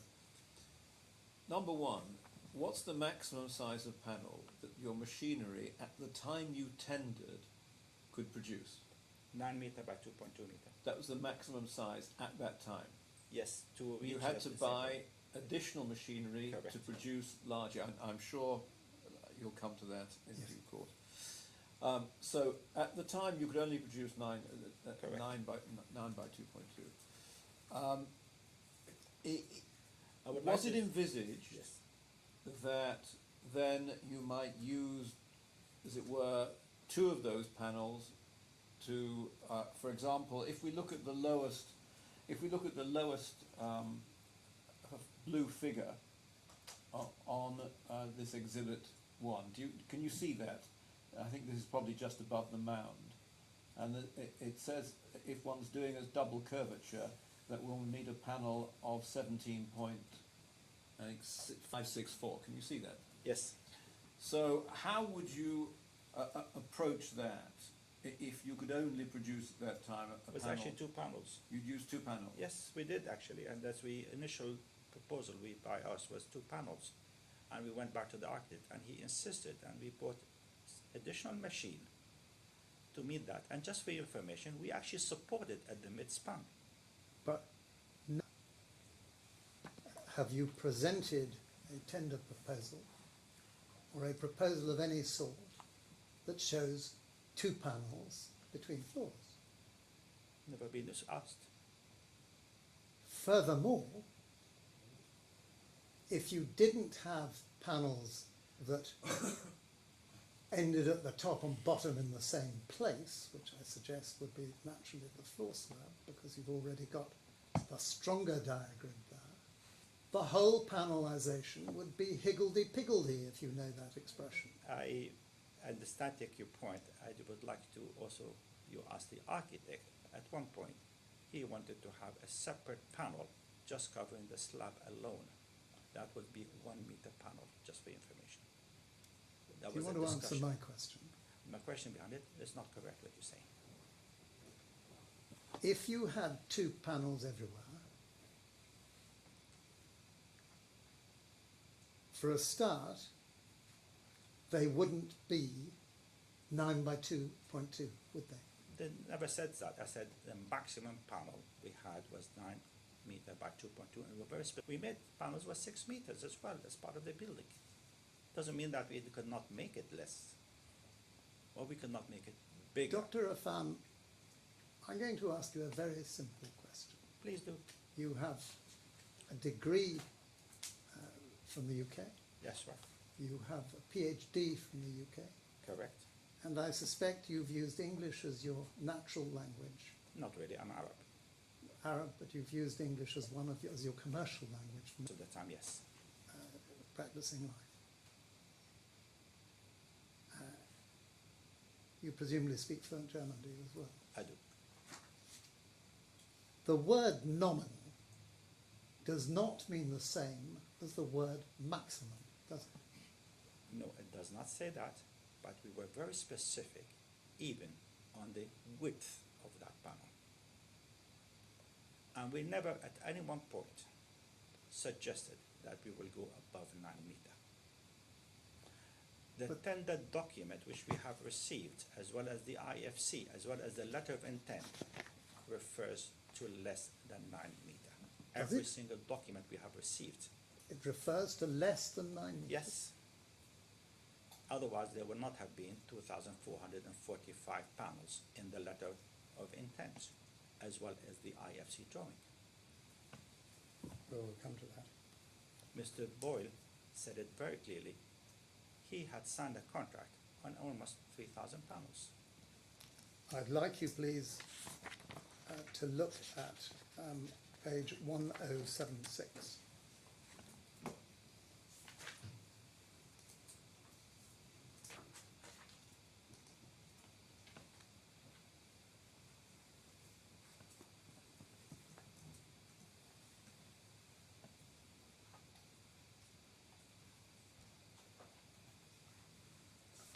This is your pricing summary of the £125,000.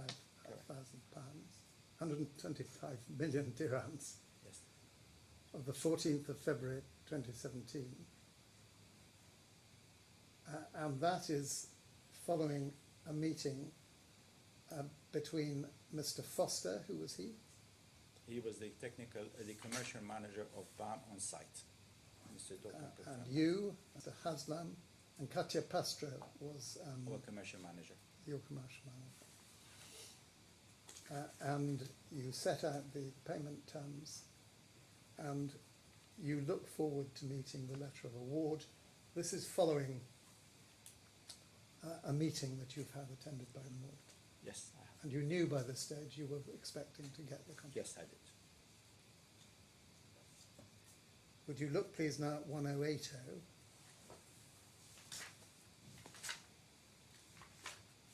This is the letter of intent. And that's dated the 2nd of March 2017. And I'd like you please to read through the top paragraph and also the scope of work. Right.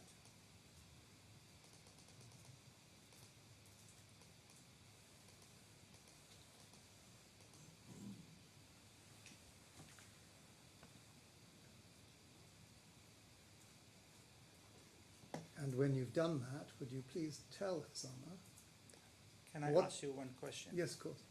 Could you please go out on the same document, to the No, second no, page? I'm going to cross-examine you. If you want a question to clarify my question, that's Okay, fine. I'll clarify a question. Please ask a question. What I want to ask you is, having looked at the scope of work and the introductory paragraph, I'd like you to tell His Honour what you thought was the design development responsibility under the contract you were being offered. The design responsibility we had regarding to making the panel, how to design it, the thicknesses of the panel, how you attach it to the die grid,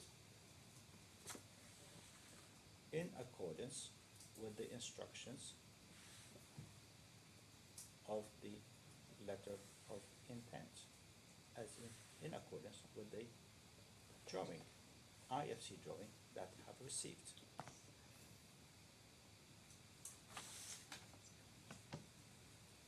We'll look at the... Design is not only panelization. Design means the thicknesses of the panel, the return of the panel, the number of layers in the panel, the stability of the panel, the attachment of the panel. That is more important. Would you look, please, at page 1083?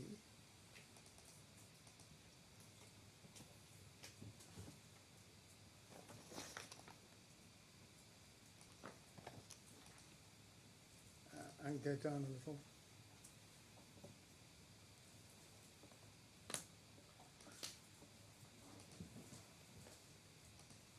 So you see there, paragraph 16, subcontract agreement. Notwithstanding the provisions of clause 15, this letter of intent will be automatically superseded upon the contractor and subcontractor entering into and signing a formal subcontract agreement in respect of this project. That's correct. So you knew the letter of intent was a stage on the way to Correct. getting a subcontract. Yes, I did. And you also knew that the letter of intent, as the penultimate paragraph makes clear, supersedes any previous instruction, correspondence, or other discussion between us. It's the entire agreement between us in relation to its subject matter. Absolutely correct. And you were asked to acknowledge your unconditional acceptance of this letter of intent and your agreement to proceed in accordance with its terms and conditions by signing and returning the attached acceptance Correct. statement. Would you go now, please, to page 1087?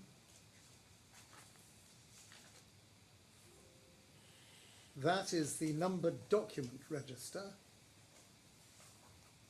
and that refers to all the documents that would make up the conditional Correct. acceptance of the Yes. letter of intent. And they included first the main conditions of the contract, the conditions of the main contract.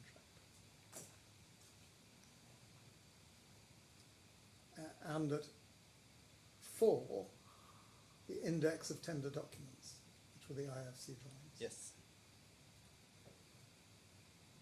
And you knew in broad terms that you would have to ensure that everything under your subcontract was consistent with and supportive of the main contract. Yes. Would you go, please, to 1095?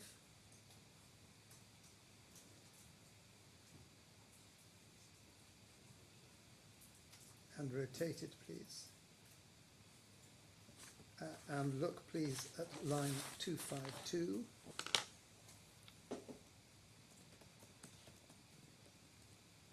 That is the drawing that was at the right-hand side of Exhibit 1. Okay. And that showed the almost exact alignment. You've drawn 2 exceptions, one I think for the red colour and one for the dark blue around the outside, between the floor slab levels and the... So what was the page number for the drawing? I'm so sorry. Is it possible to show me the drawing? It would be much easier to see that. Show you the Exhibit 1 itself, again. I'm that sure would that's be still... fine, yeah. The drawing, you did the page number for the drawing, please. Page number for the drawing 301. I think it must be here, but I'm not sure where it is.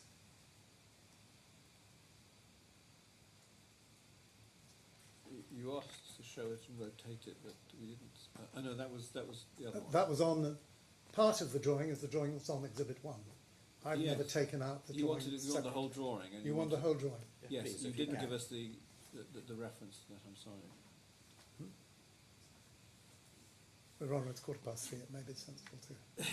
if you'd like to find it, that's Well, fine. I think Ms. Kinderland is going to see if it's in the papers. It may, No, it definitely is in the papers, but I can't remember where it is. Yes, I will rise. I'll rise then for. We'll have a 10-minute break now. Thank you. I'm not allowed to talk to anybody. You know that. Good. Well done. Okay, so we'll come back at let's say 25 past. All rise.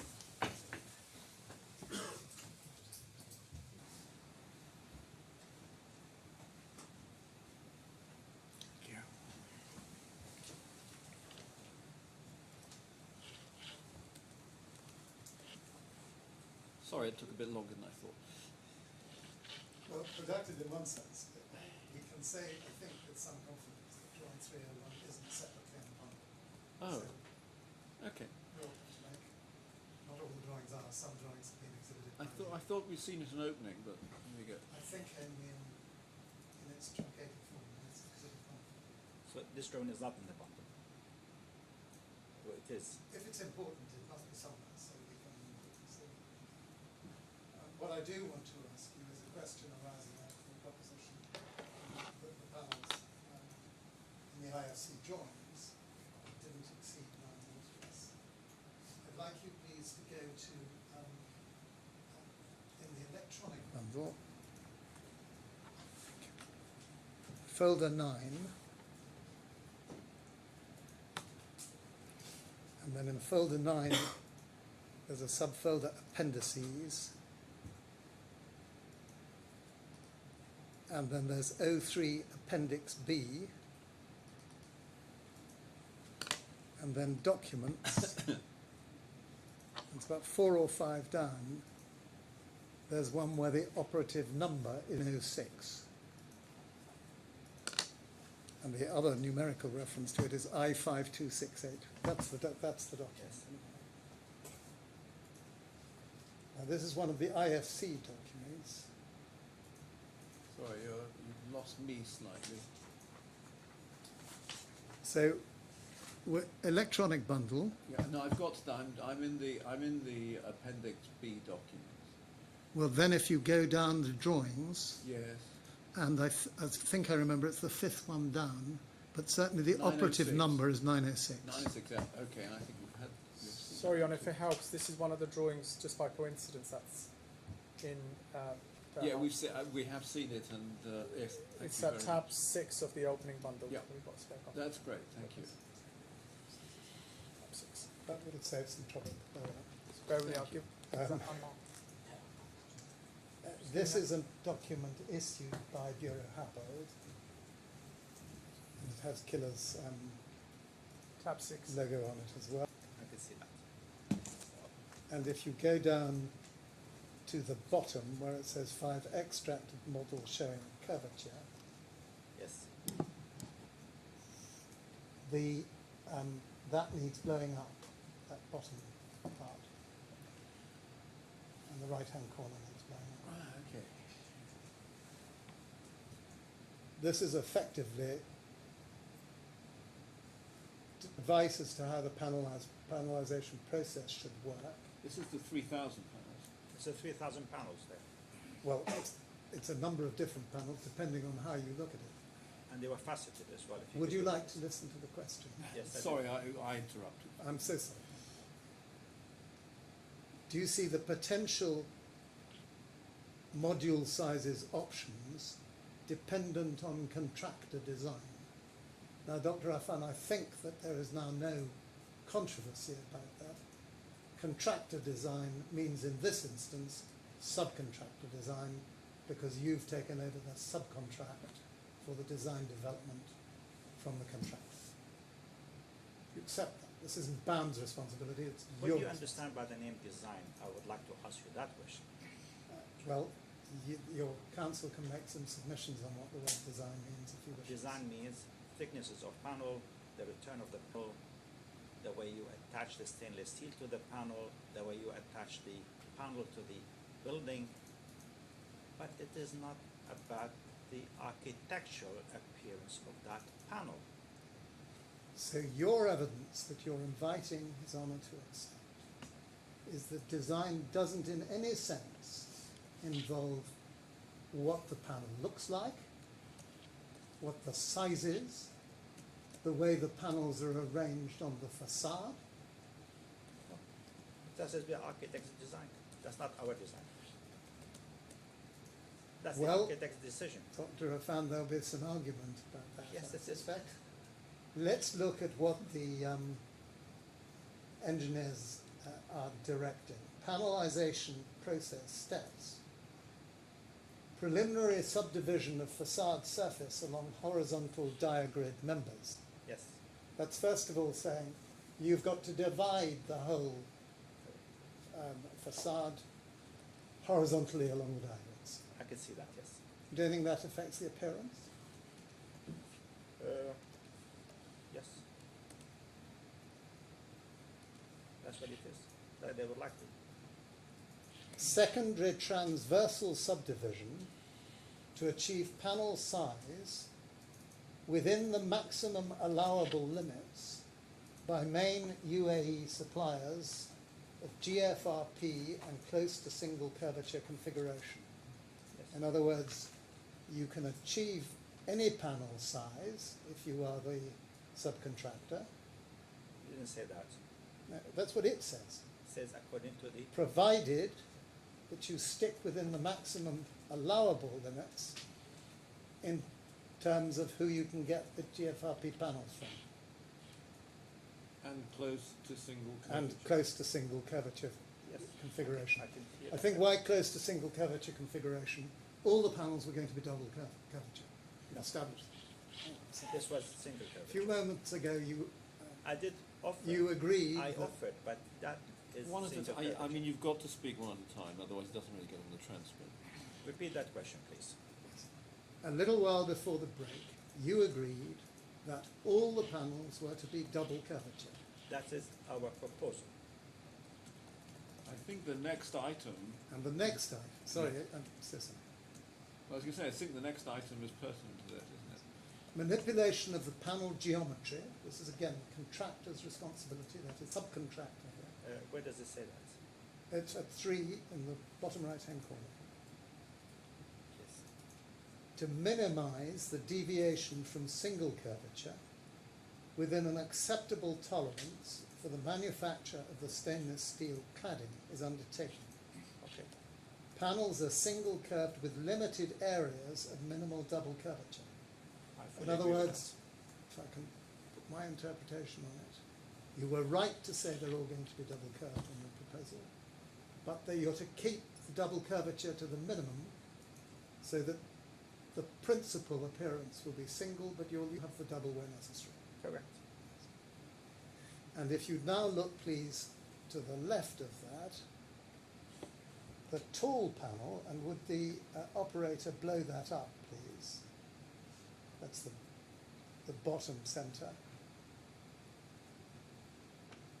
Thank you. That shows panels which are 9 meters optimal.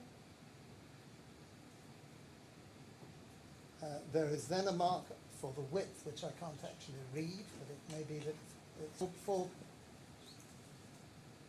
meters max, and it's 3 meters, 3,000 millimeters optimal. That's the crosshatch area.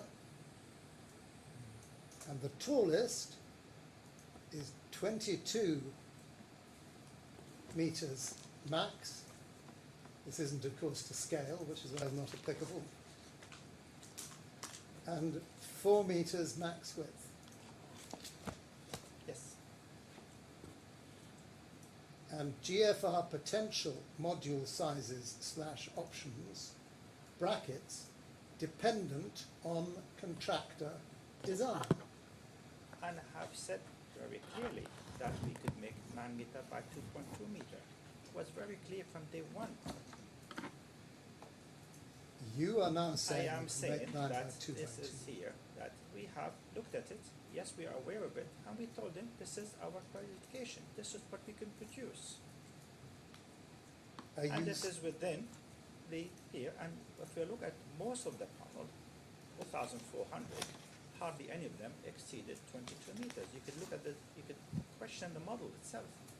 Well, we'll go a little further.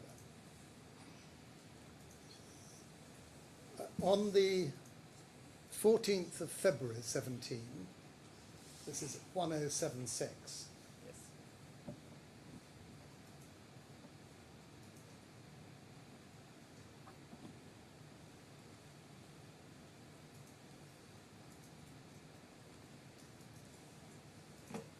you had a meeting and you reduced your pricing from 135 to 125 Correct. million. And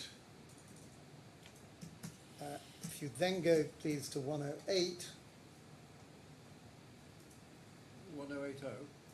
1080, I'm so sorry, yes. That's the letter of intent which we've looked at, the first page. But I want you to go to the top of 1081 now.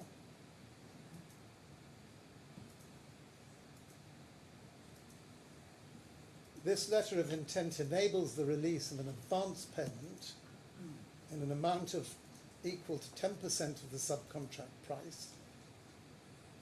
It's 12.5 million dirham. Until a subcontract is executed, the maximum liability under this letter will be 12.5 million.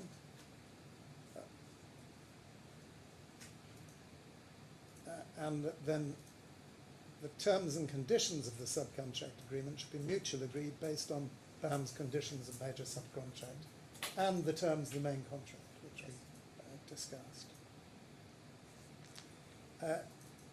I showed you in the letter that it was necessary for you to sign the letter, I did. and you did sign the letter. Yes, I did. And indeed you'd have to sign the letter because you were going to have to put in place a performance guarantee and an advance payment guarantee, and you'd have to go to your bank with a signed letter to show that it was binding in order to get those put in place.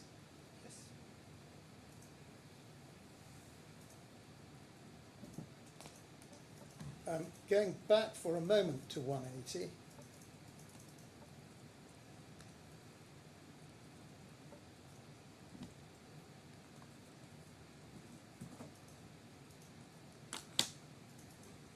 uh, 1080, I'm so sorry.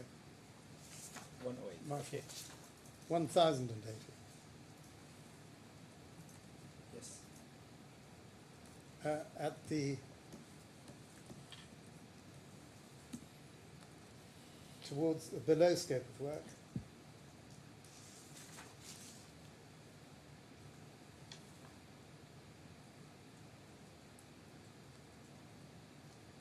under subcontract price, you can just see it at the bottom.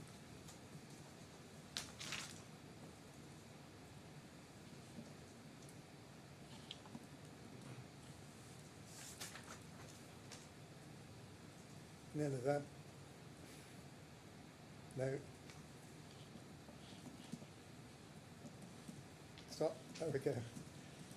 The agreed subcontract price will be the 125 million and shall subject to remeasure. Yes. And you understood what that is?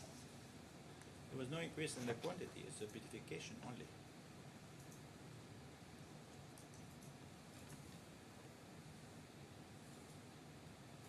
The building did not change. Following the letter of intent, there was a commencement date in the subcontract of 23rd of February, which was also the commencement date that was written into the subcontract. We have received this letter of intent on the 2nd of March. That Yes. would not have been in February.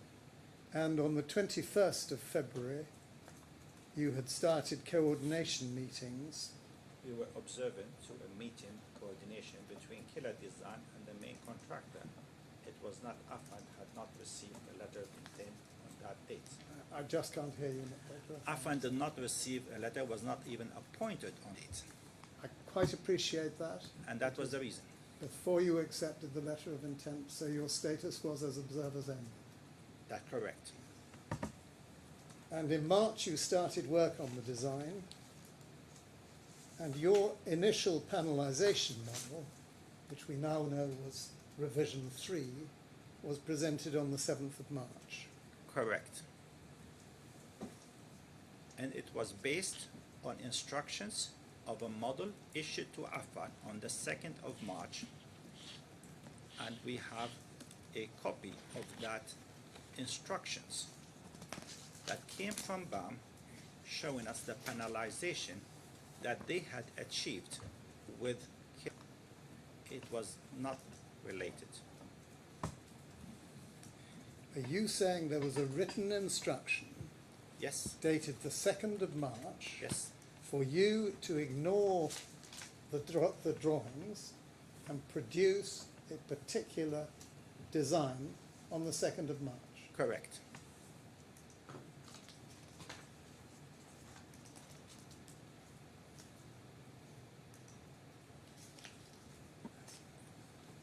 Let's find the document the 2nd of March. Can you find the document the 2nd of March? 2017, yes.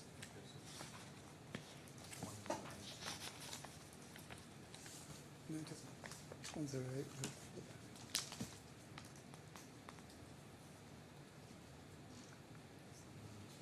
The 2nd of March is the date of the letter of intent. Correct.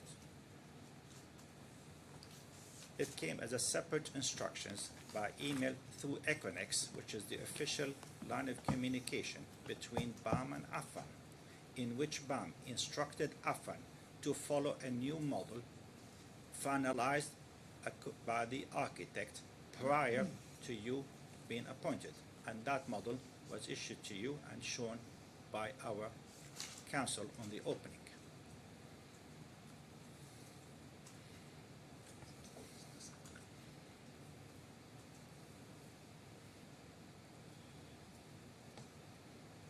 Did that model, did that direction take into account a Katia model? There was no Katia model at that time.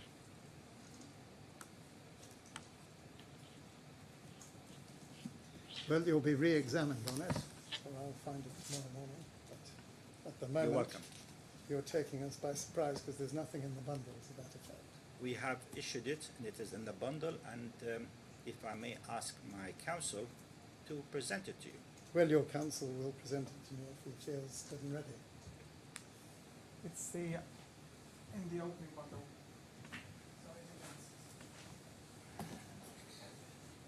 Where do you say it is? The opening bundle at tab 14. Where's the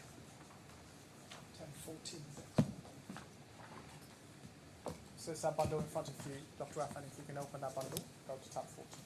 First one or the second one? The first one, please. File 1 of 2. File 1, tab 14. Tab 15 and 16. Yes.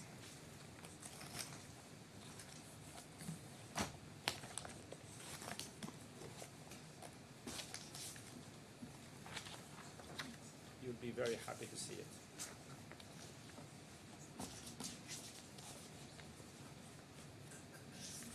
So this is an email that It sends you the BIM models, which are the business information models, building information models, I'm sorry. it was through Econex, yes. Well, Econex is only the method of sending it, isn't it? Yes.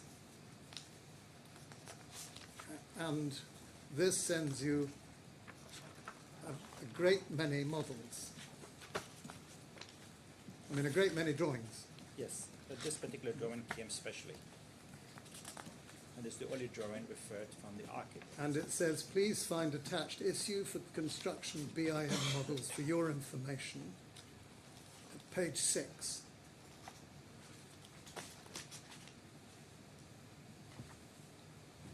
What I was taken to in opening, if it's any help, is actually page 5. And page 5 says, we hereby forward issued for construction BIM models volume 4 for your information and action. Are you giving evidence to His Honour that this supplanted the IFC models and the letter of intent? Is that your evidence? Yes, it is. Was it accompanied by anything else?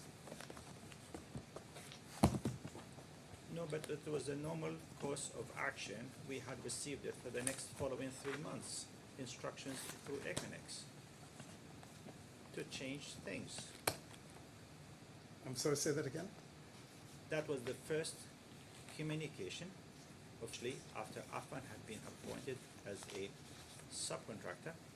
We received the letter of intent, and that was the first instructions to crack on with this one here. And are you saying that that was inconsistent with the letter of intent the same No, I day? did not say that. I said that was the instructions came from the client to follow. That's what I said.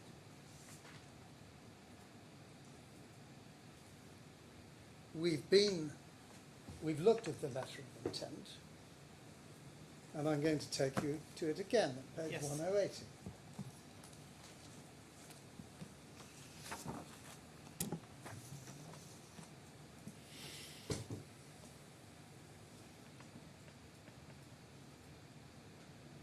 As I understand it, you're now saying that this letter of intent and the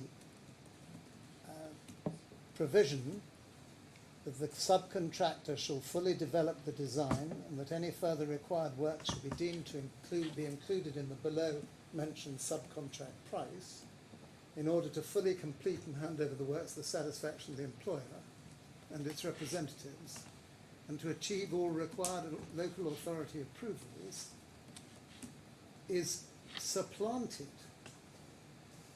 by an email that sends you some drawings, or sends you some BIM models. I am saying that correctly, what you're saying? So what did you write back? Yes, we follow it up and we issued the CATIA model. Did you write it back? No, we issued the CATIA model on the 7th of March. It's instructions. Why does that change your acceptance of the 2nd of March letter of intent? Does not change it. We just said it was, we have to design. It doesn't mean that you make a panelization. That's an architectural issue. I said it to you many times. I could design the building in 10 different ways. Can I just get the chronology slightly straight, Dr. Affan, if I may? Yes.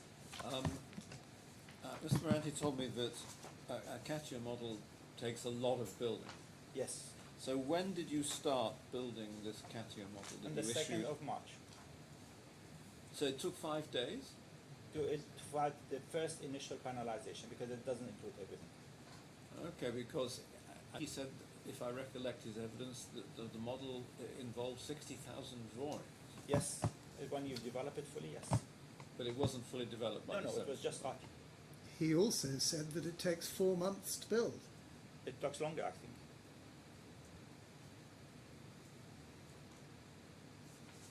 So the This is only question, panelization. There's nothing the to about question the I'm design. inviting you to answer is what is there in that email that happens to be sent to you the same day as the letter of intent Yes. that displaces the terms of the letter of intent? It's instructions. But you said doesn't change anything. Not really. You change it. It said, I want it to be like this. Okay, that's what you want. That's what you get. So it was just a suggestion as to how you might like to develop the No, it was not panelization. suggestion. It's instructions. Pure instructions based on a model issued by the architect. Dr. Affan, do you understand the point I'm making to you? No, I don't. You accepted the letter of intent, what, a day or two later? No, it's the same day. The same day. That imposed on you the obligation to fully develop the design. Please understand what design means. Well, there's a dispute with it. about That's right. that, okay? So please, The dispute is that you say design has nothing to do with what anything looks like. that's It's right. only to do with the structural Correct. engineering How to side. build it. So that you know where we are, I will be submitting to his lordship, to his honour. The design includes what the normal person thinks of as design, meaning it's nicely designed, it's badly designed, it's well designed, it looks good, it looks bad. Okay, if that is, why would there be an architect? May I ask you, if he does not actually initiate the design? I did not come up with this building. I did not design this building. I did not panelize this building. I did not tell him what it looks like. You knew perfectly well, did you not, that there was then going to be a cooperative process with your company, BAM, the architect, the engineer, all getting together and working out how the design should proceed That's to be exactly. developed. But this is, as I said to you, it is an architectural issue. That's the very first thing. It is not for Affan to tell him, oh, you cannot build it this way here, or you have to change your panelization. It is the architect in the form of instructions. It is about the appearance of the building, not about designing the building.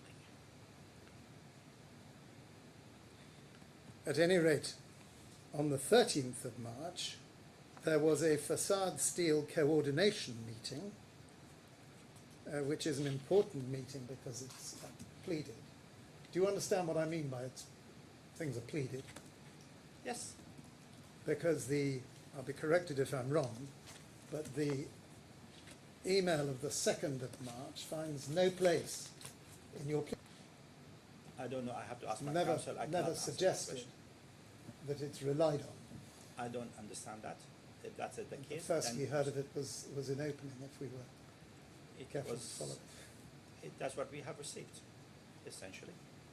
And it's consistent with the letter of intent. So we'll go on, please, and look at 1162.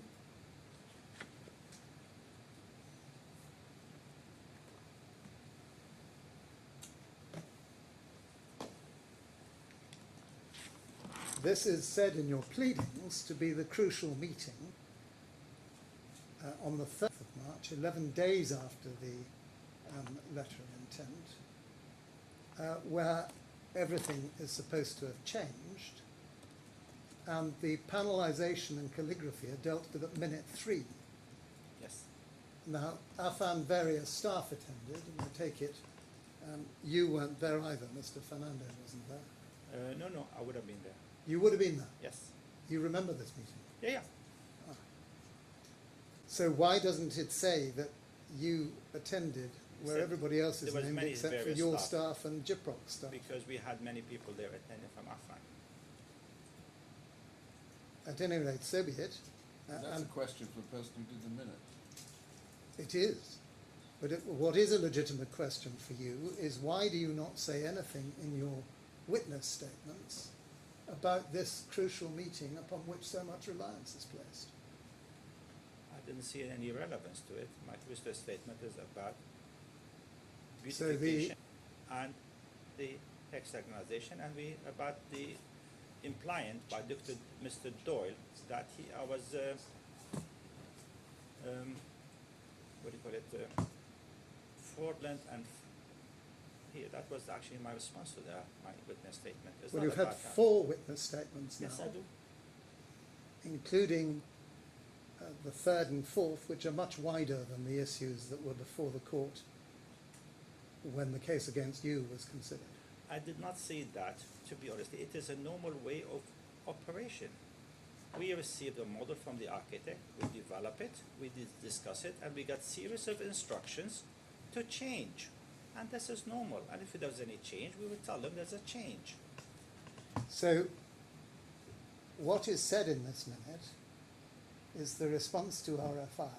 Information, just would like to tell you, this is about the calligraphy, it was not about the panelization. Well, it says panelization/calligraphy, and we're going to look at it if you Yes, don't mind. okay.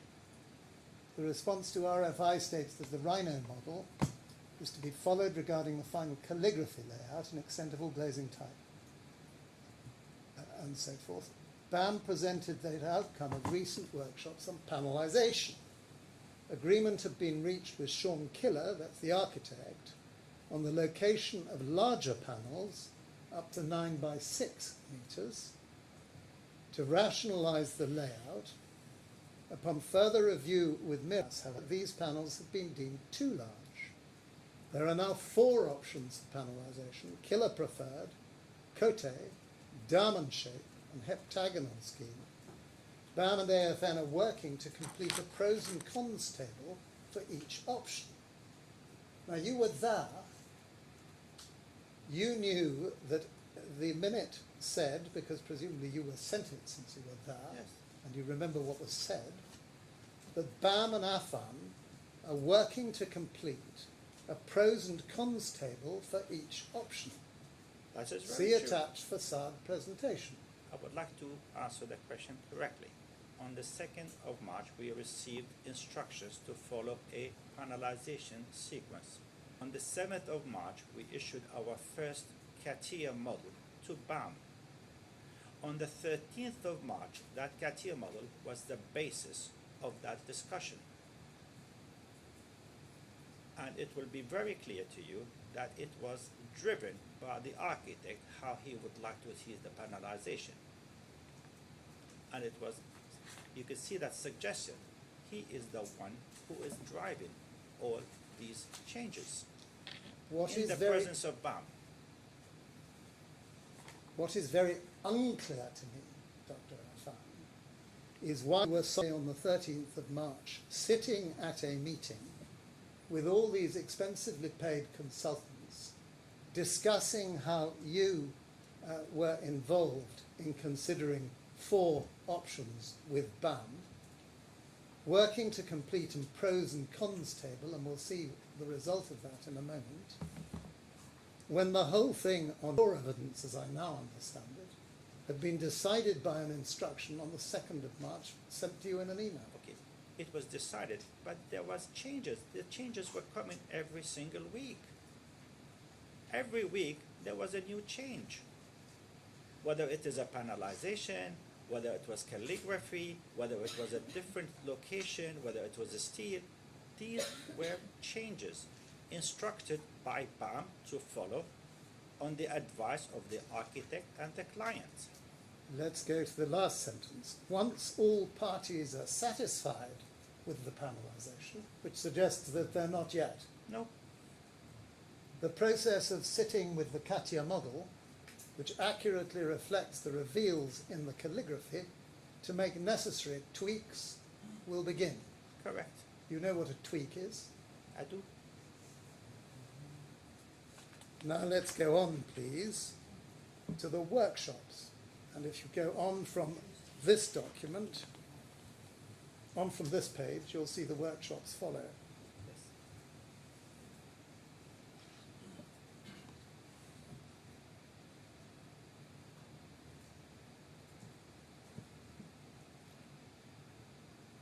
You need to carry on to the end of the minute, and then below the minute there is a report from the panelization workshop. Here we go. Just before we leave this document, just for the record, to square the circle, the reference to that document at the beginning of this minute 3 links into that Aconex that we saw a moment ago, which I said had been referred to in opening. The 2nd of March. 2nd of March. That document was transmitted by the Aconex on the 2nd of March, and that's what was said in opening. Yes. Now looking at this document, there is in this document an expression or a description of the pros and cons of the 4 options. So this must have been actually produced a little after the meeting of the 13th of March, because the minute says that you're working. If you show me the date, it should be a date on it. Well, this is undated. There should be an Aconex date on it. There is nothing called undated. We'll have a look at it, but we know it has to be after the 13th of March if the Okay, minute is please an do honest that. one, because the minute is saying that you're working on it, Yes, we were and working. we see it here. So go down the page, please. So this is an agenda that includes at the top design concerns. You would regard them as not design concerns at all, but as engineering concerns Design. or architectural concerns. But there we are. It's many issues, because every time we change something architecturally, I have to check that it Let's is go- engineering possible. Let's go down a little.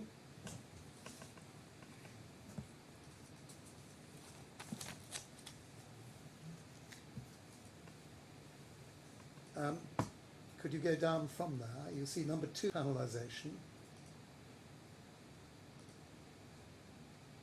And we had a structural picture, and then we have, there's the structural picture, and then we have option 1 and option 2. And if you go down the page a little, you'll see there's option 3 and option 4. Option Yes. 1 comments, and then later option 3 and option 4. And then we'll come back to them. Okay, so option 3 is rhomboid, 4 triangular panels. Option 4 hexagonal, and 6 triangular panels. Let's go back up again and then to the top.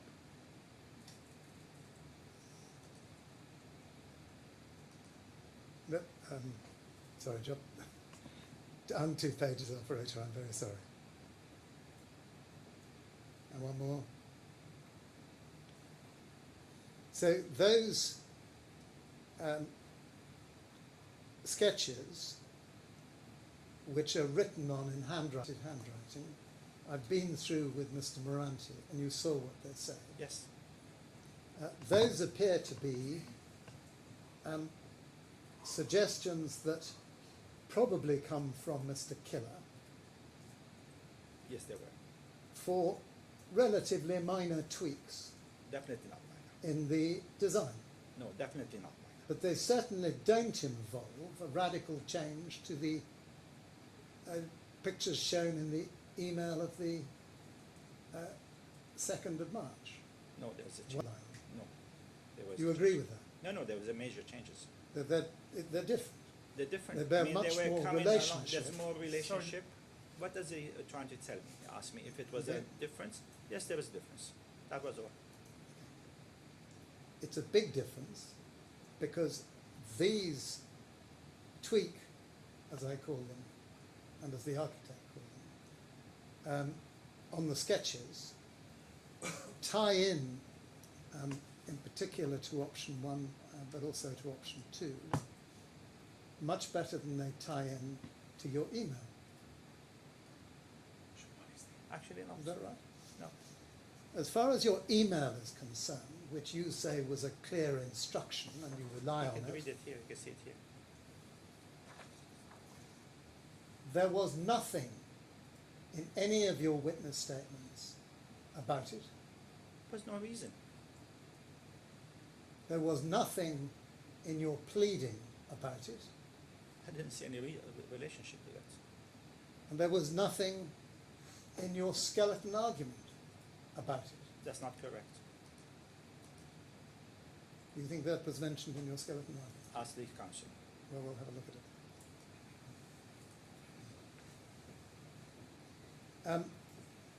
Option 1 was the killer preferred design, and it still spans the floor levels, but as you see, it's quite clear that the sizes of individual panels are going to vary, as is the curvature. Yes, it's always been the case. Let's go down. Shall we go down a page, please?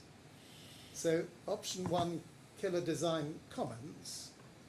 Regarding the horizontal joint lines, I do not know why they're not following the floor levels. It was clearly the architect's intent that there should be a correlation between the panel tops and bottoms and the floor levels. That was his decision. Not just it was his decision, but what Mr. Killer is saying here is he obviously thought it was obvious and he didn't know why you weren't doing it. That was not the case. We don't look, we Oh, do why not not doing follow it? obvious things, we follow instructions. And the instructions came from BAM, our client, and it was the instruction by Killer. We are not here to design his building for him, we are here to construct his building for him. The internal complications of visual overlapping panels should be done within the spandrel panel, then only on the necessary glass supports 1.5 on the z-axis. 3, their horizontal joints at floor level. Enlargement of the horizontal joint and glass supports need to be considered in parallel with the panelization. Affan need to draw 1 to 10 wall sections with steel ducted and 1 to 5 or 1 to 2 junctions at the same time as evaluating the panelization. Requested twice in previous meetings. Now, first of all, do you remember the 2 requests at previous meetings for those details, those drawings? We have received many here. Sometimes it takes longer time to achieve that request. Doesn't mean that it's just a press of a button, I could just fulfill your request.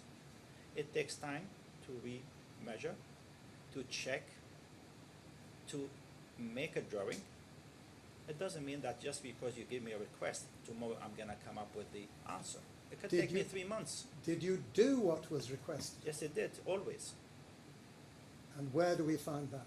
I don't know, I did not see it first time, some of the Econex, because they eventually approved it. It is also critical that the horizontal joints also align with the diagrid on the roof, which may not be the case at the moment. He was changing all the time. Aligning with the diagrid on the roof means that the panels are going to vary in size, doesn't it? Yes.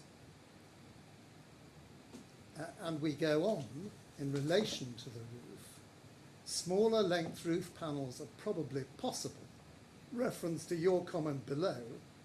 However, I'm assuming that Affan are trying to reduce horizontal roof joints for waterproofing the roof. Could well be. Would that not cause a difference in size of the roof panels? We had instructions to change, already changed everything in the building, and for that purpose we purchased 2 new machines to be able to achieve his requests. I'm going to come back to the machines in a moment. If this is possible, then the panels need to be studied in terms of span, transport logistics, and getting under 5.5 metre bridges if there's significant curve in the panel, Yes. assuming the panels will be transported on their sides. If this is possible, then the long, approximately 12 to 16 metre roof panels are viable, then the fewer joints on the roof is better. Width of lens 3.5 metres, so early morning delivery should be possible. And Mr. Moranti explained that you can take Yes, more through the correct. roads in Dubai. Mr. Maranti at that time, he was more involved in this project than I was. Wider panels at atrium need to be studied and limited for dual lane transport. Wide panels around the atrium area make some sense due to less finishing work at height of the reveals. Logistics needs to be confirmed. Regarding the panels, some areas have improved from option A, especially removing the staggered horizontal joint in the void. I suspect the horizontal joints will be more visible and therefore have to have primary logic. Vertical joints will be less visible and need to follow. Attached 6 markups show a smoother transition between some of the panels around the void. The solution is curving the panel slightly in the direction of the joint above. Affan to consider these. There was instructions to consider them, please. When you got these comments, you were at this meeting. Yes. Why didn't you pop up and say, what about the 2nd of March email? It was always a changing. We knew that. It was proposal, instructions to follow it. It was not the final. We were here to have approvals. It may be that there's the difference between us is this, that two differences, two chief differences. Yes. I'm putting to you that this was all part of a process of developing, we'll call it the model to use a suitable word, a neutral word, in collaboration between you, architects, engineers, and owners, and BAM. It is a process of developing this in every single project. We develop the model technically on the instructions of what the architect would like to see. This is a normal process. We do that in every single job. So in other words, there was nothing normal or abnormal about what they were instructing. The only differences behind it was instructions, and you have to follow it. And these instructions were given to us. Do you understand the difference between an instruction, which is an order, and a discussion, which is a mutual attempt to reach a solution that's acceptable to two parties? To be honestly, in our business, there is no difference. In your business, there's no difference. No. Instructions is instructions. Either you do it or you don't do it. And your evidence standard is that the 2nd of March email amounted to instructions to do something different from what was shown in the IFC drawings. Very clear. And then you come back to the meeting on the 13th of March with the report on the workshop panelization, the panelization workshop meetings, and you think there are different instructions given here. Every single week we had different instructions. Well, what are the instructions here? What do you get out of KLD comments? Here are the Explain that comments. to us. Please check this one here. I would like to change my design. Is it possible or not? Simple as that. And by your design, His design, all not my you mean, design. Just remember. you said you used the words, do I change my design? Is it possible or not? Yes, that is Killer's design, and we have to actually engineer it. Is it possible to engineer it? Is it possible to support it? Is it possible to make it? That's what it was. That's what we were doing. But we did not tell him how to construct building and how his building looks like. I did not make it.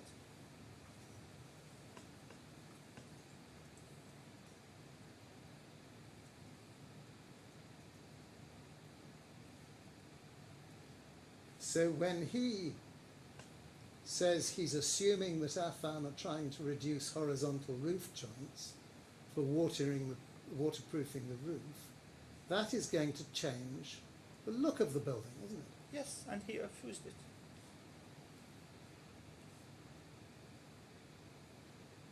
But you were perfectly entitled to contribute that to the I discussion. could contribute, but it doesn't mean that he accepted or not. I have no design liability towards his appearance of that building. He's And the then architect. the 6 markups show a smoother transition between some of the panels around the void. This is number 5. Yes. The solution is curving the panel slightly in the direction of the joint above. Affan to consider these. All the time we've been asked to consider many things, every single time, every single week. I appreciate it. Okay, let's go on.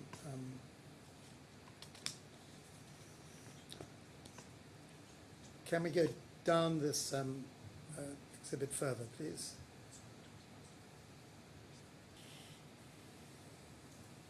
Keep going. So there is the panelization summary overview. Yes. With this meeting where everybody's been considering this, and 3 and 4 under study, rather means that they're on the shelf. They call the rain screen. They're the rain screen Yes. options. And the GFRP options are 1 and 2. Yes. And 1 is the one that wins out in the end, and is the one that you'd really already tended for.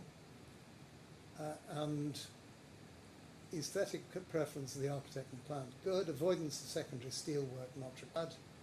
Not required secondary steel work means that you didn't need extra diagrid numbers. No, the argument was sufficient. The existing diagrid was sufficient. Yes. Buildability and ability to in follow line with installation the- of the So I diagrid. don't speak at the same time. Sorry, go ahead. Buildability and ability to follow installation of the diagrid was said to be good. What did you understand by that?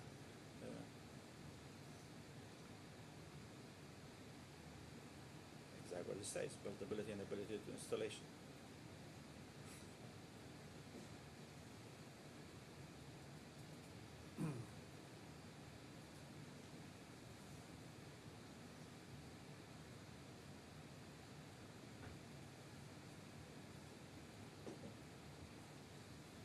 That's what I understood, buildability and ability. Doesn't that mean, in view of the fact that you know that Killer want to see the diagrid aligned with the floor levels, mean that you're going to go slab to slab? He instructed us to do that. Yes. Let's go on down.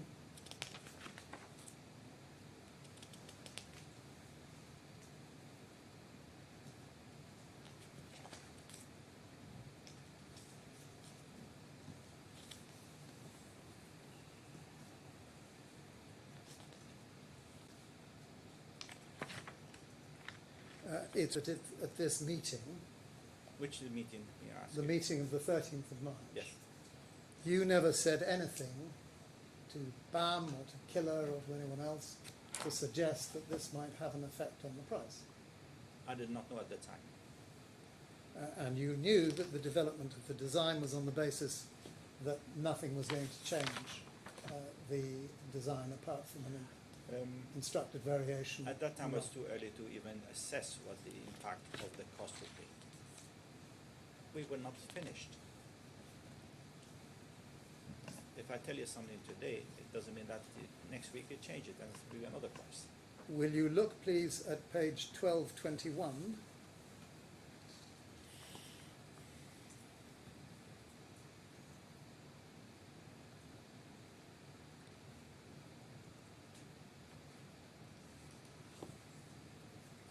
This is from you to Miras, Yes. and this is the issue for approval of your panelization models. Please, Revision these date 26th of panelizations April. were issued on instructions. And we issued that because we had the model to issue it. They did not have the CATIA model. So we get instructions every meeting, and we issue it the next day and whenever it is completed. It doesn't mean that we had proposed it. On your evidence, what does it matter who proposes it? It depends. If it's instructions to change or we did it, it's different. I did not propose it. You decided to change it. You take responsibility for it. I don't take responsibility for it. If that's what you want your building to look like, you decide, not me.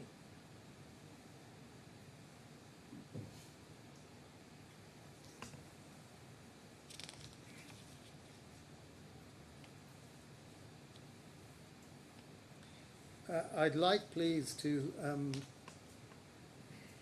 go to the AESG report, which is in the bundle.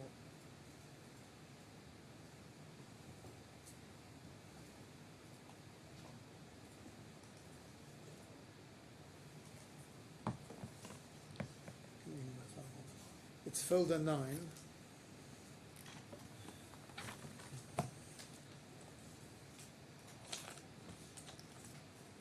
In the electronic bundle.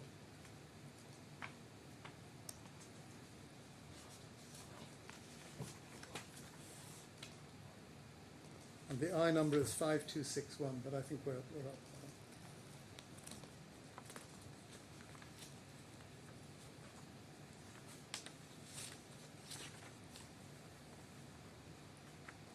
And I want to follow the review summary. You've seen this report before, haven't you?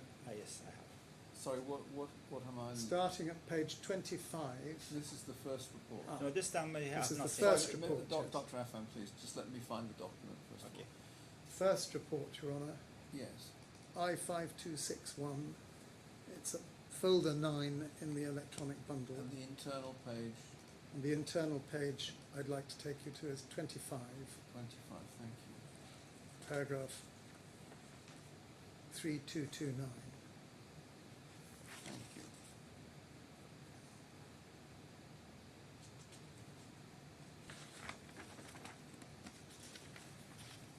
And you've seen this before. Only when the council asked you 2 days ago to send it to us, otherwise we have not seen it. No, he's confused. He doesn't know what the You have not issued it to us. It was an internal report between BAM and its client. This is a report for the purpose of these proceedings. That's the first time I see this report, if that's what you're asking the question. This is the first time you've seen this I have report. seen the report 2 days ago when our council requested it from you officially. Jonathan, And why don't you you said take him it to the yesterday. first page? He's thinking about the documents that arrived yesterday. Ye- Why don't you take him to that? This is a document that dates. What's the date on it?